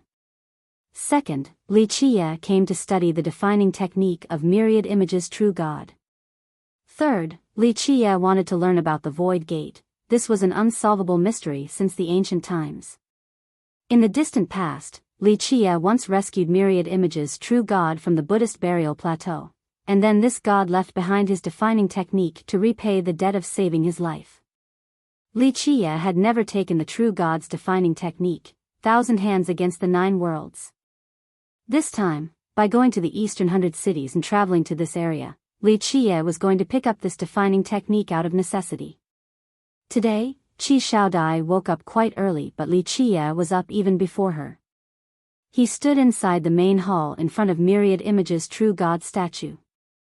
He was in a strange pose as both his arms were horizontal to his shoulders with his palms stretched outwards. He stood on one leg and was half squatting. While Qi Xiaodai was feeling strange while staring at this sight, Wuxia suddenly moved. He used the tip of his foot to spin around like a spinning top at an inconceivable speed, becoming faster and faster. Qi Xiaodai became dazed from watching such a sight. And in the midst of her blurred vision, Wuxia suddenly disappeared. Qi Xiaodai stared and rubbed her eyes. Wuxia indeed disappeared, and it was not because of her eyesight. She was quite alarmed. Why did Wuxia disappear when he was just here? She was gazing at him the whole time, yet he managed to disappear without her awareness. Wuxia disappeared for a long time and Qi Xiaodai turned from calm to fearful. Qi Xiaodai was terrified and cried out, "Hey, don't mess around, I don't want to play with you." While Qi Xiaodai was horrified, the true god statue suddenly lit up as a brilliance appeared on its chest. Then, Wuxia jumped out from inside. With a blank mind, she was quite startled. She looked at Wuxia, then back at the statue, then back at Wuxia. She jumped up after regaining her wits and exclaimed, There is a secret inside." At this time, she suddenly understood that this was not just an ordinary statue. Obviously. Wuxia put away the true god's defining technique, the 1,000 hands against the 9 worlds. This was one of his goals when he decided to come here. He looked at her with one eye and said, "Do I have so much free time as to just come to this unwanted location to look at the scenery?" Qi Xiaodai was quite surprised. She didn't expect this old temple to have a secret that no one knew about.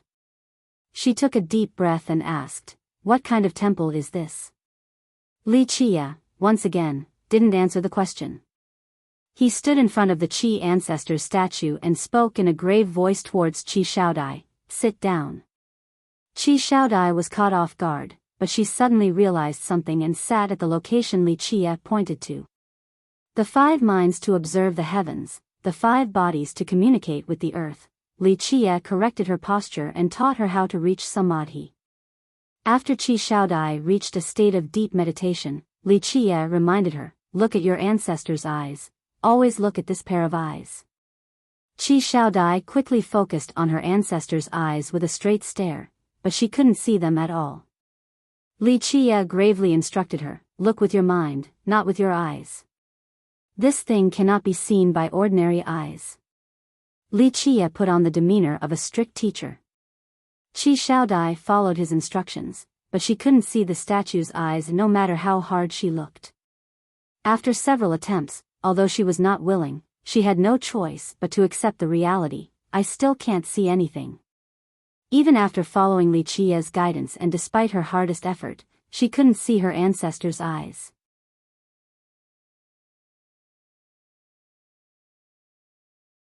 Chapter 283, Thousand Martial Divine Gaze Dao. After numerous unsuccessful attempts, Li Qie finally said, "Let me see your eyes." Qi Shaodai then turned around and Li Qie held her face with his hands in order to open her eyelids to carefully look at her pupils. The two were so close that their breaths exhaled into the face of one another. Li Qie was carefree, but Qi Shaodai became flustered. This was her first time being so close to the opposite sex, so she was at a loss of what to do. Qi Shaodai's eyes had a faint golden color, one wouldn't be able to see it without a careful look. Li Qie carefully examined her eyes and eventually let go with his hands while shaking his head. His gesture caused her to feel uneasy. With a negative sense of foreboding, she asked, "Is something wrong?" Li Qie didn't answer and simply replied, "You stay here, I will have to go out for a while." He decisively left after speaking. Qi Shaodai was surprised, but Li Qie had already left before she could ask him anything. She was not someone who gave up easily, so, after his departure, she continued to follow his instructions to look for the eyes of her ancestor. However, no matter how many times she tried, she was not able to see the statue's eyes. Eventually, Qi Shaodai gave up because she understood she was missing something. She, herself, didn't know the part that was missing, but maybe Li Qie did. Li Qie left for many days and was without any news. Early on, Qi Shaodai assumed that Li Qie was busy with something, so he was late, thus she didn't pay it any mind. However, day after day had passed and Li Qie still hadn't returned. This caused Qi Shaodai to be quite alarmed. Was Li Qie not returning? Had he abandoned her? Qi Shaodai was lost with many inscrutable and negative thoughts. In the end, she calmed down while staying alone inside the ancestral divine temple. Li Qie's trip took 3 months. It was a morning when Qi Shaodai woke up very early. She planned to cultivate, but she became frightened the moment she stepped into the main hall because a person was standing there. After the initial scare, she noticed that Li Qie was sitting in the hall, so she happily exclaimed, "You're back." But at this time, Li Qie ignored her. With one hand, he lifted his myriad heavenly cauldron while the other hand channeled a fire to refine a medicinal paste. A refreshing aroma of herbs permeated from within the cauldron. Li Qie then seriously commanded, "Go." He then took out a jade bowl and it sucked in the paste from the cauldron. The ointment was green in color, even though it had just left the cauldron, it was cold instead of hot. Qi Shaodai felt the coolness while standing next to Li Qie. He commanded, "Come over here." Once she got close, he told her to sit down. "I'm about to apply the ointment on your eyes. It will hurt a lot, but try to endure." His words caused her to hesitate, but he then waved his sleeve, "Stop dawdling around. I had to sell a favor to the war god temple in order to refine this ointment. If you keep on standing there, the medicine will become hot and my precious, rare herbs will be wasted." Her heart shivered after hearing Li Qie's words. She then bit her teeth and lifted her head. She let Li Qie do whatever he wanted as he applied the paste onto her eyes. At first, Qi Xiaodai felt the medicine was cold and comfortable. It was no big deal. But a moment later, she began to scream miserably. Ah! A stinging sensation pierced her eyes.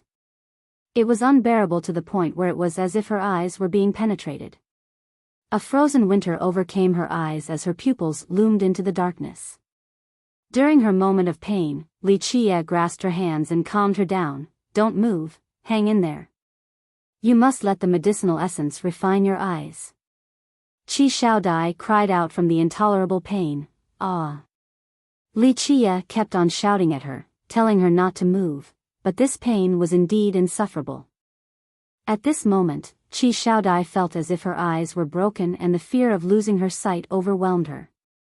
Lost in the darkness, her heart only held fear. However, Li Qie's hands were grasping her own.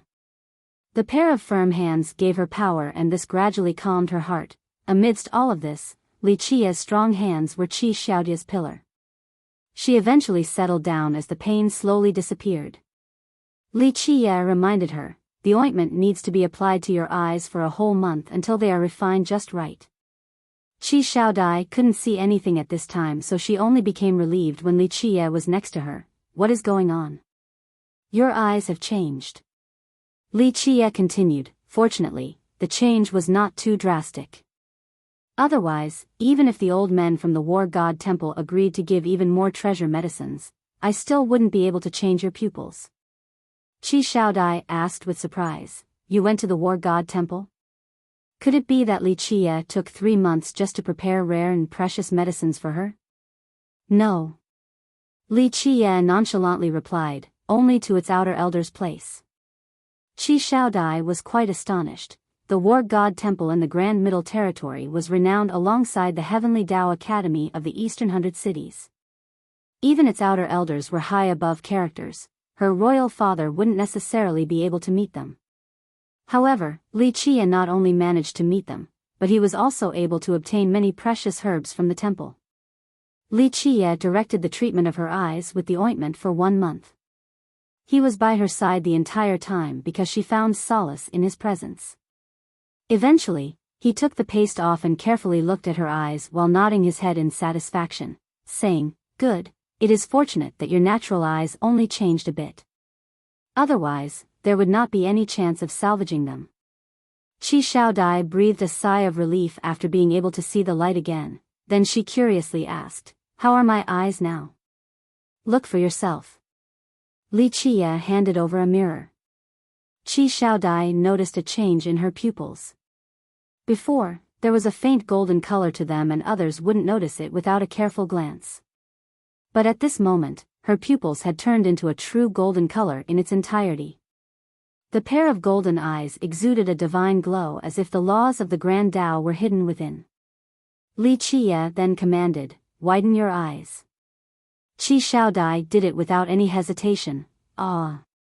Qi Xiaodai was scared out of her mind and threw away the mirror. It was because once she glared at the reflection, she saw a strange pair of golden eyes.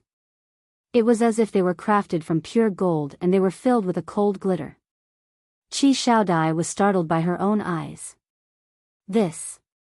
What is going on here? It took her a while to regain her composure as she carefully looked again in the mirror. Her pupils had changed completely. They were without any white or black, there was only a golden glaze.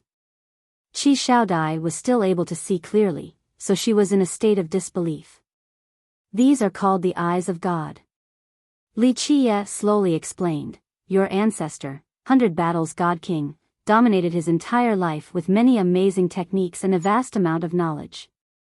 There were 2 techniques that could be claimed his strongest, but these techniques were not passed down to the Qi clan. Qi Xiaodai couldn't help but wonder, why not?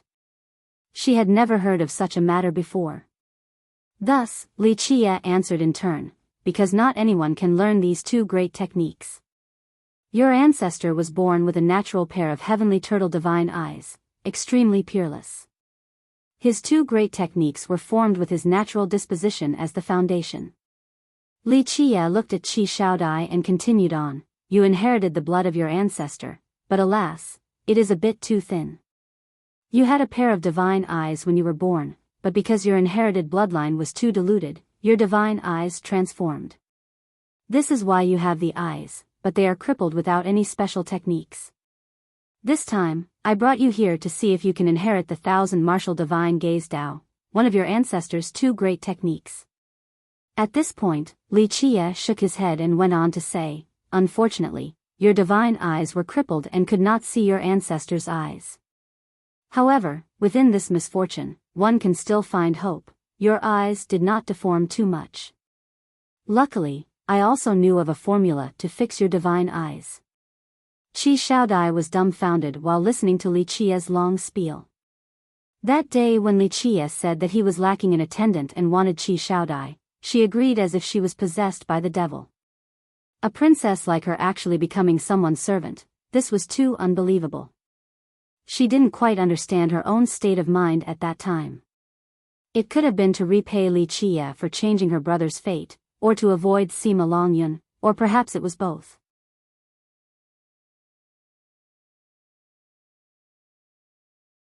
Chapter 284, Space Crossing Earthworm. Back when she made the agreement, she didn't think it through and didn't expect for Li Qie to bring her here just to impart her ancestors' great technique to her.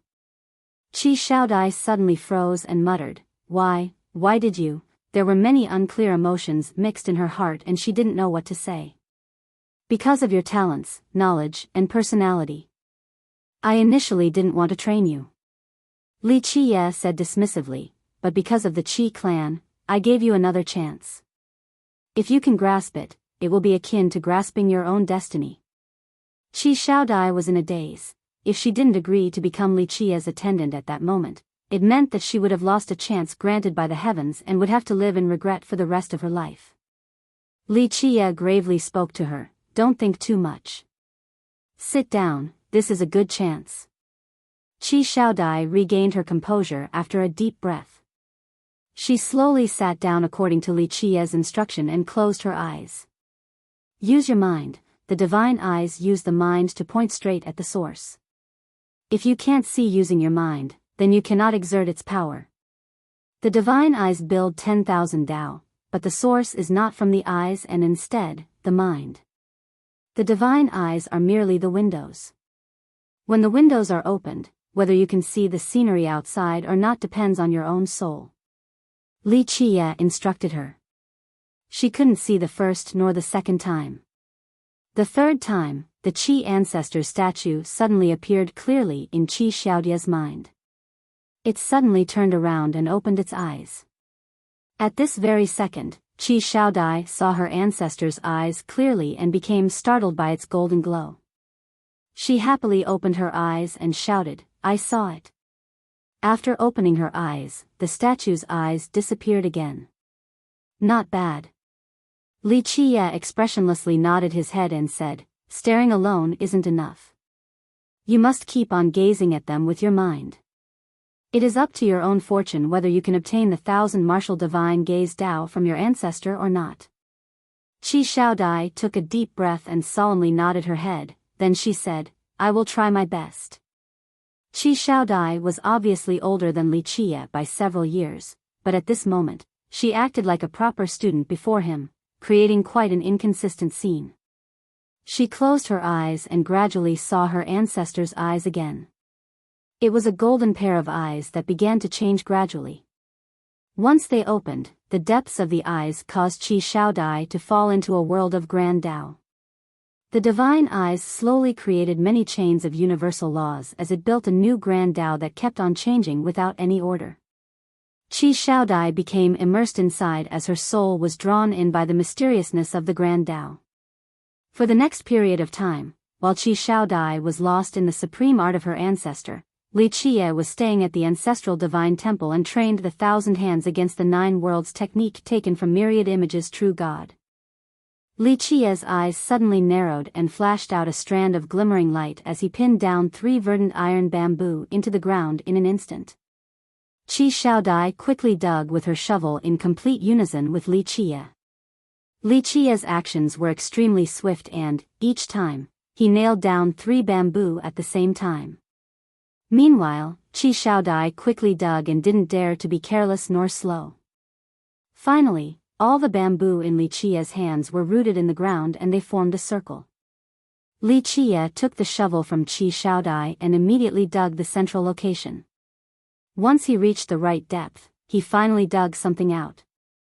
It was a giant earthworm. Qi Shaodai had never seen such a large earthworm before and became frightened. It was a giant earthworm with a fair-sized trunk made out of yellow mud on its back. Qi Shaodai exclaimed after seeing such a strange scene, "What is this thing?" It was one thing to dig out an earthworm from the ground, but an earthworm carrying a yellow mud trunk was an entirely different matter. "This is not an earthworm." After seeing that the earthworm was still perfectly fine, Li Chia let loose a sigh of relief. Why did we dig it up like this? The earthworm was strange enough, but Li Chia's digging style was quite bizarre as well. It is not a simple earthworm, it is a space-crossing earthworm. Even if you knew that it was underground, without pinpointing its exact location, you wouldn't be able to find it even after digging out an entire mountain. It is not in the same dimension as we are, so only when you know its specific dimensional location would you be able to lock it down. Li Chia said, but this is still not enough. If you disturb it, this space-crossing earthworm will run away to another dimension in an instant. One must trap it down before digging it out. This worm has an earth affinity, so the thing to trap it must be of the divine wood affinity, and wood overcomes earth. That's why we needed the verdant iron bamboo with its high wood affinity. Qi Shaodai further inquired, so as long as we have this bamboo, we will be able to trap it? Li Chia then answered, no, once a space-crossing earthworm leaves the ground, nothing can trap it. Only when it is underground would one be able to use the property of wood overcoming earth to trap it. The moment it leaves the ground, it is a free bird flying in the vast sky, a loose fish diving in the wide sea. Space itself is its heaven and earth, and it could escape to another dimension in the blink of an eye. Qi Shaodai was in a daze after listening to this, for this was her first time hearing about such a strange thing, about this space-crossing earthworm. At this point, Li Chia lifted the earthworm and opened the yellow mud trunk on its back.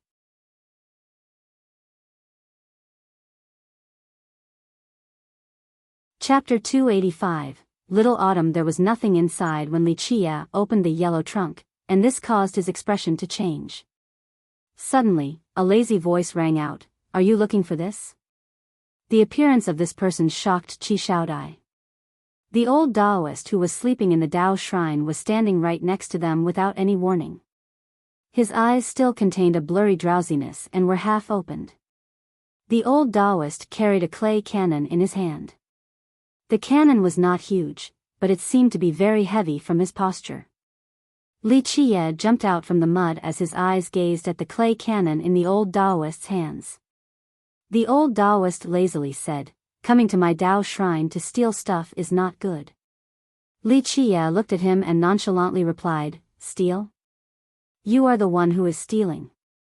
My ancestor once buried the space-crossing earthworm at this place for generations just so that, one day, I could come and take it back in the future." With his tired eyes, the old Taoist glanced at Li Chia and asked, "Your ancestor? Who is it?" His question was also something Qi Shaodai wanted to ask, but she didn't want to pry. Li Chia slowly placed the earthworm down and said, "You ask too many things. There are some matters that shouldn't be asked. Otherwise, one will die an unsightly death." "Really now?" The old Taoist beamingly smiled and said, "This old Taoist has been wanting to die for a while now, but it is simply not possible. Since you dug out the earthworm, you should just give it to me, right? Hee, last time, this thing escaped way too fast, otherwise, it would have been a side dish to accompany my wine. Old Taoist, you shouldn't touch such a thing." Li Chia slowly spoke, "Did the patriarch of the everlasting courtyard not tell you?" The sleepy old Taoist didn't care, so he grinned, "Hee, little demon, don't boast too much, this old man doesn't believe your ruse." Li Chia narrowed his eyes while staring at the old Taoist and asked, "Where is Magu? Where did Magu go?" The old Taoist suddenly stood up and the initial drowsiness was dispelled completely.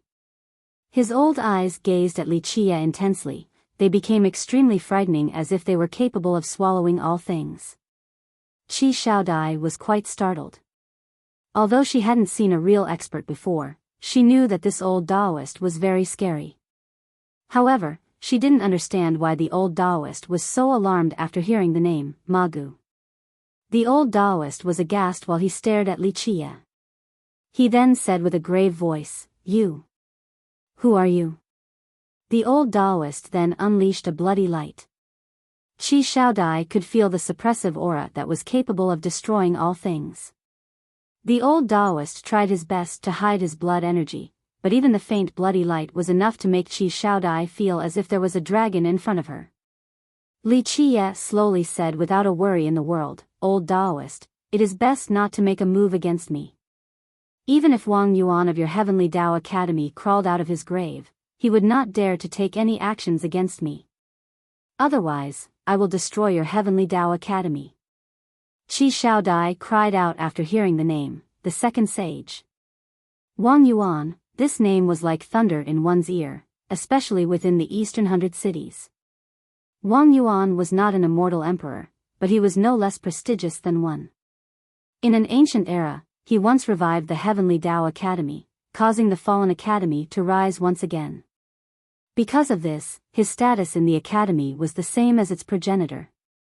Millions of years had passed and Wang Yuan had died a long time ago, but the academy still remembered his contributions, so they called him the second sage.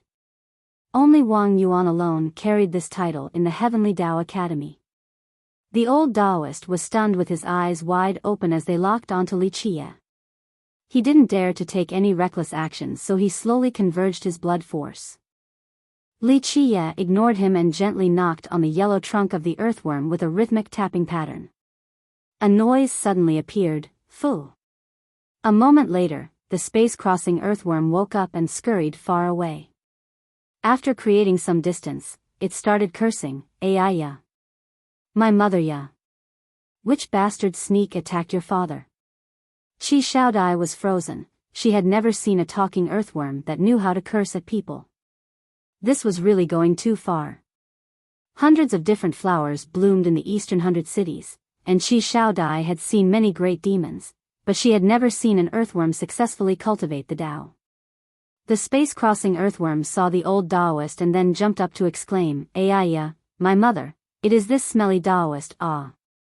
Seeing the old Taoist carrying the clay cannon, it became angry and yelled out in an angry tantrum, "Bastard Taoist. Stinky Taoist. Quickly give me back my divine cannon. Otherwise, this divine immortal will blow up your little shrine." The old Taoist narrowed his eyes and laughed, "Such a loud earthworm. Watch out or I will make you my wine side dish." "My ass, your bullshit stinks so bad. You only managed to sneak attack me a couple of times.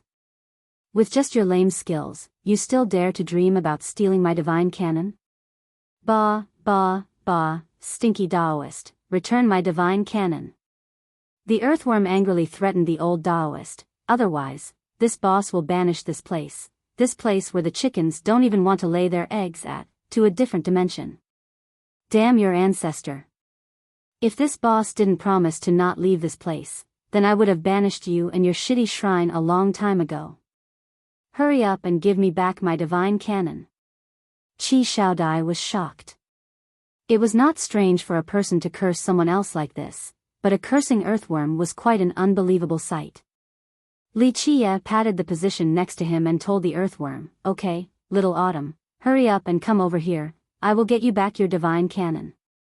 The earthworm jumped and stared at Li Qie in astonishment while saying, "How do you know about the Nihility Temple?" He was in disbelief and asked, "Who are you?" The earthworm with the foul and vicious mouth suddenly became cautious. Li Qie leisurely replied, "I even know the bird that clipped you out from the Nihility Temple. If you keep running your mouth, I'll have it eat you. Mother." The space-crossing earthworm suddenly jumped up as if it had seen a ghost, and it started to stutter, Are you being serious? You tell me." Li Qie spewed out a true mantra, and this true mantra turned into an orderly universal law that entered the earthworm's body. The earthworm then shivered and deafeningly shouted, "Oh my God! Young noble! Young noble is invincible in this world, in the 9 heavens and the 10 earths, in the 5 desolaces and the 6 Tao, in all the realms and myriad dimensions. This little autumn knew that nothing could stop young noble from returning. The king is back to reign over the world and all existences in the universe, to create 300 billion imperial concubines in your harem and marry millions and millions of fairies. The earthworm started to spew out a plethora of praises towards Li Chia in just a moment. Qi Shaodai and the old Daoist's eyes opened up wide. The arrogant earthworm that was cursing at everyone earlier could actually act like a sycophant in this manner. Li Chia then told the earthworm, "Okay, if you keep on talking rubbish, I will throw you back to the Nihility Temple." The space-crossing earthworm hurriedly ran over to Li Chia's side and dawdled around with an incomparably affectionate appearance. It seemingly wanted to win Li Chia's favor. Li Chia had to tap the yellow trunk on its back before it laid down next to him. With Li Chia as his backing, the earthworm became even more arrogant. "Stinky Daoist, give me back my divine cannon." He shouted loudly at the old Daoist, "If you don't give it back, my young noble will knock all your teeth to the floor and break your home. No, he will destroy this rotten temple of your heavenly Tao Academy." Li Chia tapped the earthworm again and said, "Okay, stop talking so much." The earthworm immediately became silent. Li Chia looked at the old Daoist and said in a carefree manner, "Daoist should give the divine cannon back to my pet now." Li Chia spoke in a polite and formal tone. There was no longer any trace of drowsiness in the old Daoist's sleepy eyes. He carefully looked at Li Chia and pondered for a bit before forcing a laugh. "I was just kidding, it was just a joke with the earthworm and its rotten mouth. I only took its divine cannon when it was unprepared, but there is no malice behind it." The old Daoist then handed over the divine cannon in his hands over to Li Chia. Li Chia then placed the divine cannon back in the yellow trunk on the earthworm's back. However, the earthworm did not let it go so easily and cursed, "Your grandmother, you dared to sneak attack me before? This boss will let you off this time. I want to find Magu." The earthworm was out of control with Li Chia behind him. The old Daoist's face became frozen after hearing the name Magu. Li Chia appeased the earthworm and said, "Okay, fellow Daoist has given it back to you, so just let it go. You also borrowed the heaven and earth vein of the Heavenly Tao Academy. Humph, it seems like this smelly Daoist is lucky this time." The earthworm was still feeling indignant, but it had no choice other than to eventually drop the matter.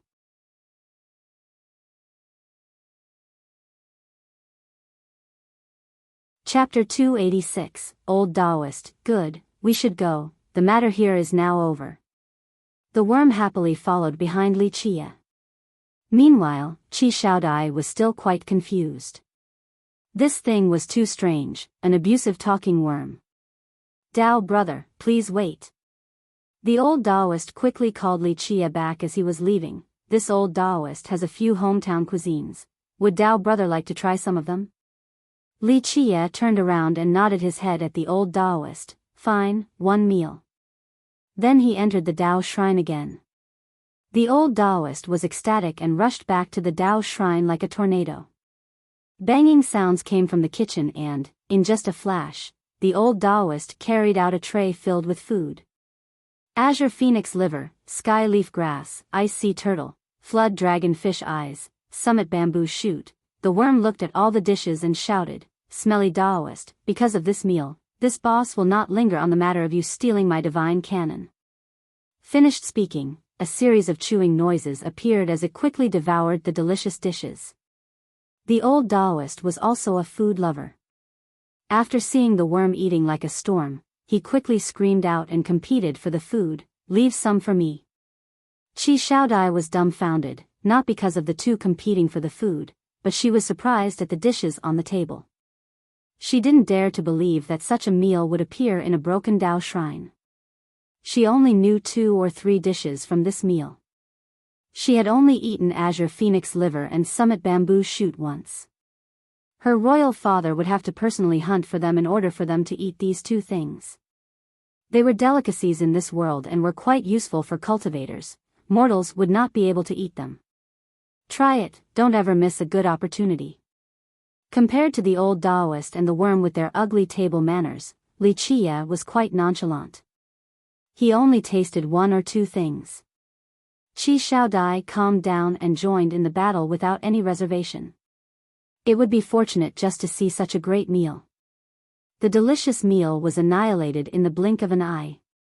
The old Taoist and the worm were burping non-stop while Qi Xiaodai also had her fill.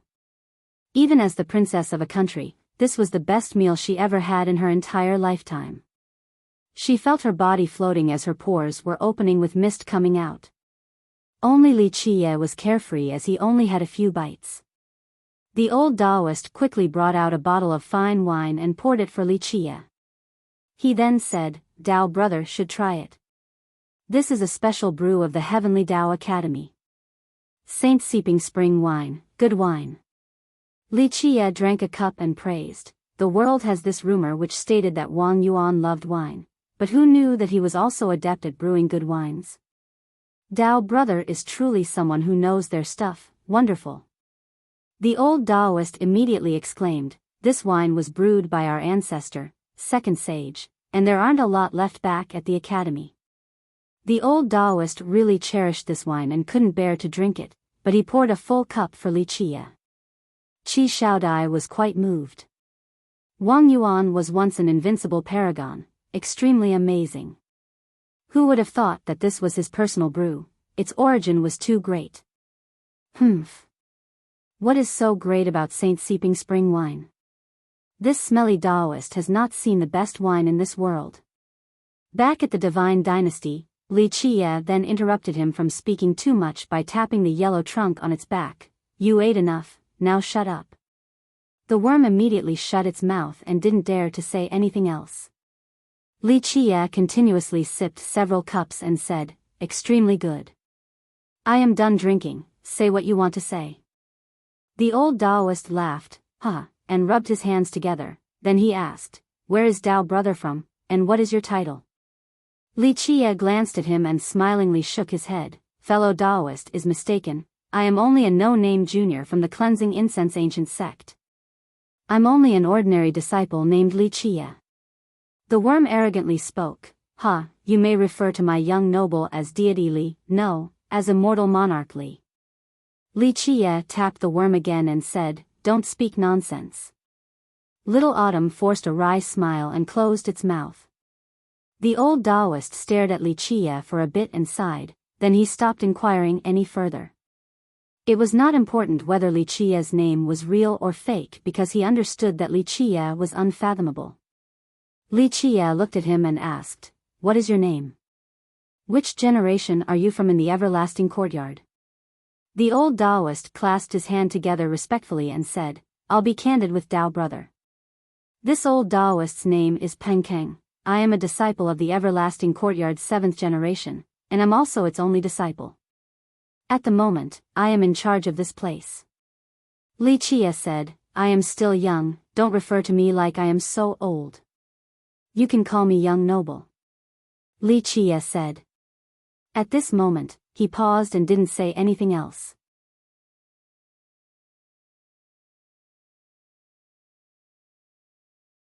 Chapter 287, Ancient Secret. After old Taoist Peng sat down, Li Qie said, "I had several wishes when I came to this place, and now there is only one left. I want to hear about the Void Gate."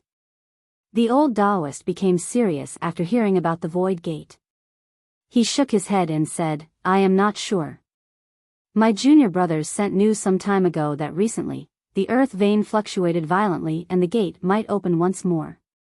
However, as for the exact date, my junior brothers are still calculating."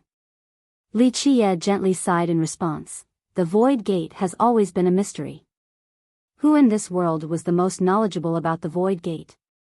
Outside of the deceased myriad images true God, there was only Li Qie left. At that time, Little Autumn was still ignorant. Old Taoist Peng opened his mouth. Ancestor Second Sage had gone inside to research, but unfortunately, he couldn't find the real door, or maybe there was never a real door in the first place. Little Autumn shook its head and said, "The Void Gate exists for sure, but it is hard to tell where it is running off to. However, your Heavenly Dao Academy has a leftover door, and it is the best clue to finding the Void Gate." As for my instincts, I can't tell whether the gate will appear in this generation or not. Li Qie was not anxious and said, "We'll deal with it when the time comes. I'm not leaving this place for now, and I'm staying at the ancestral divine temple. If your academy has any specific information, let me know." The old Taoist personally sent Li Qie off all the way down the mountain before going back. After leaving the everlasting courtyard, Qi Shaodai curiously asked, "What is the Void Gate?" Li Qie glanced at her and answered, "One of the 9 grand heavenly treasures, the Void Gate." Qi Shaodai exclaimed, "One of the 9 grand heavenly treasures." There were many strange things that happened today, but nothing was more shocking than this. She continued after being in a long daze, "The 9 grand heavenly treasures and the 9 grand heavenly scriptures, aren't these the items from the legends? They don't actually exist in this world, right?" Little Autumn said right away, "Little girl, you can just follow my young noble." "Ha, you don't even know, the 9 grand heavenly treasures and scriptures really do exist, and the Void Gate is even more real." "Ha, here." Li Qie glared at it so it shut up and was afraid to say anything else. Qi Shaodai was too surprised to pay attention to his words. These treasures were part of the bedtime stories she heard when she was young. The world had always assumed that there were no such items. However, when Li Qie said that the Void Gate was real, it became quite credible. She took a deep breath to calm down, but she didn't dare to ask more when Li Qie remained silent about the matter. However, she still had one more question. Does the everlasting courtyard belong to the Heavenly Tao Academy? The academy was renowned in the Eastern 100 cities and even the entire mortal emperor world, but she had never heard of this courtyard before. It was established later on. Li Qie said, "The courtyard was not initially part of the academy, but Wang Yuan integrated it later on." Wang Yuan, second sage of the academy, he was not an immortal emperor but was just as famous. Why did Li Qie always know these heaven-shaking secrets? After arriving at the ancestral divine temple, Little Autumn couldn't help but feel strange with a sigh. Ancestral divine temple. Li Qie commanded, "Find a spot for yourself. Don't mess anything up and don't speak nonsense." Having said that, he went back to his room. Meanwhile, Little Autumn stayed in the grand hall to look at the statue of the Qi clan ancestor. He lamented, "100 battles, God King." Then, it crawled in front of myriad images true God and bowed down, "Master, rest in peace." Little Autumn has been sleeping in a special dimension and finally escaped the nightmare of being trapped by those old monks. "Don't worry, Master, in this life, I will definitely cultivate into a human form." It is quite a shame that Master couldn't escape the nightmare from that place. Damn their grandmothers. One day, young noble, and I will definitely take that broken urine pot. Although Little Autumn's words were still quite crude, they respectfully worshipped the statue. Qi Shaodai stared at Little Autumn's demeanor in confusion. She waited until it was finished bowing before asking, "Myriad images true God is your master? Then, have you lived for a really long time now?" "He is my previous master." Little Autumn stared at the statue in remembrance. "I haven't lived for too long. I have been hiding and sleeping in my own realm, and I woke up around 100 or 200 years ago. Could he be the descendant of myriad images true God?" The he Qi Shaodai was referring to was Li Qie. She felt that this hypothesis was very likely to be true. Li Qie was the descendant, so he came here to worship his ancestor and to take the things that were left behind. Little Autumn only glanced at Qi Shaodai and smiled without saying anything. Qi Shaodai didn't give up and continued prying, "Where are you from? Could it be the world of the gods from the legends? Is there really such a place in this world?" Little Autumn looked at her and said, "Miss, don't inquire about my origin, lest it brings about a calamity." Little Autumn had a big mouth, especially after sleeping for countless years inside his realm. He wanted to talk a lot. However, after being warned by Li Qie, Little Autumn knew what to say and what not to say. Otherwise, his young noble would really show him what's up. Without Li Qie's permission, Little Autumn would not tell anyone that it came from the Void Gate. At that time, it was only an unwitting worm and its master, myriad images true God, took it out. The idea that it came from the Void Gate was only its master's speculation. Later on, in order to explore the Void Gate, Myriad Image's true god actually went into the Buddhist burial plateau to obtain an item, and they became trapped in a strange and inescapable place. Li Chia, as the Dark Crow, came to save them, but unfortunately, the true god couldn't surpass the arduous time. As for Little Autumn, it was put into its realm to escape the calamity and it had been asleep until now. Little Autumn asked while looking at Qi Shaodai, "Why is Little Miss staying by my young noble?" Qi Shaodai was caught off guard and didn't know how to answer. Was she a servant? Not quite. Was she a maid? Also not quite. The truth was, Li Qiyan never mentioned anything about accepting her as a maid, and she was only a temporarily attendant at best. Little Miss needs to have sincerity and good faith. Only then will you have a good opportunity. Little Autumn gave her some advice: geniuses are nothing, and heaven's proud daughters are also nothing. To my young noble, even fairies are nothing. I see that you are a type of princess or saintess, right? To my young noble, this status is not worth a single coin, think about it well. In the past, Little Autumn didn't follow Li Chia for too long before Li Chia went into hibernation. But in that era, it had seen many great characters around Li Chia, goddesses and fairies were only his maids. Little Autumn slowly went into a room while Qi Shaodai was still standing there. The next day, Li Chia told Qi Shaodai, "Practice well, I have to go outside for a bit." Having said that, he took his leave. "Young noble, wait for me." Needless to say, Little Autumn followed him like a shadow. Qi Shaodai didn't ask where Li Chia was going and stayed behind silently. She was used to Li Chia's mysteriousness and knew that she alone couldn't influence his actions. Maybe, in his mind, she was only someone he was teaching a thing or two to. Thinking up to here, Qi Shaodai sighed. Since when did her emotions become affected by Li Chia? Li Chia left for the western border of the Heavenly Tao Academy with Little Autumn right behind him. The Academy's territory was vast. One could only imagine its inner power since it stood strong all the way from the desolate era until now. The Academy's barren western territory spanned for millions of miles with majestic mountains and rivers. Perilous peaks and valleys were found everywhere. Because of these dangers, humans were not around, only heavenly beasts and longevity spirits infested this zone. You, stay aware and check to see if the Void Gate can appear or not. Li Chia told Little Autumn once they stepped into this area.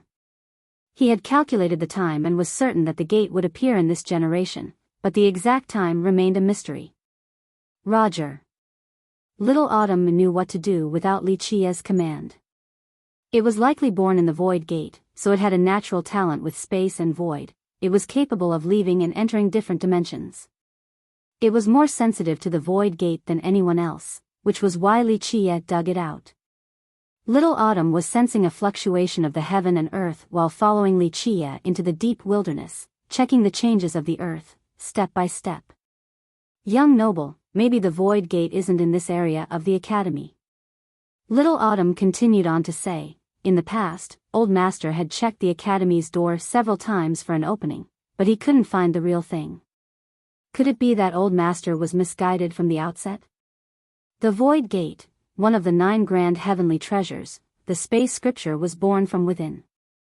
The space scripture was extremely mysterious, and since time immemorial, no one had ever heard of someone being able to enter the Real Void Gate.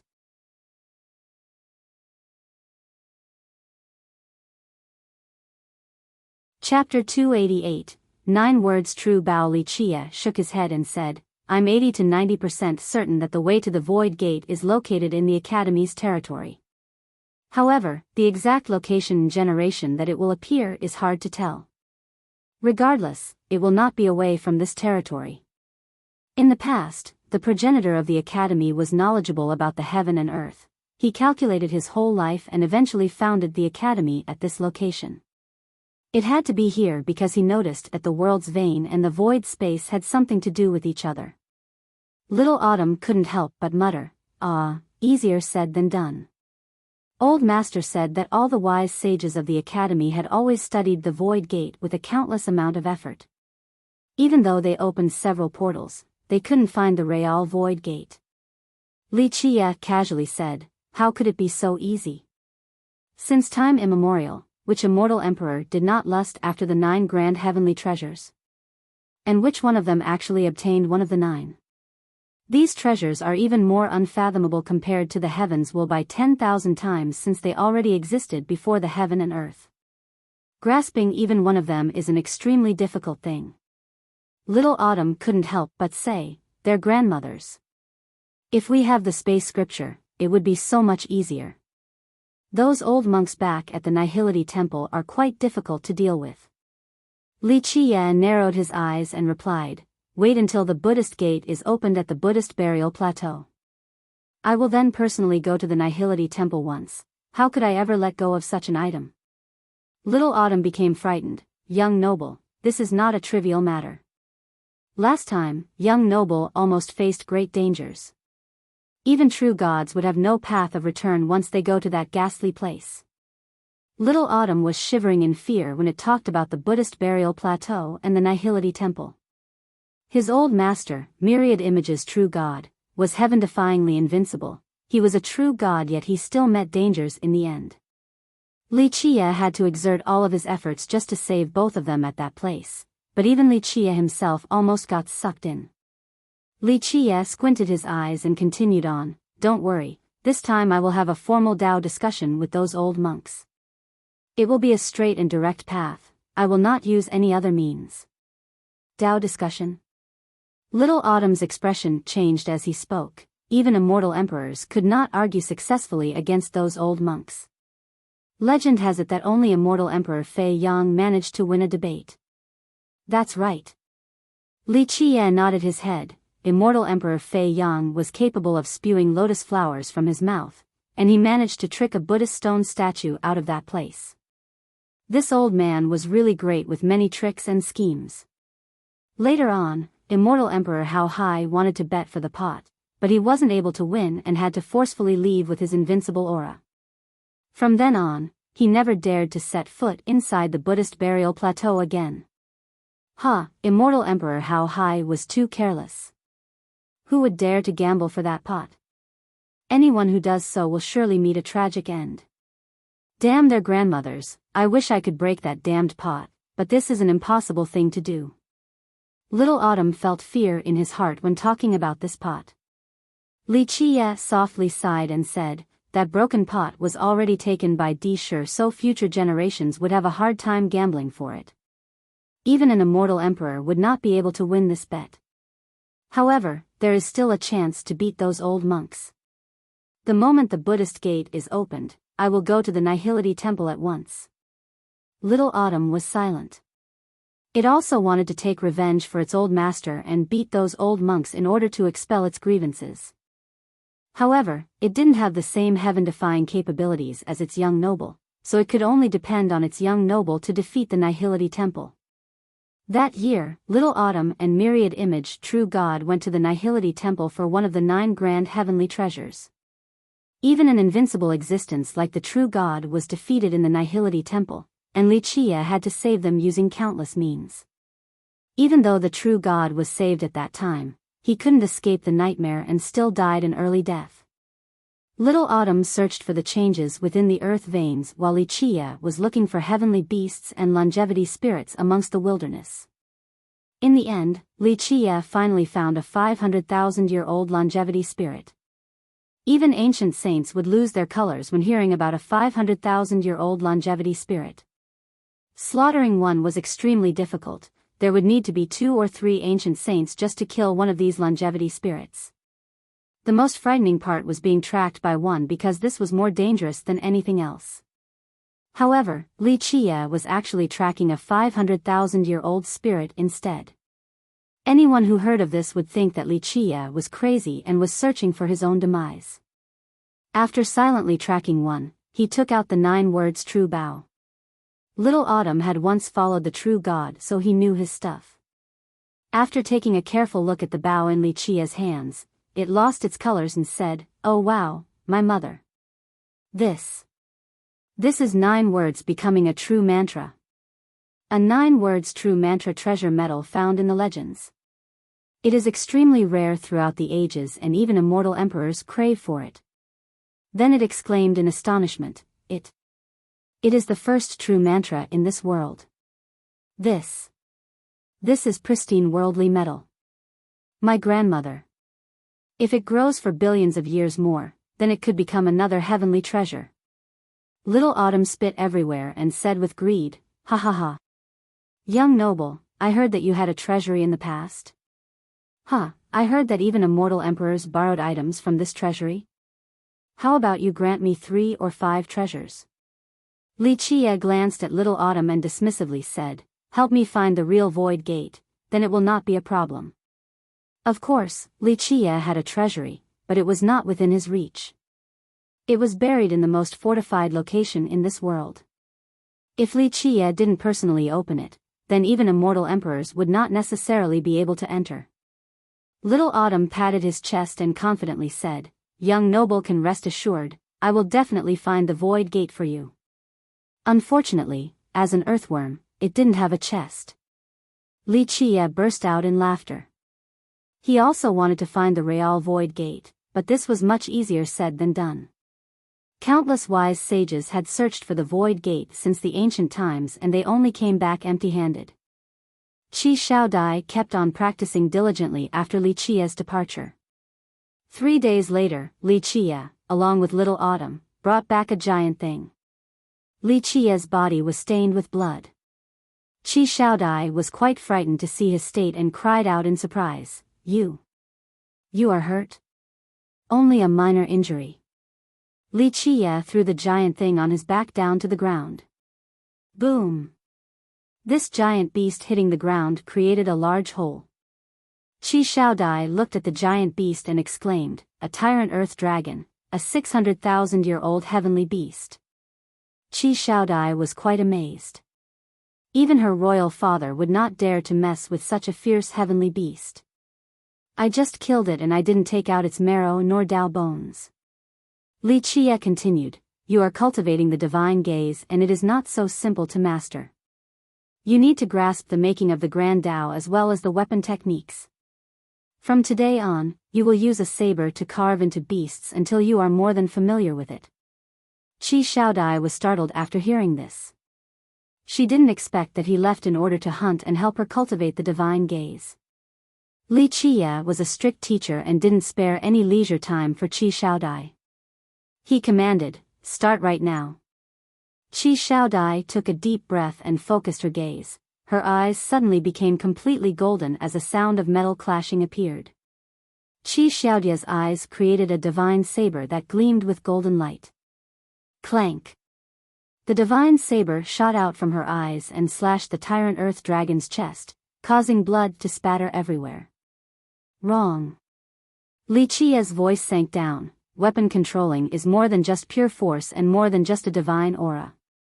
The most important part is the technique. You must grasp the technique before freely controlling thousands of weapons.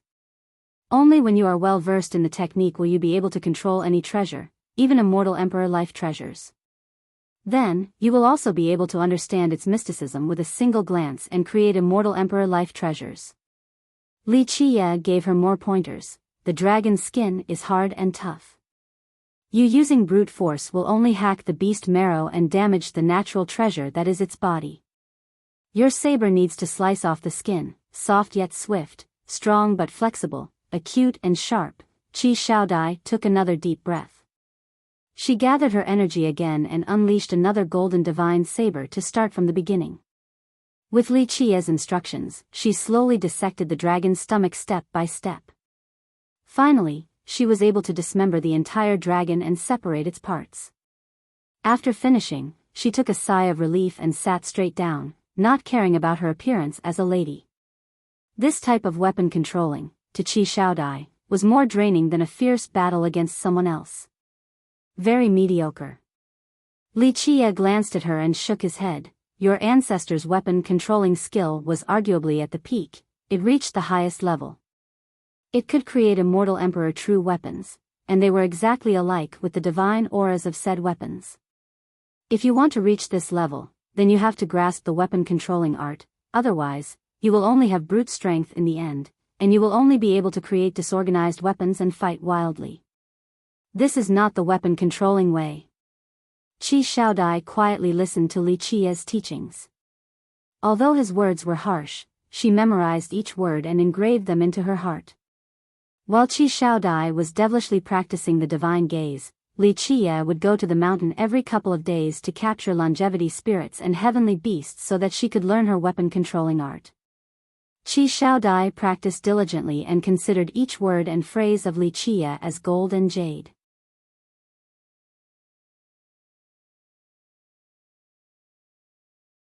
Chapter 289. The storm began while Li Qiye and Qi Xiaodai were training in the ancestral divine temple. There was a piece of news that reached the eastern 100 cities. The Heavenly Tao Academy had opened its gates to accept students everywhere. This news caused the entire region to clamor as countless people were debating about this matter in astonishment. One cultivator said, "The last time the academy accepted students was 1,000 years ago. That time, the academy was only accepting vagabond cultivators or young cultivators without any sections." Many great sects and countries in the eastern 100 cities quickly heard this news. This time, the academy was accepting students from all the sects and countries in this world, no matter the size nor heritage. As long as the students' conditions were suitable, they were able to enter the academy. Momentarily, countless people were in an uproar. Until now, the academy usually accepted disciples, but disciples and students were two different matters. Disciples, once accepted, were disciples of the academy for the rest of their lives. Students were different. They simply trained in the academy and could leave at any time. They bore no responsibilities and only needed to have the right qualifications. Of course, the treatment between disciples and students were different. Even then, there were still many young cultivators who were willing to become a student of the academy, even those from the great powers. Many young ones ran to the academy to see if they fit the requirements. Disciples from the great powers and the secret grounds all came since these powers could afford this little fee.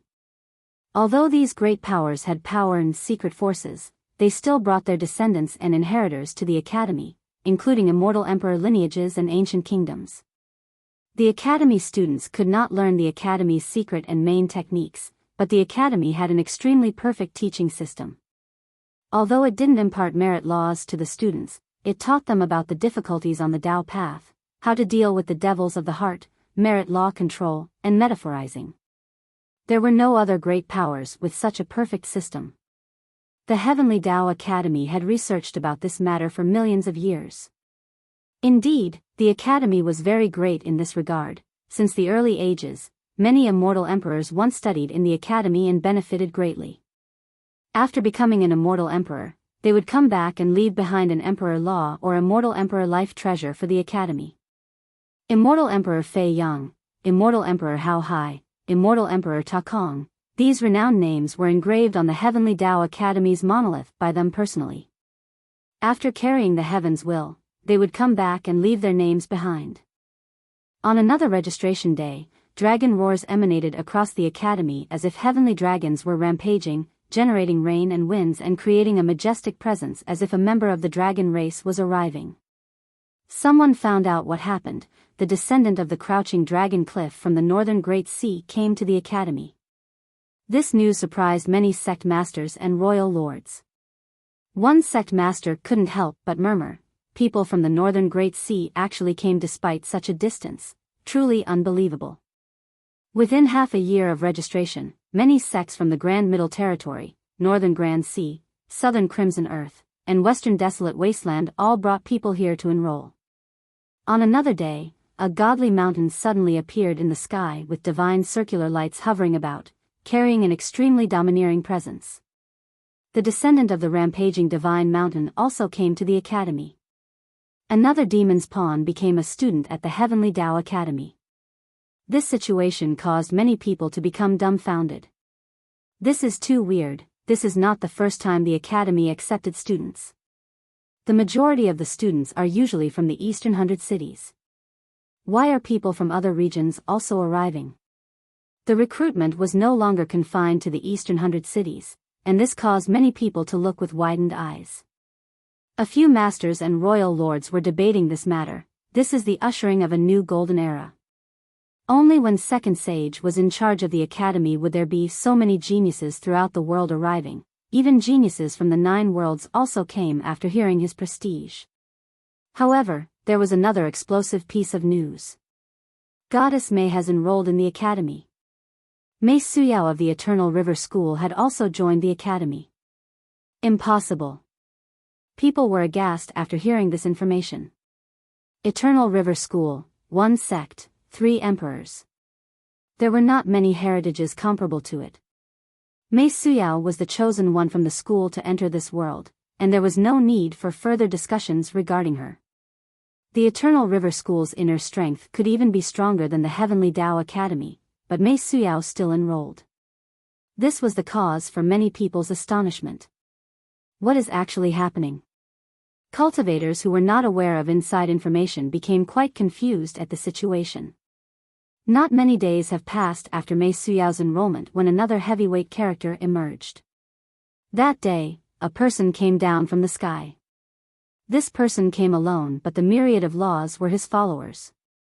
One step caused the Grand Tao to shake, one step to become the ruler of the heaven and earth. In just a moment, the sun and moon lost their colors, his step alone trampled the mountains and rivers. Existences in the places trod by him were shivering as if a god had descended to the mortal world. He had not yet arrived at the academy, but someone had already shouted, "Deity is here."